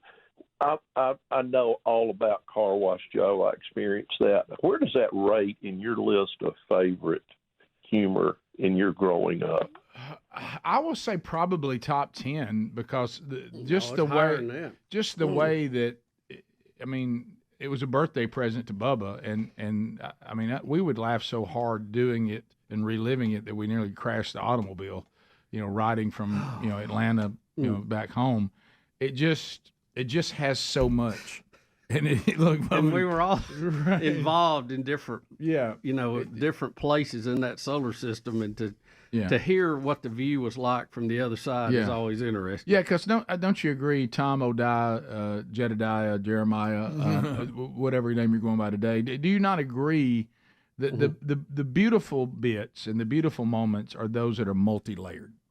There's some that they've got one little zing, and they're good. I like those. It's almost like eating an appetizer. Right. But then there's those that are a complete meal. Yeah. And it's got layer after layer and course after course. Yeah, it's just so good. Let's go to Eyeball Smiley. Okay, starting to be a regular. I like it. Welcome back. Man, look, y'all been working hard for 31 years. I'm checking in late. I'm going to be a regular these last few months. That way you go. I'm turning up my game, bro. First of all, I hope Speedy didn't put down what town I was calling from, because now I'm officially ashamed to be calling from the Shoals area. Shay, brother, look, I'll tell you like my papa used to say, if I ordered a train load of idiots and you was the only something that got off that train, I'd have still got my money's worth. Yeah. Our dad had a version of that, bro. that it was done a different way, but same concept. Yeah. Oh, yeah. So quick question for Bill Bubba Bousse. Yes, sir. Is your biggest problem with Kamala Harris credibility?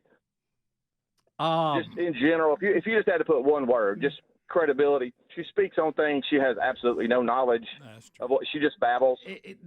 I guess the whole presentation just feels a little light to me. You know what I mean? I just don't feel like there's a lot of substance there. Is that a good way exactly? To put it? So she gets behind all these things. Okay, so and just look at it from this standpoint. As a Democratic candidate running for president, she was the first one out of the race. She was the least liked of any of the candidates. Yeah. She called Joe Biden some pretty nasty things. She sure did. So I don't know. It just seems like she's trying too hard. I think she could be a more likable person, but she's trying too hard to prove to us how smart she is. Right, and really, if you're really, really brilliant, you don't really have to try to be brilliant. Just be yourself, and it just rolls right out. Yeah. You don't have to keep telling people, I'm smart, I'm smart. Look at me, I'm smart. That's usually not a good sign. Yeah, they'll know it. 14 minutes to the top of the hour, 866 We Be Big the number. More Rick and Bubba coming up right after this. Rick and Bubba, Rick and Bubba.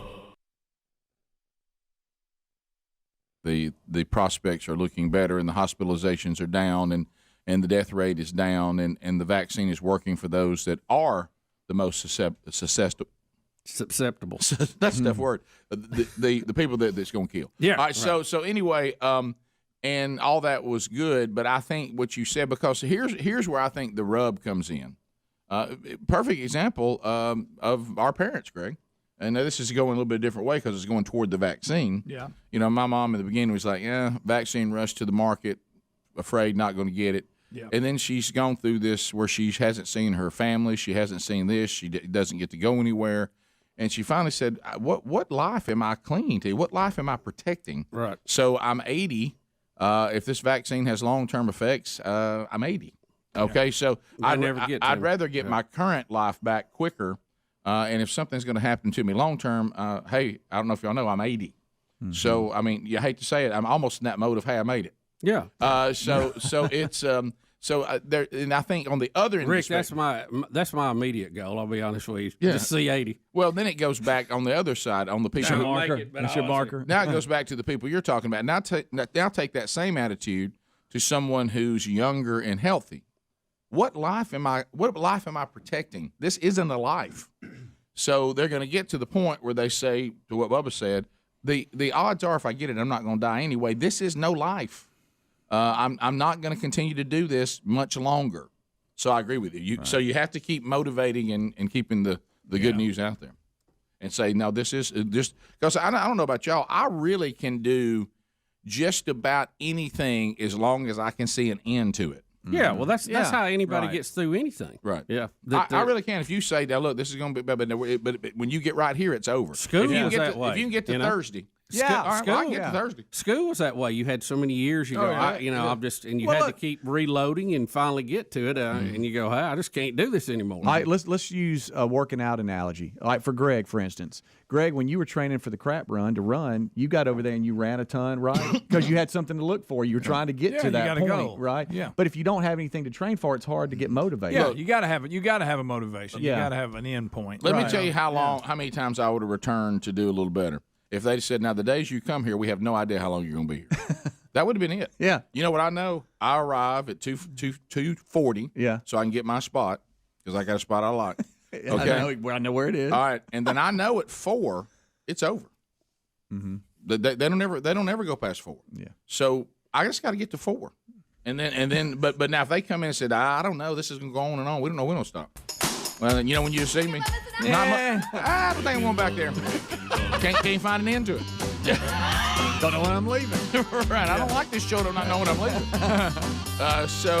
Or you know what? How much more? So I get 4 is it, right? Yeah.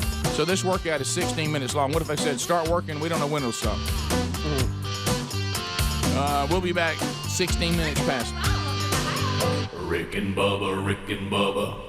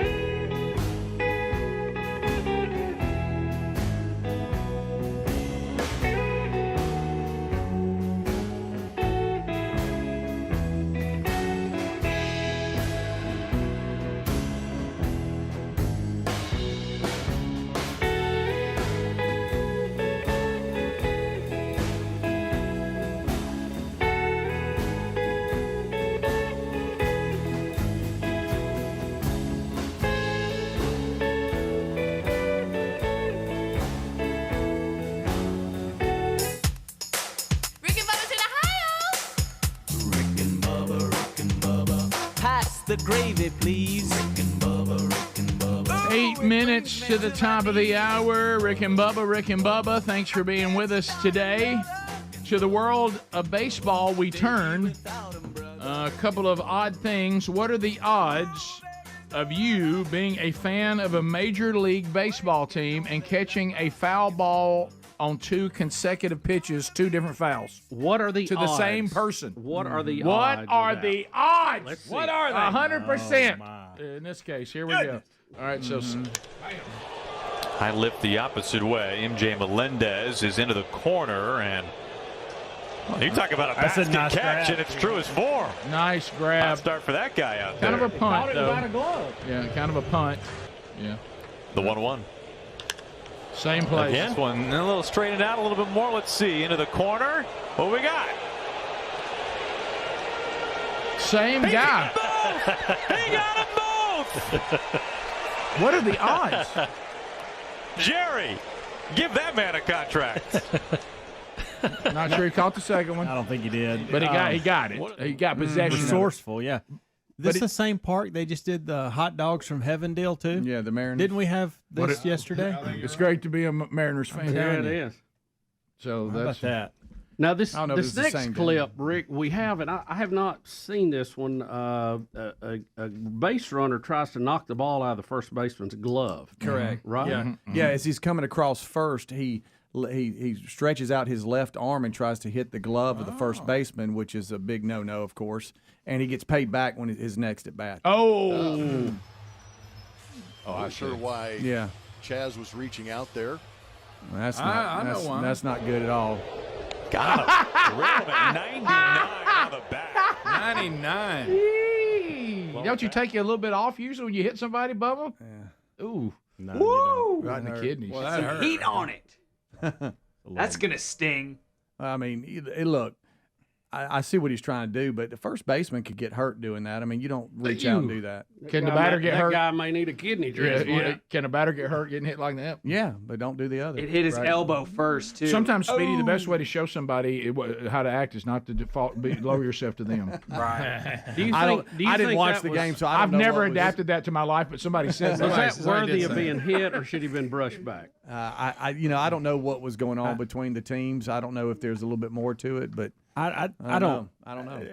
The more baseball goes along, the more unfamiliar I become with it. Like we reach out. I mean, that's got to be some kind of rule that if you if you try to hit the first baseman, Yeah, you're thrown out of the game. you should be thrown out of the ball game. Right. Like that's Shouldn't be to up me, we should never get down to we're throwing somebody in the back because of this happened. Just eject 20 for doing that. Well, I bet he's got a purpose for doing that. That's to knock the ball out or disrupt the first baseman. There's no sense in it. Throw him out of the ball game. Yeah. Well, and I bet he agrees with you when he was actually seeing blood in his urine. Sure. Yeah. But to I bet he would have preferred to be thrown out Yeah, than to get hit back like that. But to your point, Helmsy, sometimes these umpires they're the reason why things escalate because they 100%. didn't nip it in the bud when it started. All right, there you go. You know, And there's well, not it was the same thing back at one of the JC's games. I knew Typical. I It's knew still it. going No, back it was to ridiculous. JC. We had a kid at first base, and the first baseman they kept picking off, and he kept slapping us in the back,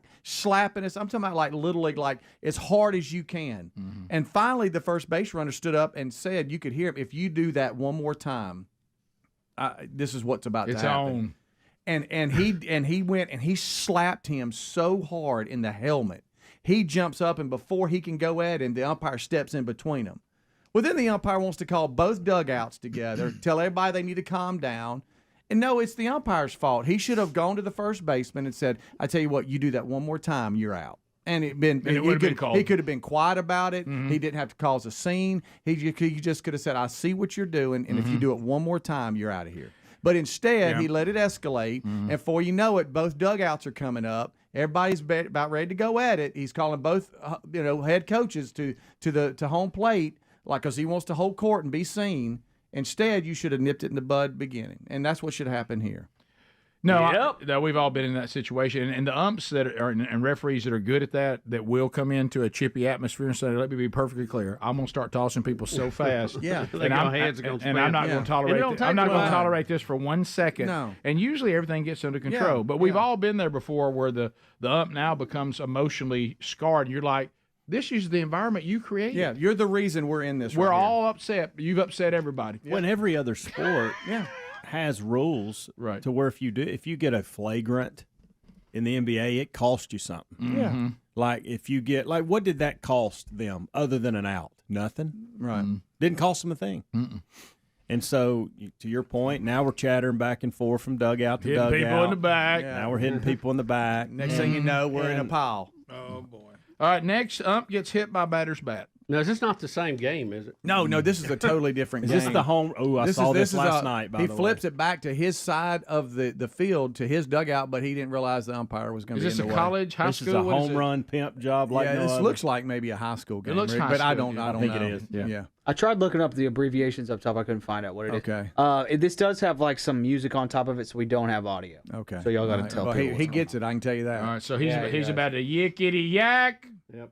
Hung one high. Don't miss the inside. umpire. Click.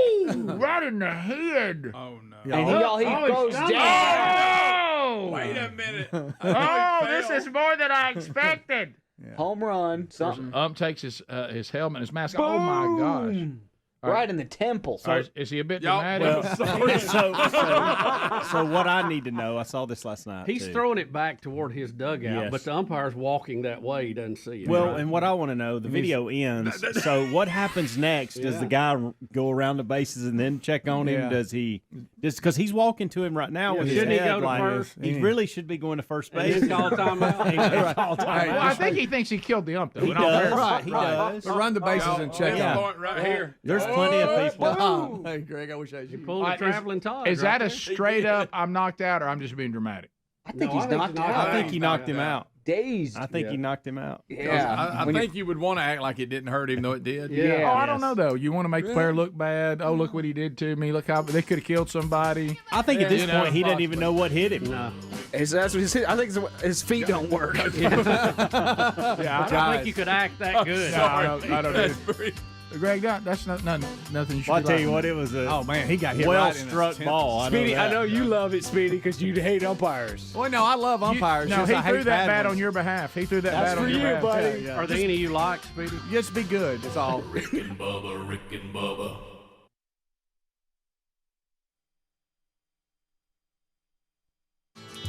Looks like I've got a tiger by the... The reports I saw yesterday, he was in California at a golf tournament, but he wasn't even playing in it, right?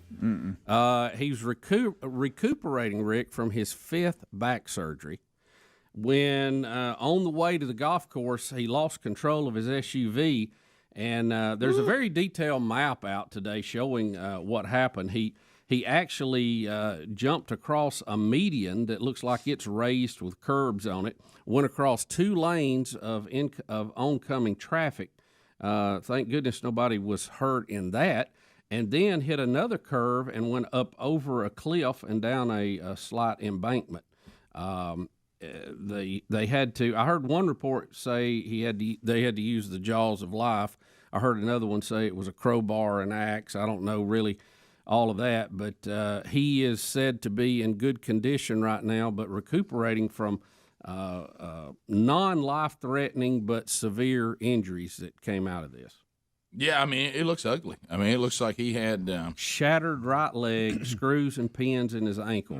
Didn't y'all say 2 compound fractures? I know of one compound fracture in the right leg that he shattered his ankle, and I think the other one had a compound as well. Yeah. We're talking about metal rod and everything in that right where the tibula is. And he took out the Rolling Hills Estate sign. He did. Going. He did. So he was supposed to tee off with Drew Brees at like 7:30 at Rolling Hills Country Club. And I think a part of Discovery or something, he's doing this new show where he gives celebrities and athletes golf lessons or whatever. And they said that there was supposed to be a filming of some kind at that country club and that he was supposed to play with Drew.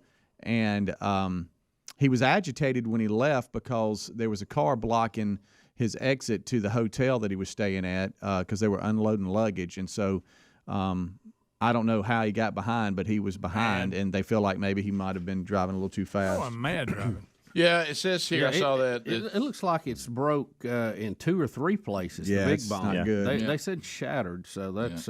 Yeah, Adler was showing the picture up here on the screen. Look at all that. Good gracious. Nice. Hey.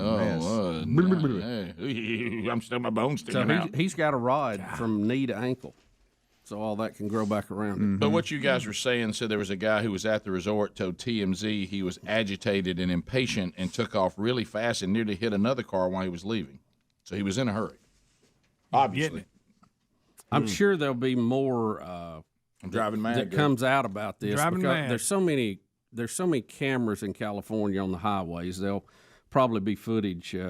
More of this will become available in the next few days. So. Boy, when he left the road and started down through that underbrush, look at the size of the trees that some got knocked over. That's how hard he hit. Just got to rolling. I got, this was a rental that he was driving. Well, I kind of got to know if did he have rental insurance? Did he go for the insurance? Well, it was probably one of those courtesy cars. It looks like the tournament provides by the logo on the side of it. Yeah. You know how they'll have looks like 100 of them. They got one less. Yeah. Well, I hope whoever rented it took the insurance.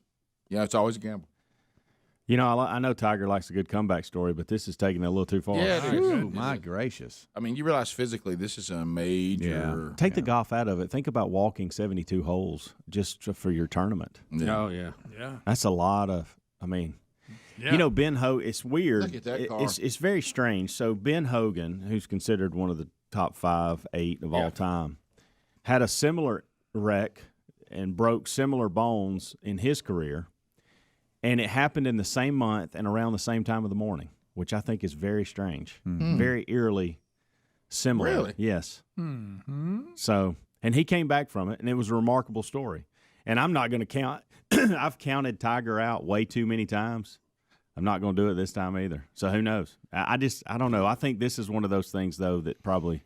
How old is he now? 45. He's a couple years older than me. So he's 45. Now, I don't know what age that means in golf like it would mean in another sport. It's not as severe, is it, or is it? It's not as severe, but age does matter for these guys. I think especially in, driving distance, which, is going to make your second shot longer and now, less accurate. I will tell you this, recovering from injury, young versus old, I can speak to that. They put a list up earlier on ESPN. We were doing the kickoff hour in regards to the injuries and surgeries and procedures he's had done over the last 10 years, and it is amazing, the list of things. It's like, how is he even playing golf now, much less having to go through this? Right. Mm-hmm. So we'll see. Well, it's a lot. I mean, we're not going to see him anytime soon. No, I'm sitting here looking at the injury that y'all have already discussed and the breakdown of what all they had to do in the surgery, guys. I mean, it was a big one. Please look at that list that Adler's running of injuries. Even prior to this. Yeah. I mean, like I said, he was recovering from his 5th back surgery. That's, and he's not being tackled on the course. So, I mean, there's some wear and tear on your body hitting the number of shots he's hit in his career. Well, here's what I'm wondering. What shape is your back in when you have a crash like this that just got the surgery on it? Once you get that can't be good. Once you get the compound fractures and the shattered ankle all taken care of, now what are you dealing with? Yeah, because you haven't picked up a club at this point. You don't know how your back's going to react. Don't you think if you just had back surgery, they would say, "Now look, don't roll your car down a ravine." Yeah, that would be on the list. Don't crash into trees and hit. Rick, that's right after don't lift anything over 10 pounds. Right. Yeah. I tell you one thing. Don't act like a giant picks your car up and throws it down a hill. Not good for your back. Yeah, that's. He's got a long road back, but like I say, he's done it before, and even Trump had put out something that he'll be back. So, well, thank you. Well then, he's canceled. Trump likes comeback stories. Well, now everybody's pulling everybody against Tiger. Well, you know what? This will help because man said Tiger come back. Obama's put something out too, so maybe it'll even good. Balance out. Good. All right. Good. Okay. Well, then it'll be okay. So Tiger Woods injured again. This time from a really horrific car wreck. One car vehicle, nobody else hurt. Bottom of the hour. 866-WE-BE-BIG is our number. The Rick and Bubba show continues. Will of Meat could be in play today. Be paying attention. Rick and Bubba, Rick and Bubba.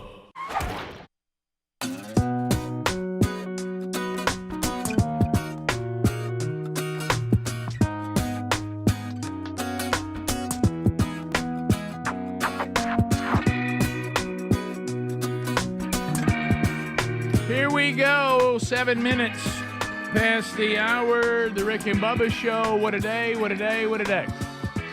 We are thankful that you are here, and we're unpacking another hour. Speedy, the real Greg Burgess, Helmsy, Eddie Van Adler, the gang is all here. And we're excited to go forward with you. Welcome back, Bill Bubba Bussy. Howdy, Bugsy. Glad to be here. Thank all of you for joining us, and thank you for giving us a mere 5 hours each and every day. That's all we ask for. Well, man-made global warming. We all are being sold it is just, what are we going to do? Has the Earth heated and cooled over time? Yes, it has. But what is the role that human beings have played in it, if any? Well, we have a geologist that is going to say man-made global warming is a fairy tale. Burn, baby, burn. Burn, baby, burn. So here we go. Somebody say. Burn, baby, burn. Bubba, are you familiar with Burn, Ian Plimer? Are you familiar with him? Plimer? I don't know about Ian. Let's see. Okay, I know who you're talking about, but no, up to this, I haven't been. Well, bottom line is, and we've been saying this on the show for years, climate has changed. There has been extreme climate. And as long as we have been keeping weather records, and even long before we kept weather records, things like ice ages and all of this. So the floods, like so a worldwide catastrophic stuff from we've had. But what role do human beings play in affecting climate? Well, that's the question, and we have said correctly, man-made climate change is a hypothesis. It's a theory. It is not scientific law, as many would want you to believe. Well, here's a geologist, Professor Ian Plimer, and he is going to dispel the hypothesis of man-made global warming. And he's a heavy breather. I apologize for that. Okay. Greg's not going to be able to get through he's warm. it. Okay. He's either out of breath or just a heavy breather. But he has a great point. All right, here we go. I don't have opinions. Oh, here he is. I have demonstrable facts. No opinion. Fact. Right, these facts are validated, and these facts are repeatable. Hey, breathe. Fact number one. No one has ever shown that human emissions of carbon dioxide drive global warming. Never been shown. And if it could be shown, then you would have to show that the 97% of emissions, which are natural, do not drive global warming. Game over. We are dealing with a fraud. It's a scientific fraud from day one. We hear the propaganda that increases of the gas of life, a trace gas in the atmosphere, will bring a disaster, and that we will have runaway global warming. Sorry, folks, we've known for 200 years from chemistry that it's the exact inverse.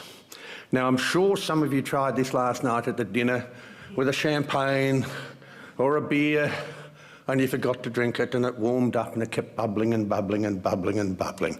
And that is the inverse solubility of carbon dioxide. We've known that for 200 years. We see it from the ice cores. When we drill into ice, we have chemical fingerprints that tell us what the temperature was, and we have little bits of trapped air.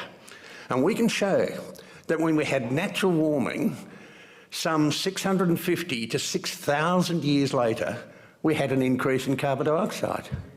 It's not carbon dioxide that drives temperature. It's the exact inverse. Another fraud. But we need your help.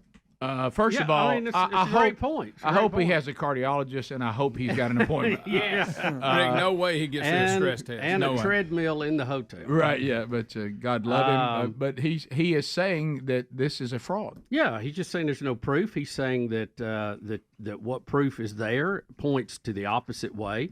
And the big point he made at the end was, based on these core drillings we do at Antarctica, we can pull up ice and snow that have, been in lower layers that obviously were at an earlier time. And it looks like the temperature goes up before the CO2 goes up. So it couldn't be causing it. It's reversed. So, again, there's a lot of argument about this. It's not... But there is an argument. So you're made to believe by the left there's not an argument. Right. There's a scientific method. We've talked about it. It has been unable to prove that. Just like it has never been able to prove that a one-cell organism will turn into a six-cell organism if we just leave it alone long enough. Never has happened. No proof to that. There's no observational proof to that. It's all theory. And, it's fun to talk about and all that, but it's you see a group of people trying to use this. I don't even think they believe it, really, just to be able to tax people and control people the way they want to, like we saw during the big COVID deal and the vaccine scares and all that. I mean, it's just ridiculous. How dare you? If you've lived long enough, you just see it yourself. Bubba, you are intelligent. Thank you, Bill. Well, and on that, and like Bubba said, and it's true. Anytime right now, what's happened with man-made global warming, and Bubba is spot on. The discussion which we need to be having is over. Now it's just a tool, and if overreaching, hungry-powered politicians and central governments can't get you to do something because you're clinging to your liberty, they'll try to scare you into doing it. Well, here we go again. And if I could quote, we saw the clip earlier, James Gregory. I mean, he's not a climatologist, but, I've lived now through, I guess it would be 60, it'll be 59 summers. I'm heading into summer number 60. A couple of the early ones I don't really remember, to be honest with you, but all the rest of them, let's just say 55 of them have been hot. Yeah. And some were hotter than others. Always, yeah. For as long as we live. It's all I can report. This same geologist, I saw him on a panel before, and he was hated because he was with a bunch of Europeans. I mean, he was just hated. And he had a financial guy with him on this one, and he said, under any circumstance, would the financial institutions continue to invest in places that the climate change alarmists say will not exist? Right. And he said, absolutely no. And they're investing in it in a big way and have continued to invest in it in a big way. If they believed it, they would not be part of these investments. So it goes back to what we've already said. If you'll just pay attention, and really this really works with most anything. If you just pay attention, sooner or later the truth comes to the top, because what is really true can't be stopped, because we have a hard time living something different than what we actually believe. And so it takes a lot of work. Yeah, and I mean, you can be an actor for a while, but eventually, it all kind of just rises to the top. You would want to bet your life on it, or you wouldn't want to bet your oceanfront property on it. Right. Yeah. We'll come back. Speaking of that, bird flu. Uh-oh. We told y'all to look out for bird flu, and here she comes. How do we get the mail-in votes, and how do we get the drop boxes? You got to have something to scare everybody. Here we go. Rick and Bubba, Rick and Bubba.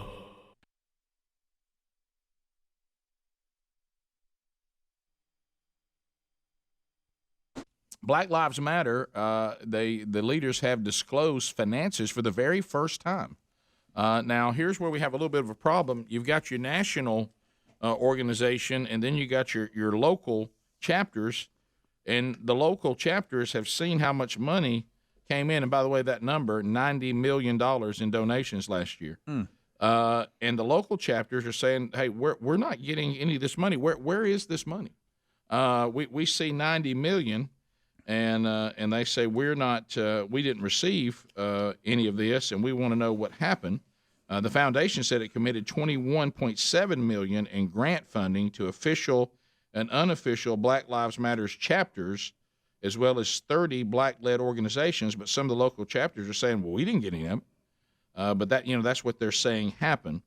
And so, this is the time now where their finances have been made public for the first time. I guess there'll be, it sounds like already there's going to be a little bit of rumbling even within the organization of people saying, you're telling everybody that you sent 21.7 to the local chapters, but we didn't get any of that. They ended 2020 with a balance of more than $60 million that didn't go to anybody after spending nearly a quarter of its assets on the grant funds and other charitable giving. But again, people are having a hard time with these broad titles. What does that mean, and where is that?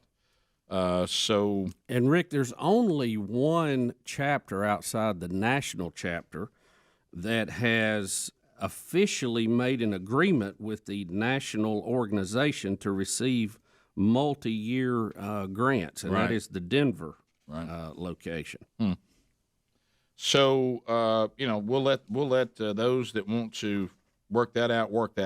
I don't know, the details or where everything went or how it's handled. It may have all been handled perfectly above board, but there's some questions among the organization and the local chapters. So they're kind of grumbling amongst themselves because, it's one of those kind of things where, like, if you're part of some movement, you're kind of fired up and you're kind of led to believe, and I'm not saying this happened, but we're down with the struggle and we're barely getting by and we're fighting to get the pennies to make it from one protest to the next and we're all down for the struggle and the world's against us and we're a grassroots organization, and then all of a sudden you're sitting around and the money comes up and somebody says $90 million to you, like, my $90 million, right? And then you're hearing 21.7 went to who? And you're starting to look around at your chapter going, did anybody hear? Hey, what? I thought this was I thought we were barely surviving, and so I mean, and we'll see. Who knows? But I know a lot of it. If you remember, this was nothing that was up for debate. This is not through a filter of a political view at all. But we know for a fact, because all you had to do was look at the URL yourself, that a lot of it was going to the Democratic Party, and so that's where probably a lot of it went, according to and that's okay if that's the candidate they want to support, as long as they do that above board and the way it's supposed to be done. That's fine. But I think there were some people that may not have known, as we were talking about, that had all the best of intentions, that they were also providing funding for the Democratic Party. Yeah, they say they had $8.4 million included in staffing, operating, and administrative costs, along with other activities such as civil engagement, rapid response, and crisis intervention. I think the thing, and you have to guard against this, and it's not just Black Lives Matters. It's any group. No, of course. It can be the local athletic boosters. If you like get in Valdosta, maybe. Yeah, if you get just all that's a whole different thing. But no, the point is, when you start getting a lot of money coming in, you have to really watch that, because it can get off the track for its its cause. And when you have that kind of money coming in, $90 million. And I'm going to guess a lot of people in the top of that organization that's not used to running with that kind of money. Right. Well, that would be, I would say most people in this country would not be used to that kind of money coming in quickly. No. And so you're going to have to really have some people with strong character running that to make sure it doesn't run aground. Right, because what's going to, it don't matter what the name of the organization is.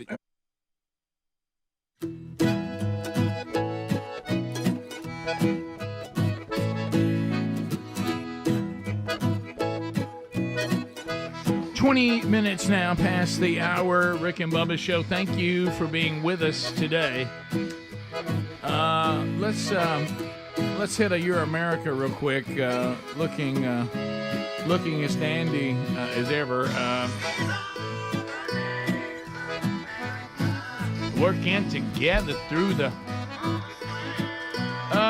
Well, we see them now searching, trying to find some way. How will the upcoming November election, what will be the terror that Americans will be scared with, and be convinced that, we got to go back to the way we voted in the 2020 election and all the things, end of time. How dare us ask people to identify themselves and literally go to their voting location and vote in person.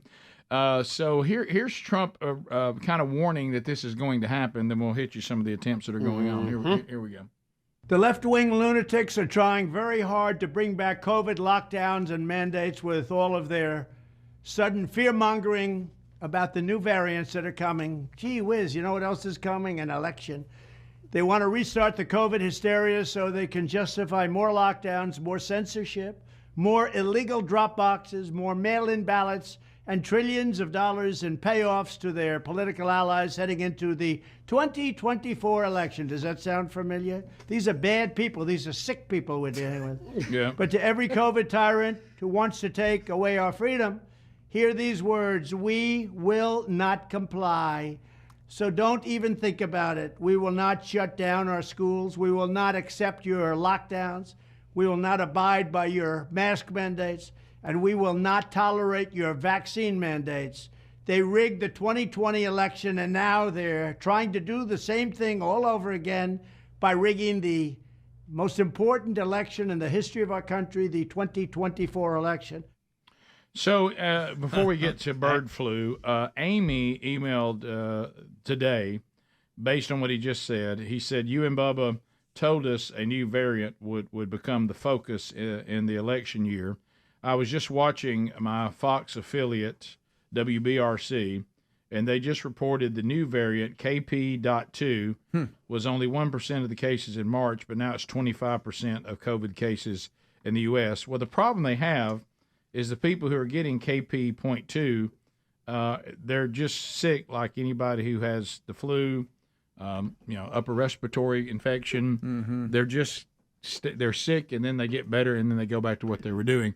It really is not. There's not some big death toll tied to the new variant. Well, I will say this: the people on the extreme left, their playbook is very predictable. It is, and you know what's coming. Yep. We've said this all along. I told you guys the other day, if you watch how some of the trending is and how the stories are covering it, you see that they're going. Bird flu, I think, is going to be where they try to land this. Yeah, we got stories today. Pun intended. Yeah, bird flu in U.S. cattle has caused concern among milk drinkers.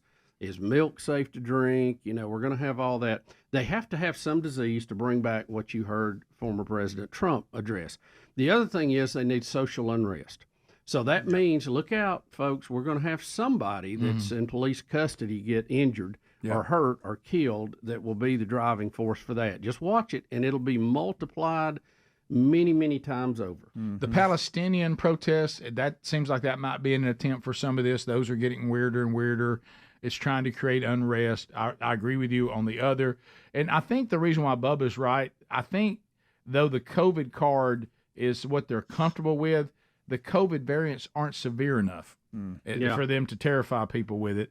Nobody wants to get sick, and nobody wants to get it. But, but bird flu, now see, that's scary. Right, we got something new. Right. Because it's got a mortality rate that's scary. There's not a whole lot you can do for it. Even if you catch it early, there's a couple of antivirals that might help you, but it's got a high mortality rate. Now, where they're struggling, it also has a very low rate of infection. They don't have enough people with it. Right. So what they're trying to do is tell you, well, that they're going to get it because it's getting worse. And jumping the cows. And even though right now I think we can only document 2 people, but they're saying we're monitoring many more than that. Well, that might get it. There has been an increase in bird flu. Sure. But again, you got to look at how they phrase this thing and how you get it, and how the media will phrase it. Now we can have, Rick, 0.5% bird flu infected people. Okay, and if we have 0.5%, we carry it up to 1%. They won't say that there's 1% of the population with bird flu. They will say it had a 1,000% increase. There it is. Yeah. So See, it's all in the phrasing of it, and it is 100% or 1,000%. However you want to look at it, it's still a minute number that doesn't matter. All right. So here's how they're doing it. Bubba's exactly right. I'm reading this and listen to this play. You got to understand these narratives. So they're trying to think, how can we scare people that they think they're going to get bird flu? Because people are just thinking if they don't deal with livestock, they're not going to get it. And we can't quite get them focused on that there's enough people that have it that they got a chance of catching it from another person. So it looks like they're trying to land on raw milk. See, this is what the headline will say. Raw milk is more likely to give it to you if dairy cows had it that actually produced the milk. Right. Now, and this is how they do it. Now, see, this number sounds bigger. 27 states permit the sale of raw milk. Now, that's their way of telling you that in 27 states you can get bird flu. Well, even though that really doesn't say that. 27 states may allow it, and there may be only 3 gallons sold in that state. Right. Exactly. Right.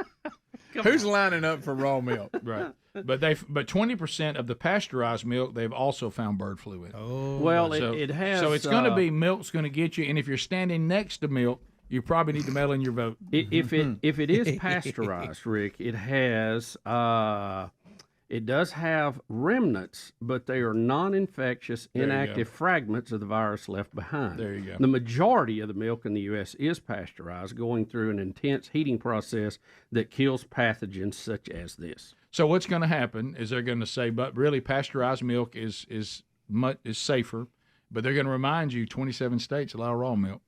Yep. And what Not they for really the mean team. by that is you can get bird flu in 27 states. That's really what That's mean. what it means. Yeah, and If you drink raw. And I'm going to bet that if they can find states that are really, really important to the election, it's buddy. going to be a raw milk state. I mean, Pennsylvania, and if you go Arizona. if you have to identify yourself at a precinct, you'll die of bird flu. Yeah.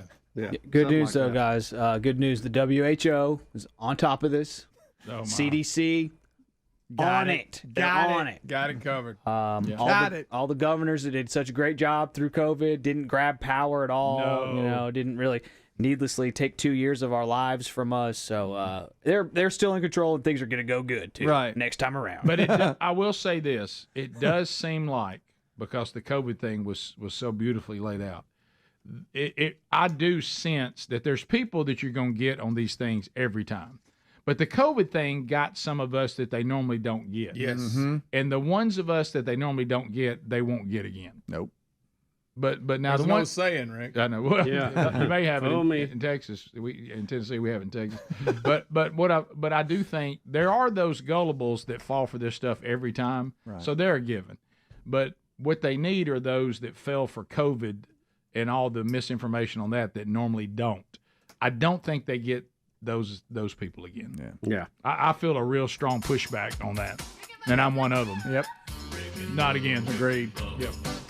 Yep. Bottom of the hour. We'll be back. We'll get some more of your phone calls in and look at more stories that are still there today.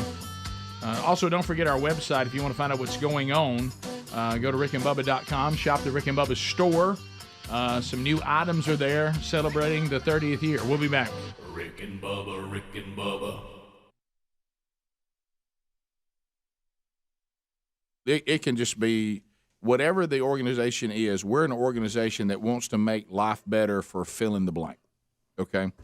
Well, if you get $90 million, what people want to know is, so what are you doing with the $90 million to make the lives better of the very people or the organization or the cause that you set out to make life better?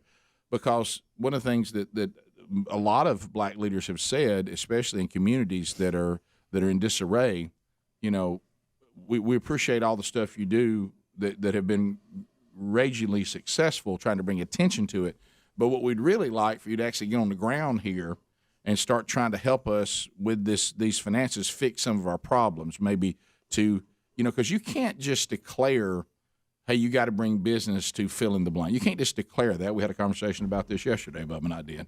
Well, if the business can't survive in that location, then they can't just stay there just cause, you know. And if you want to, you know, you got to get on the ground in the communities, and you can't say, well, if we just had some funding, like say for our school system, and fill in the blank community. Well, if Black Lives Matter's got $90 million, maybe they could come here and build this facility we really need. Maybe they could come here and you know, help with this situation where an after-school program that doesn't have funding, so kids are not out on the street if their parent or single parent is having to work. You know, you'd kind of see people saying, if we've got that kind of money laying around, we'd love to see it invested in some of those things, not just in political agendas. And by the way, the election's over now, so we, you know, I think you've seen some of these local chapters going, we don't know where's ours. And that's a legitimate question.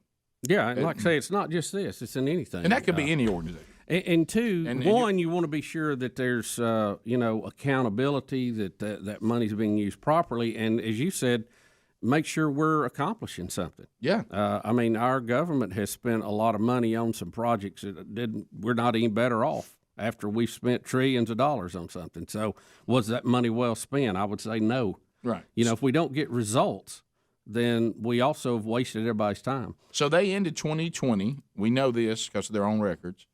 They had administrative fees around a little over $8 million. They did $21.7 million. They claimed that they handed out to charitable organizations, which they may have. and chapters. Now, there's some chapters saying we didn't get any of it. So they know that there's $60 million still there. And I do understand the real world that $90 million and $60 million sounds big, but when you think about some of the things that need to be done, it suddenly is not as much money as it sounds like. However, the little boy with the starfish on the beach, you can certainly go into the communities that you have the money for and say, made a difference there. Mm-hmm. You know, you can't solve every problem, but you can help solve some and have an impact. So I think that's what we're going to start seeing now because the election's over.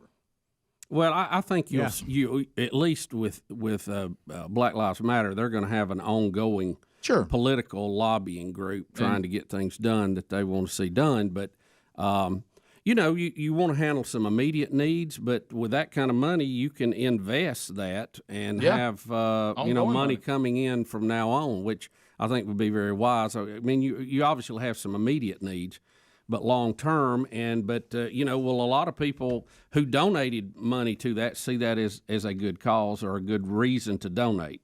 If they go and invest, say, what do they got left? Say they invest $30 million in the stock market, and bonds and things to have returns coming in that from now on. Are they going to go, well, I didn't give you my money to invest in Wall Street, but Wall Street's giving you a return on it. So you start running into this thing. Well, that's not what we believe in, but that's how you keep money coming in. No, you're right. No, what do you do then? Anytime you're taking people's donations or churches that are taking people's tithes, you're held to a very high standard of responsibility what you do with it. Yeah. And people have the right to ask hard questions, and they should. Because what you want to see is if we're generating this kind of response, then let's make sure that we're doing what the organization says they were here to bring attention to and problems they were here to solve. We'll be back. Rick and Bubba, Rick and Bubba.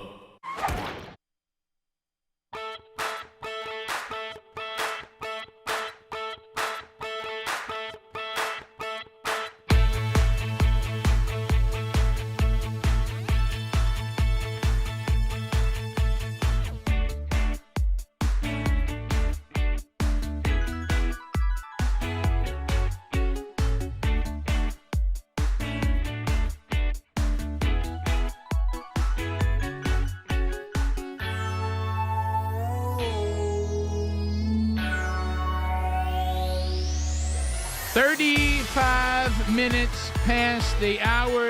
Let's go. Yeah, pretty much. Let's do it. And now am willing to make the break that we are on the brink of. My cup is on the table. All of this feeling waiting here for you to take a drink of. Same old story. Take it. Turn some pages.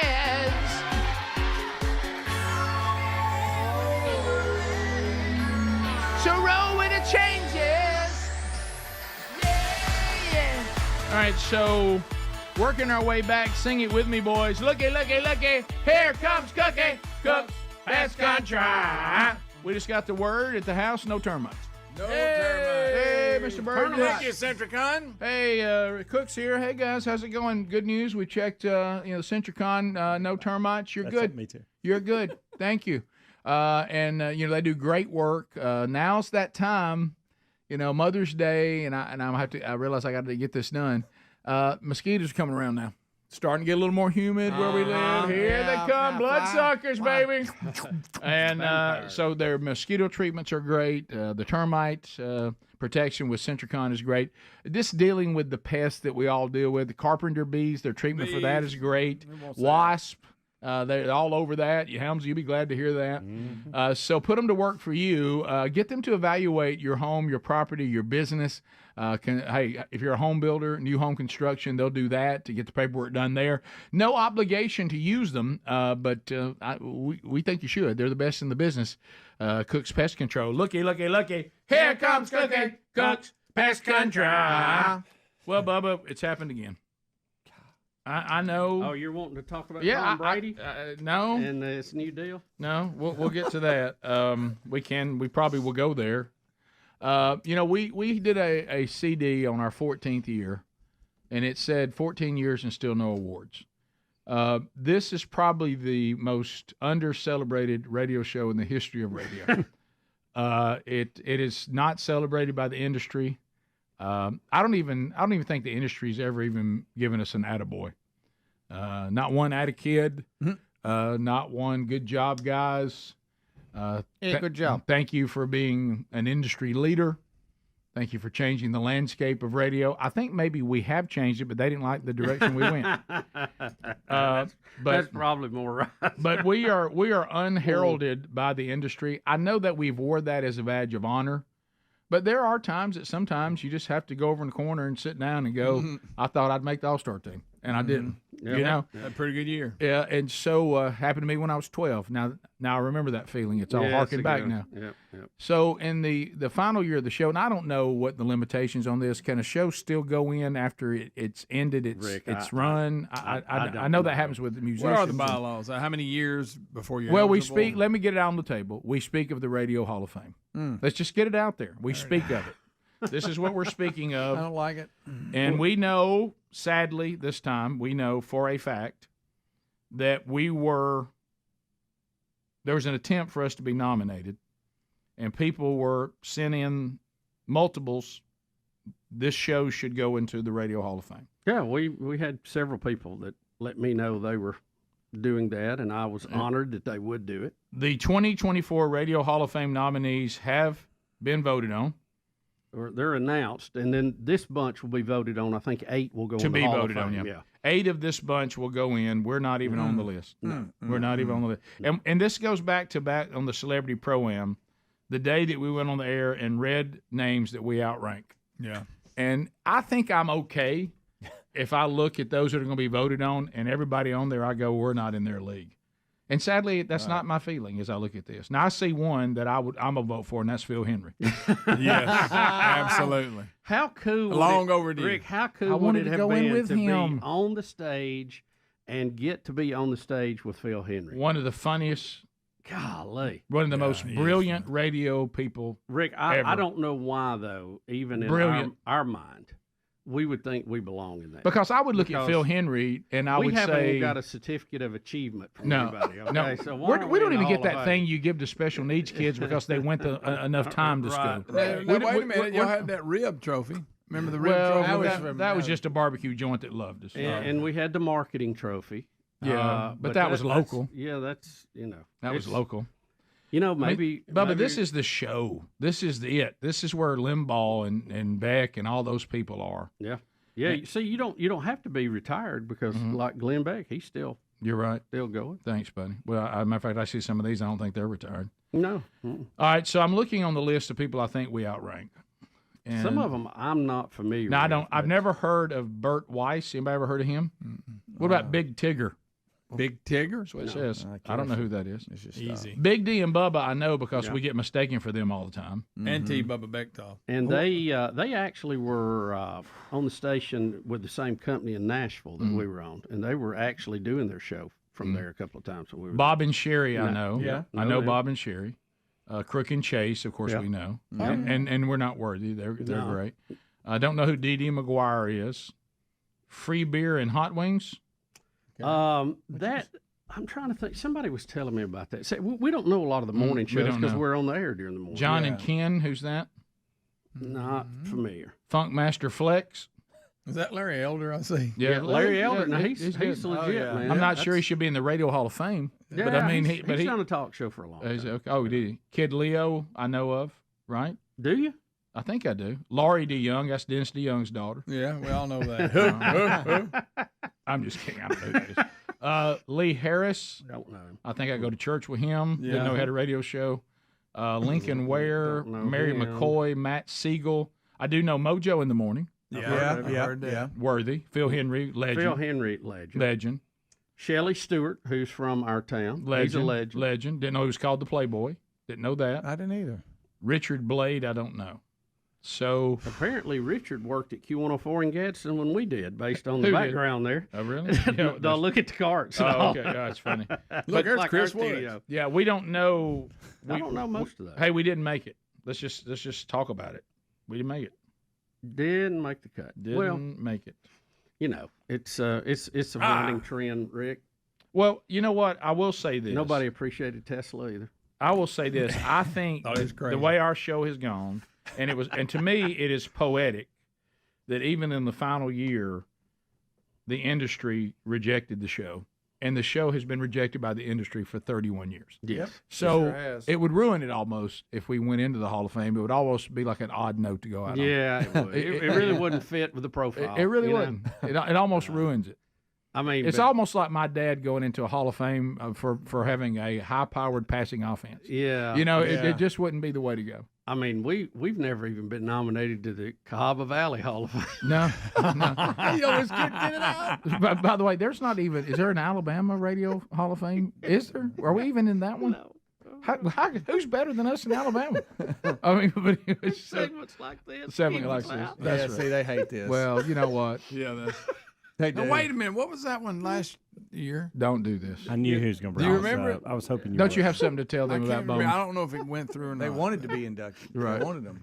Yeah, but that was Alabama's. Look at Bones. Here he goes. Alabama Music Hall of Fame. Well, what were we doing in there? No, it was close to that, but it was. Was Mr. Lucky going in? What are we talking about? I don't know. So, man. Look, we're not worthy. Just is what it is, guys. It really are. And I would feel okay about it, but when I see Phil Henry went in, I thought that would have been an honor. You think those shows have a Willamette? Look how big that thing is right there. Well, I'm going to tell you think what. they got a big boy in the studio? No, they don't. If it wouldn't hit traffic, I'd like to take the Willamette when this is over and roll it down the road here. Well, can I tell you what? Just see it going over and over. Would that not be cool? Just getting up speed going down the hill. Did you see that email that guy sent us about mobile salt broadcast vehicle? I think that's actually a gift horse. Should we look that in the mouth? Willing to take it away? We need to talk about it. Yeah, but I want to spin the wheel in the back of y'all's truck in traffic. Yeah. Well, let's go back to this. And scream me. Let's go back. Let's go back to this. Okay, we have always made fun of the industry, and we're not welcome at the cocktail parties at the table where everybody pats each other on the back and talks about how great their programming is. We just don't fit in. We're not welcome, and we've been left out again. And we know this feeling. It's very familiar to us, but. It's hard for people that you make fun of to actually give you an award, and I have to probably I have to take that and embrace that. Yeah, you know, you're it's right. you know, Remember what Jerry said about comedy? Yeah, you're right. So there we go. So anyway, the 2024 class that's going to be voted on, we didn't make it, and we know that we have out again. So there we go. To the showers, boys. Yep.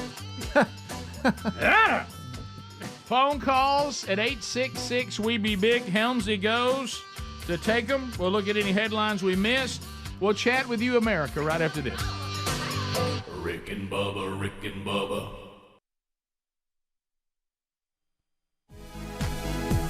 Thank you for being with us. Things you need to know. Rick and Bubba's world's largest classroom.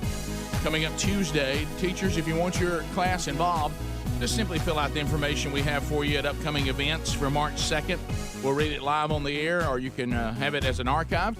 You can watch it, listen to it on your time or live, and we'll have your class listed right there as part of Rick and Bubba's world's largest classroom for Read Across America. We'll do green eggs and ham as we do most every year right here. Also, events coming up this week. I'll be out and about with themanchurch.com. Men's events coming up Friday night. This is free, Men of Valor event.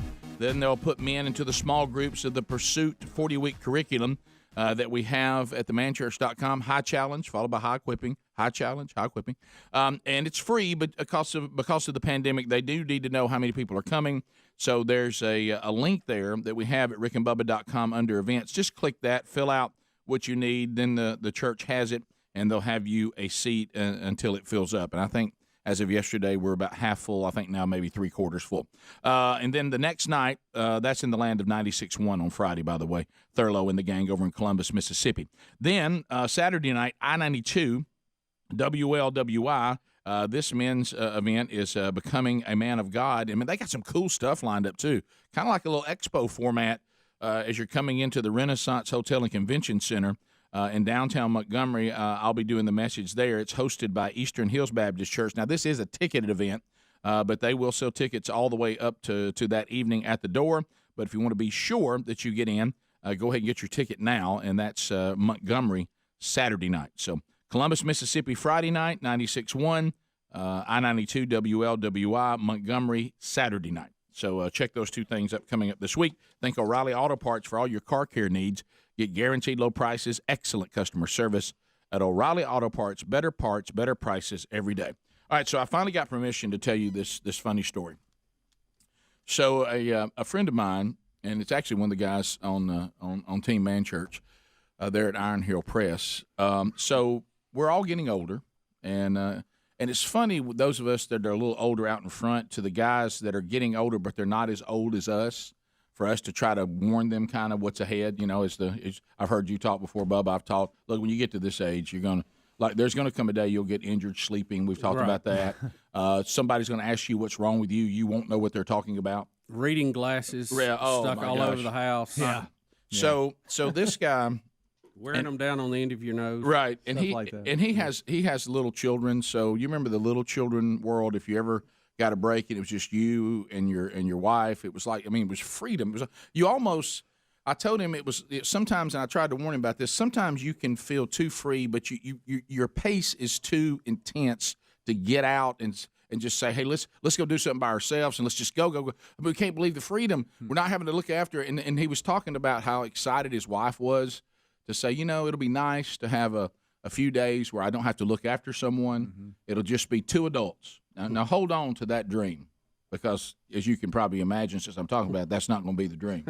So they just, you know how sometimes a picture is worth 1,000 words, and I apologize for those of you that are listening, because you're not going to see the picture when I show it to the guys. When he sent me this picture, have you ever just had a picture? You don't, not yet. I'm not ready for it yet. And you just start laughing your head off uncontrollably. Just the picture, just the sheer picture, because finally everything you were picturing in your mind, somebody says, and check this out. All right, so he and his wife decided, and I've actually thought this would be fun too, and I think we did it one time, Bubba, with some couples where adults go to a theme park. You don't have any little kids or anything, Rough Riders up and all that. Now, we were younger. Now, we were younger than even he is then, okay? So he said, my wife and I, we were going to stay at a really nice resort, so that's the romantic side of it. But we're going to go, just the two of us, to Universal Studios, baby. Oh. And we're going to go wide open, okay? We're going to ride the rides. We're going to do the stuff. And so he says, we just come out of the break. Now, I'm not familiar with this roller coaster that they now say it's the most famous roller coaster in the world that they have now at Universal Studios. And I may not be saying this right. It's either Hagrid's or Hagrid's Motorbike Express. It's one of the most famous roller coasters in the world right now. It goes 50 miles an hour over 7 times, and it drops you 17 feet while you're sitting still, goes backwards. Oh. So it gives you a lot of different things throughout. Mm-hmm. It gives you – it's almost like it said if you took the hits, it's almost like you hear the greatest hits of roller coasters everywhere. Yeah. They put it all in one roller coaster. Okay. You just doing everything. You go, well, this roller coaster goes backwards. Oh, we do too. This –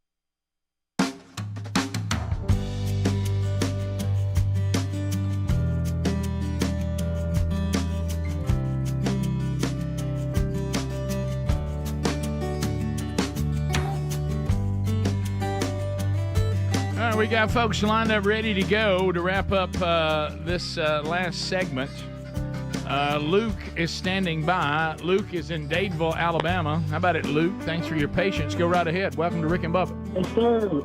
Hey, man, I just wanted to say yesterday I was looking on Spotify and I saw where your episode on the David Pollock podcast was out. And so, it came out in 2 parts. And so I listened to the one from last week and the one that was released yesterday, and it was really good, man. I got a few takeaways from it. I actually found some songs from Mr. Lucky on Spotify, and then I got to looking on there, and I saw on Spotify they have all of your discs, like all of your best ofs on Spotify. So I'm like, man, I found the jackpot. And then the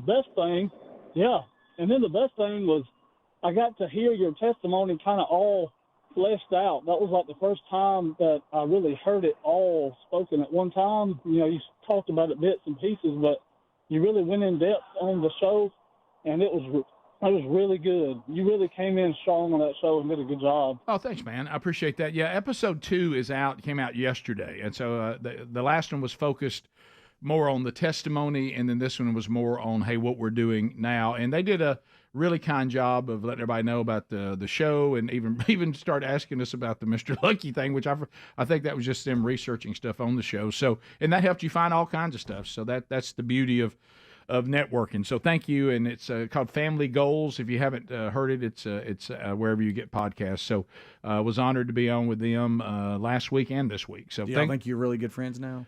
Yeah, it's all over now. I mean, it's now I'm saying things like homie G back and things like that. So Chuck in Cincinnati wants to discuss the Hall of Fame. Chuck, go ahead. Yeah, I mean, I hate to bring this up, and I hate to go ahead, Chuck. I hate to heap it on you, but free beer and hot wings.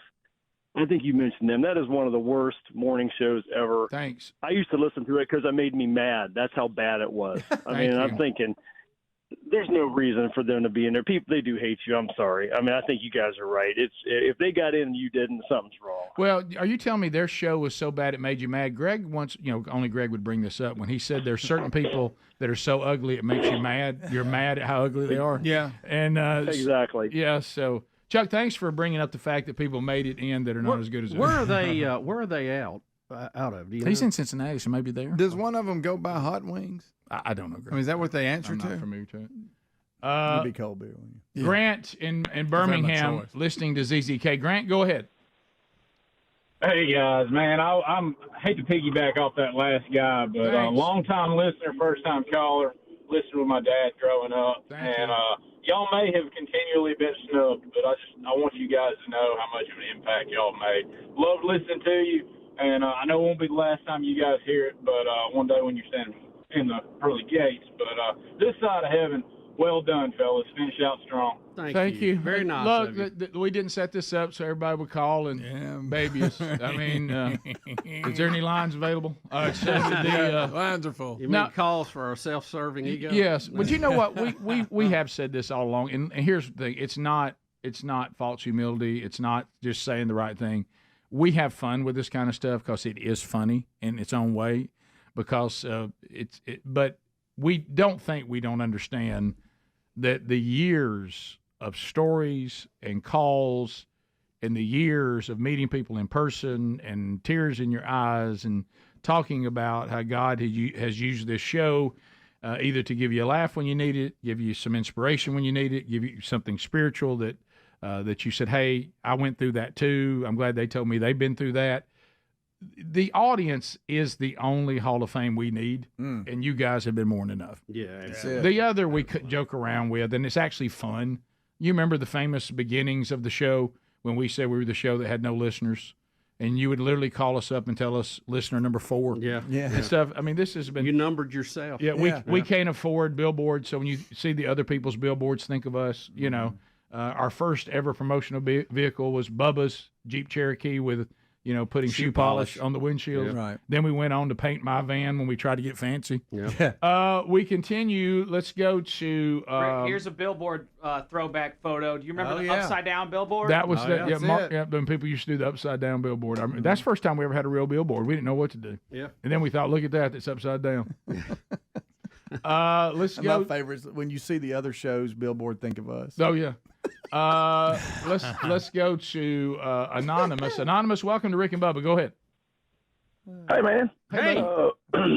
I just gonna talk to them about back in when I was 15, 16-year-old they wasn't on Q104, but they was talking about when the temperature got up to 104, they was gonna give a prize.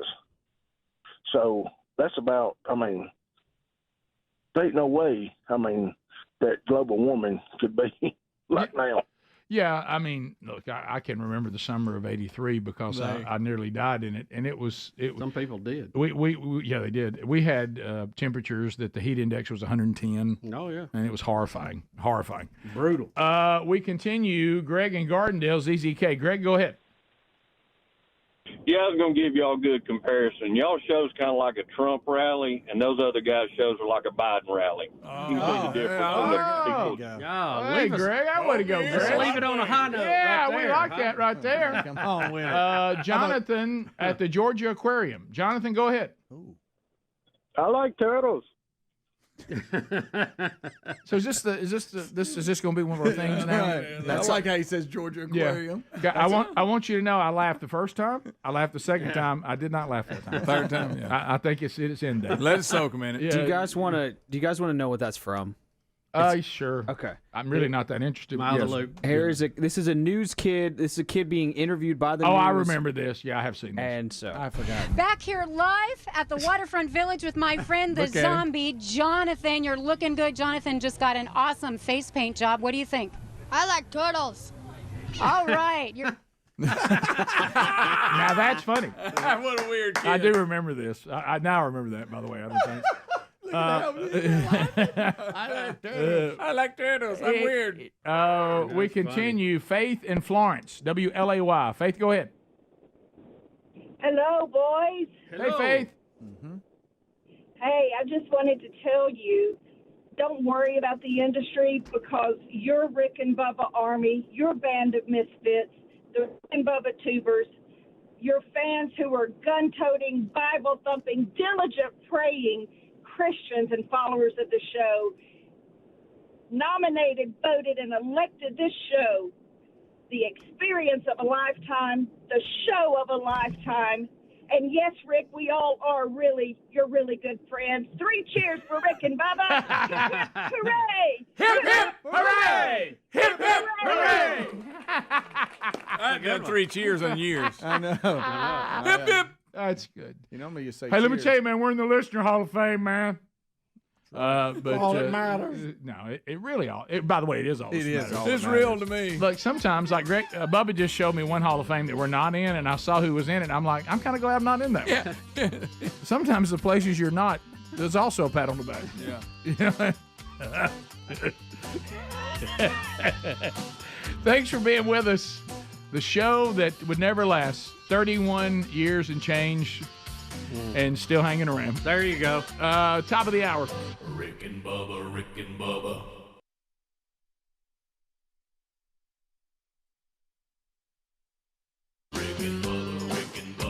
This is the Rick and Bubba Show. Watch more at blazetv.com/Rick and Bubba.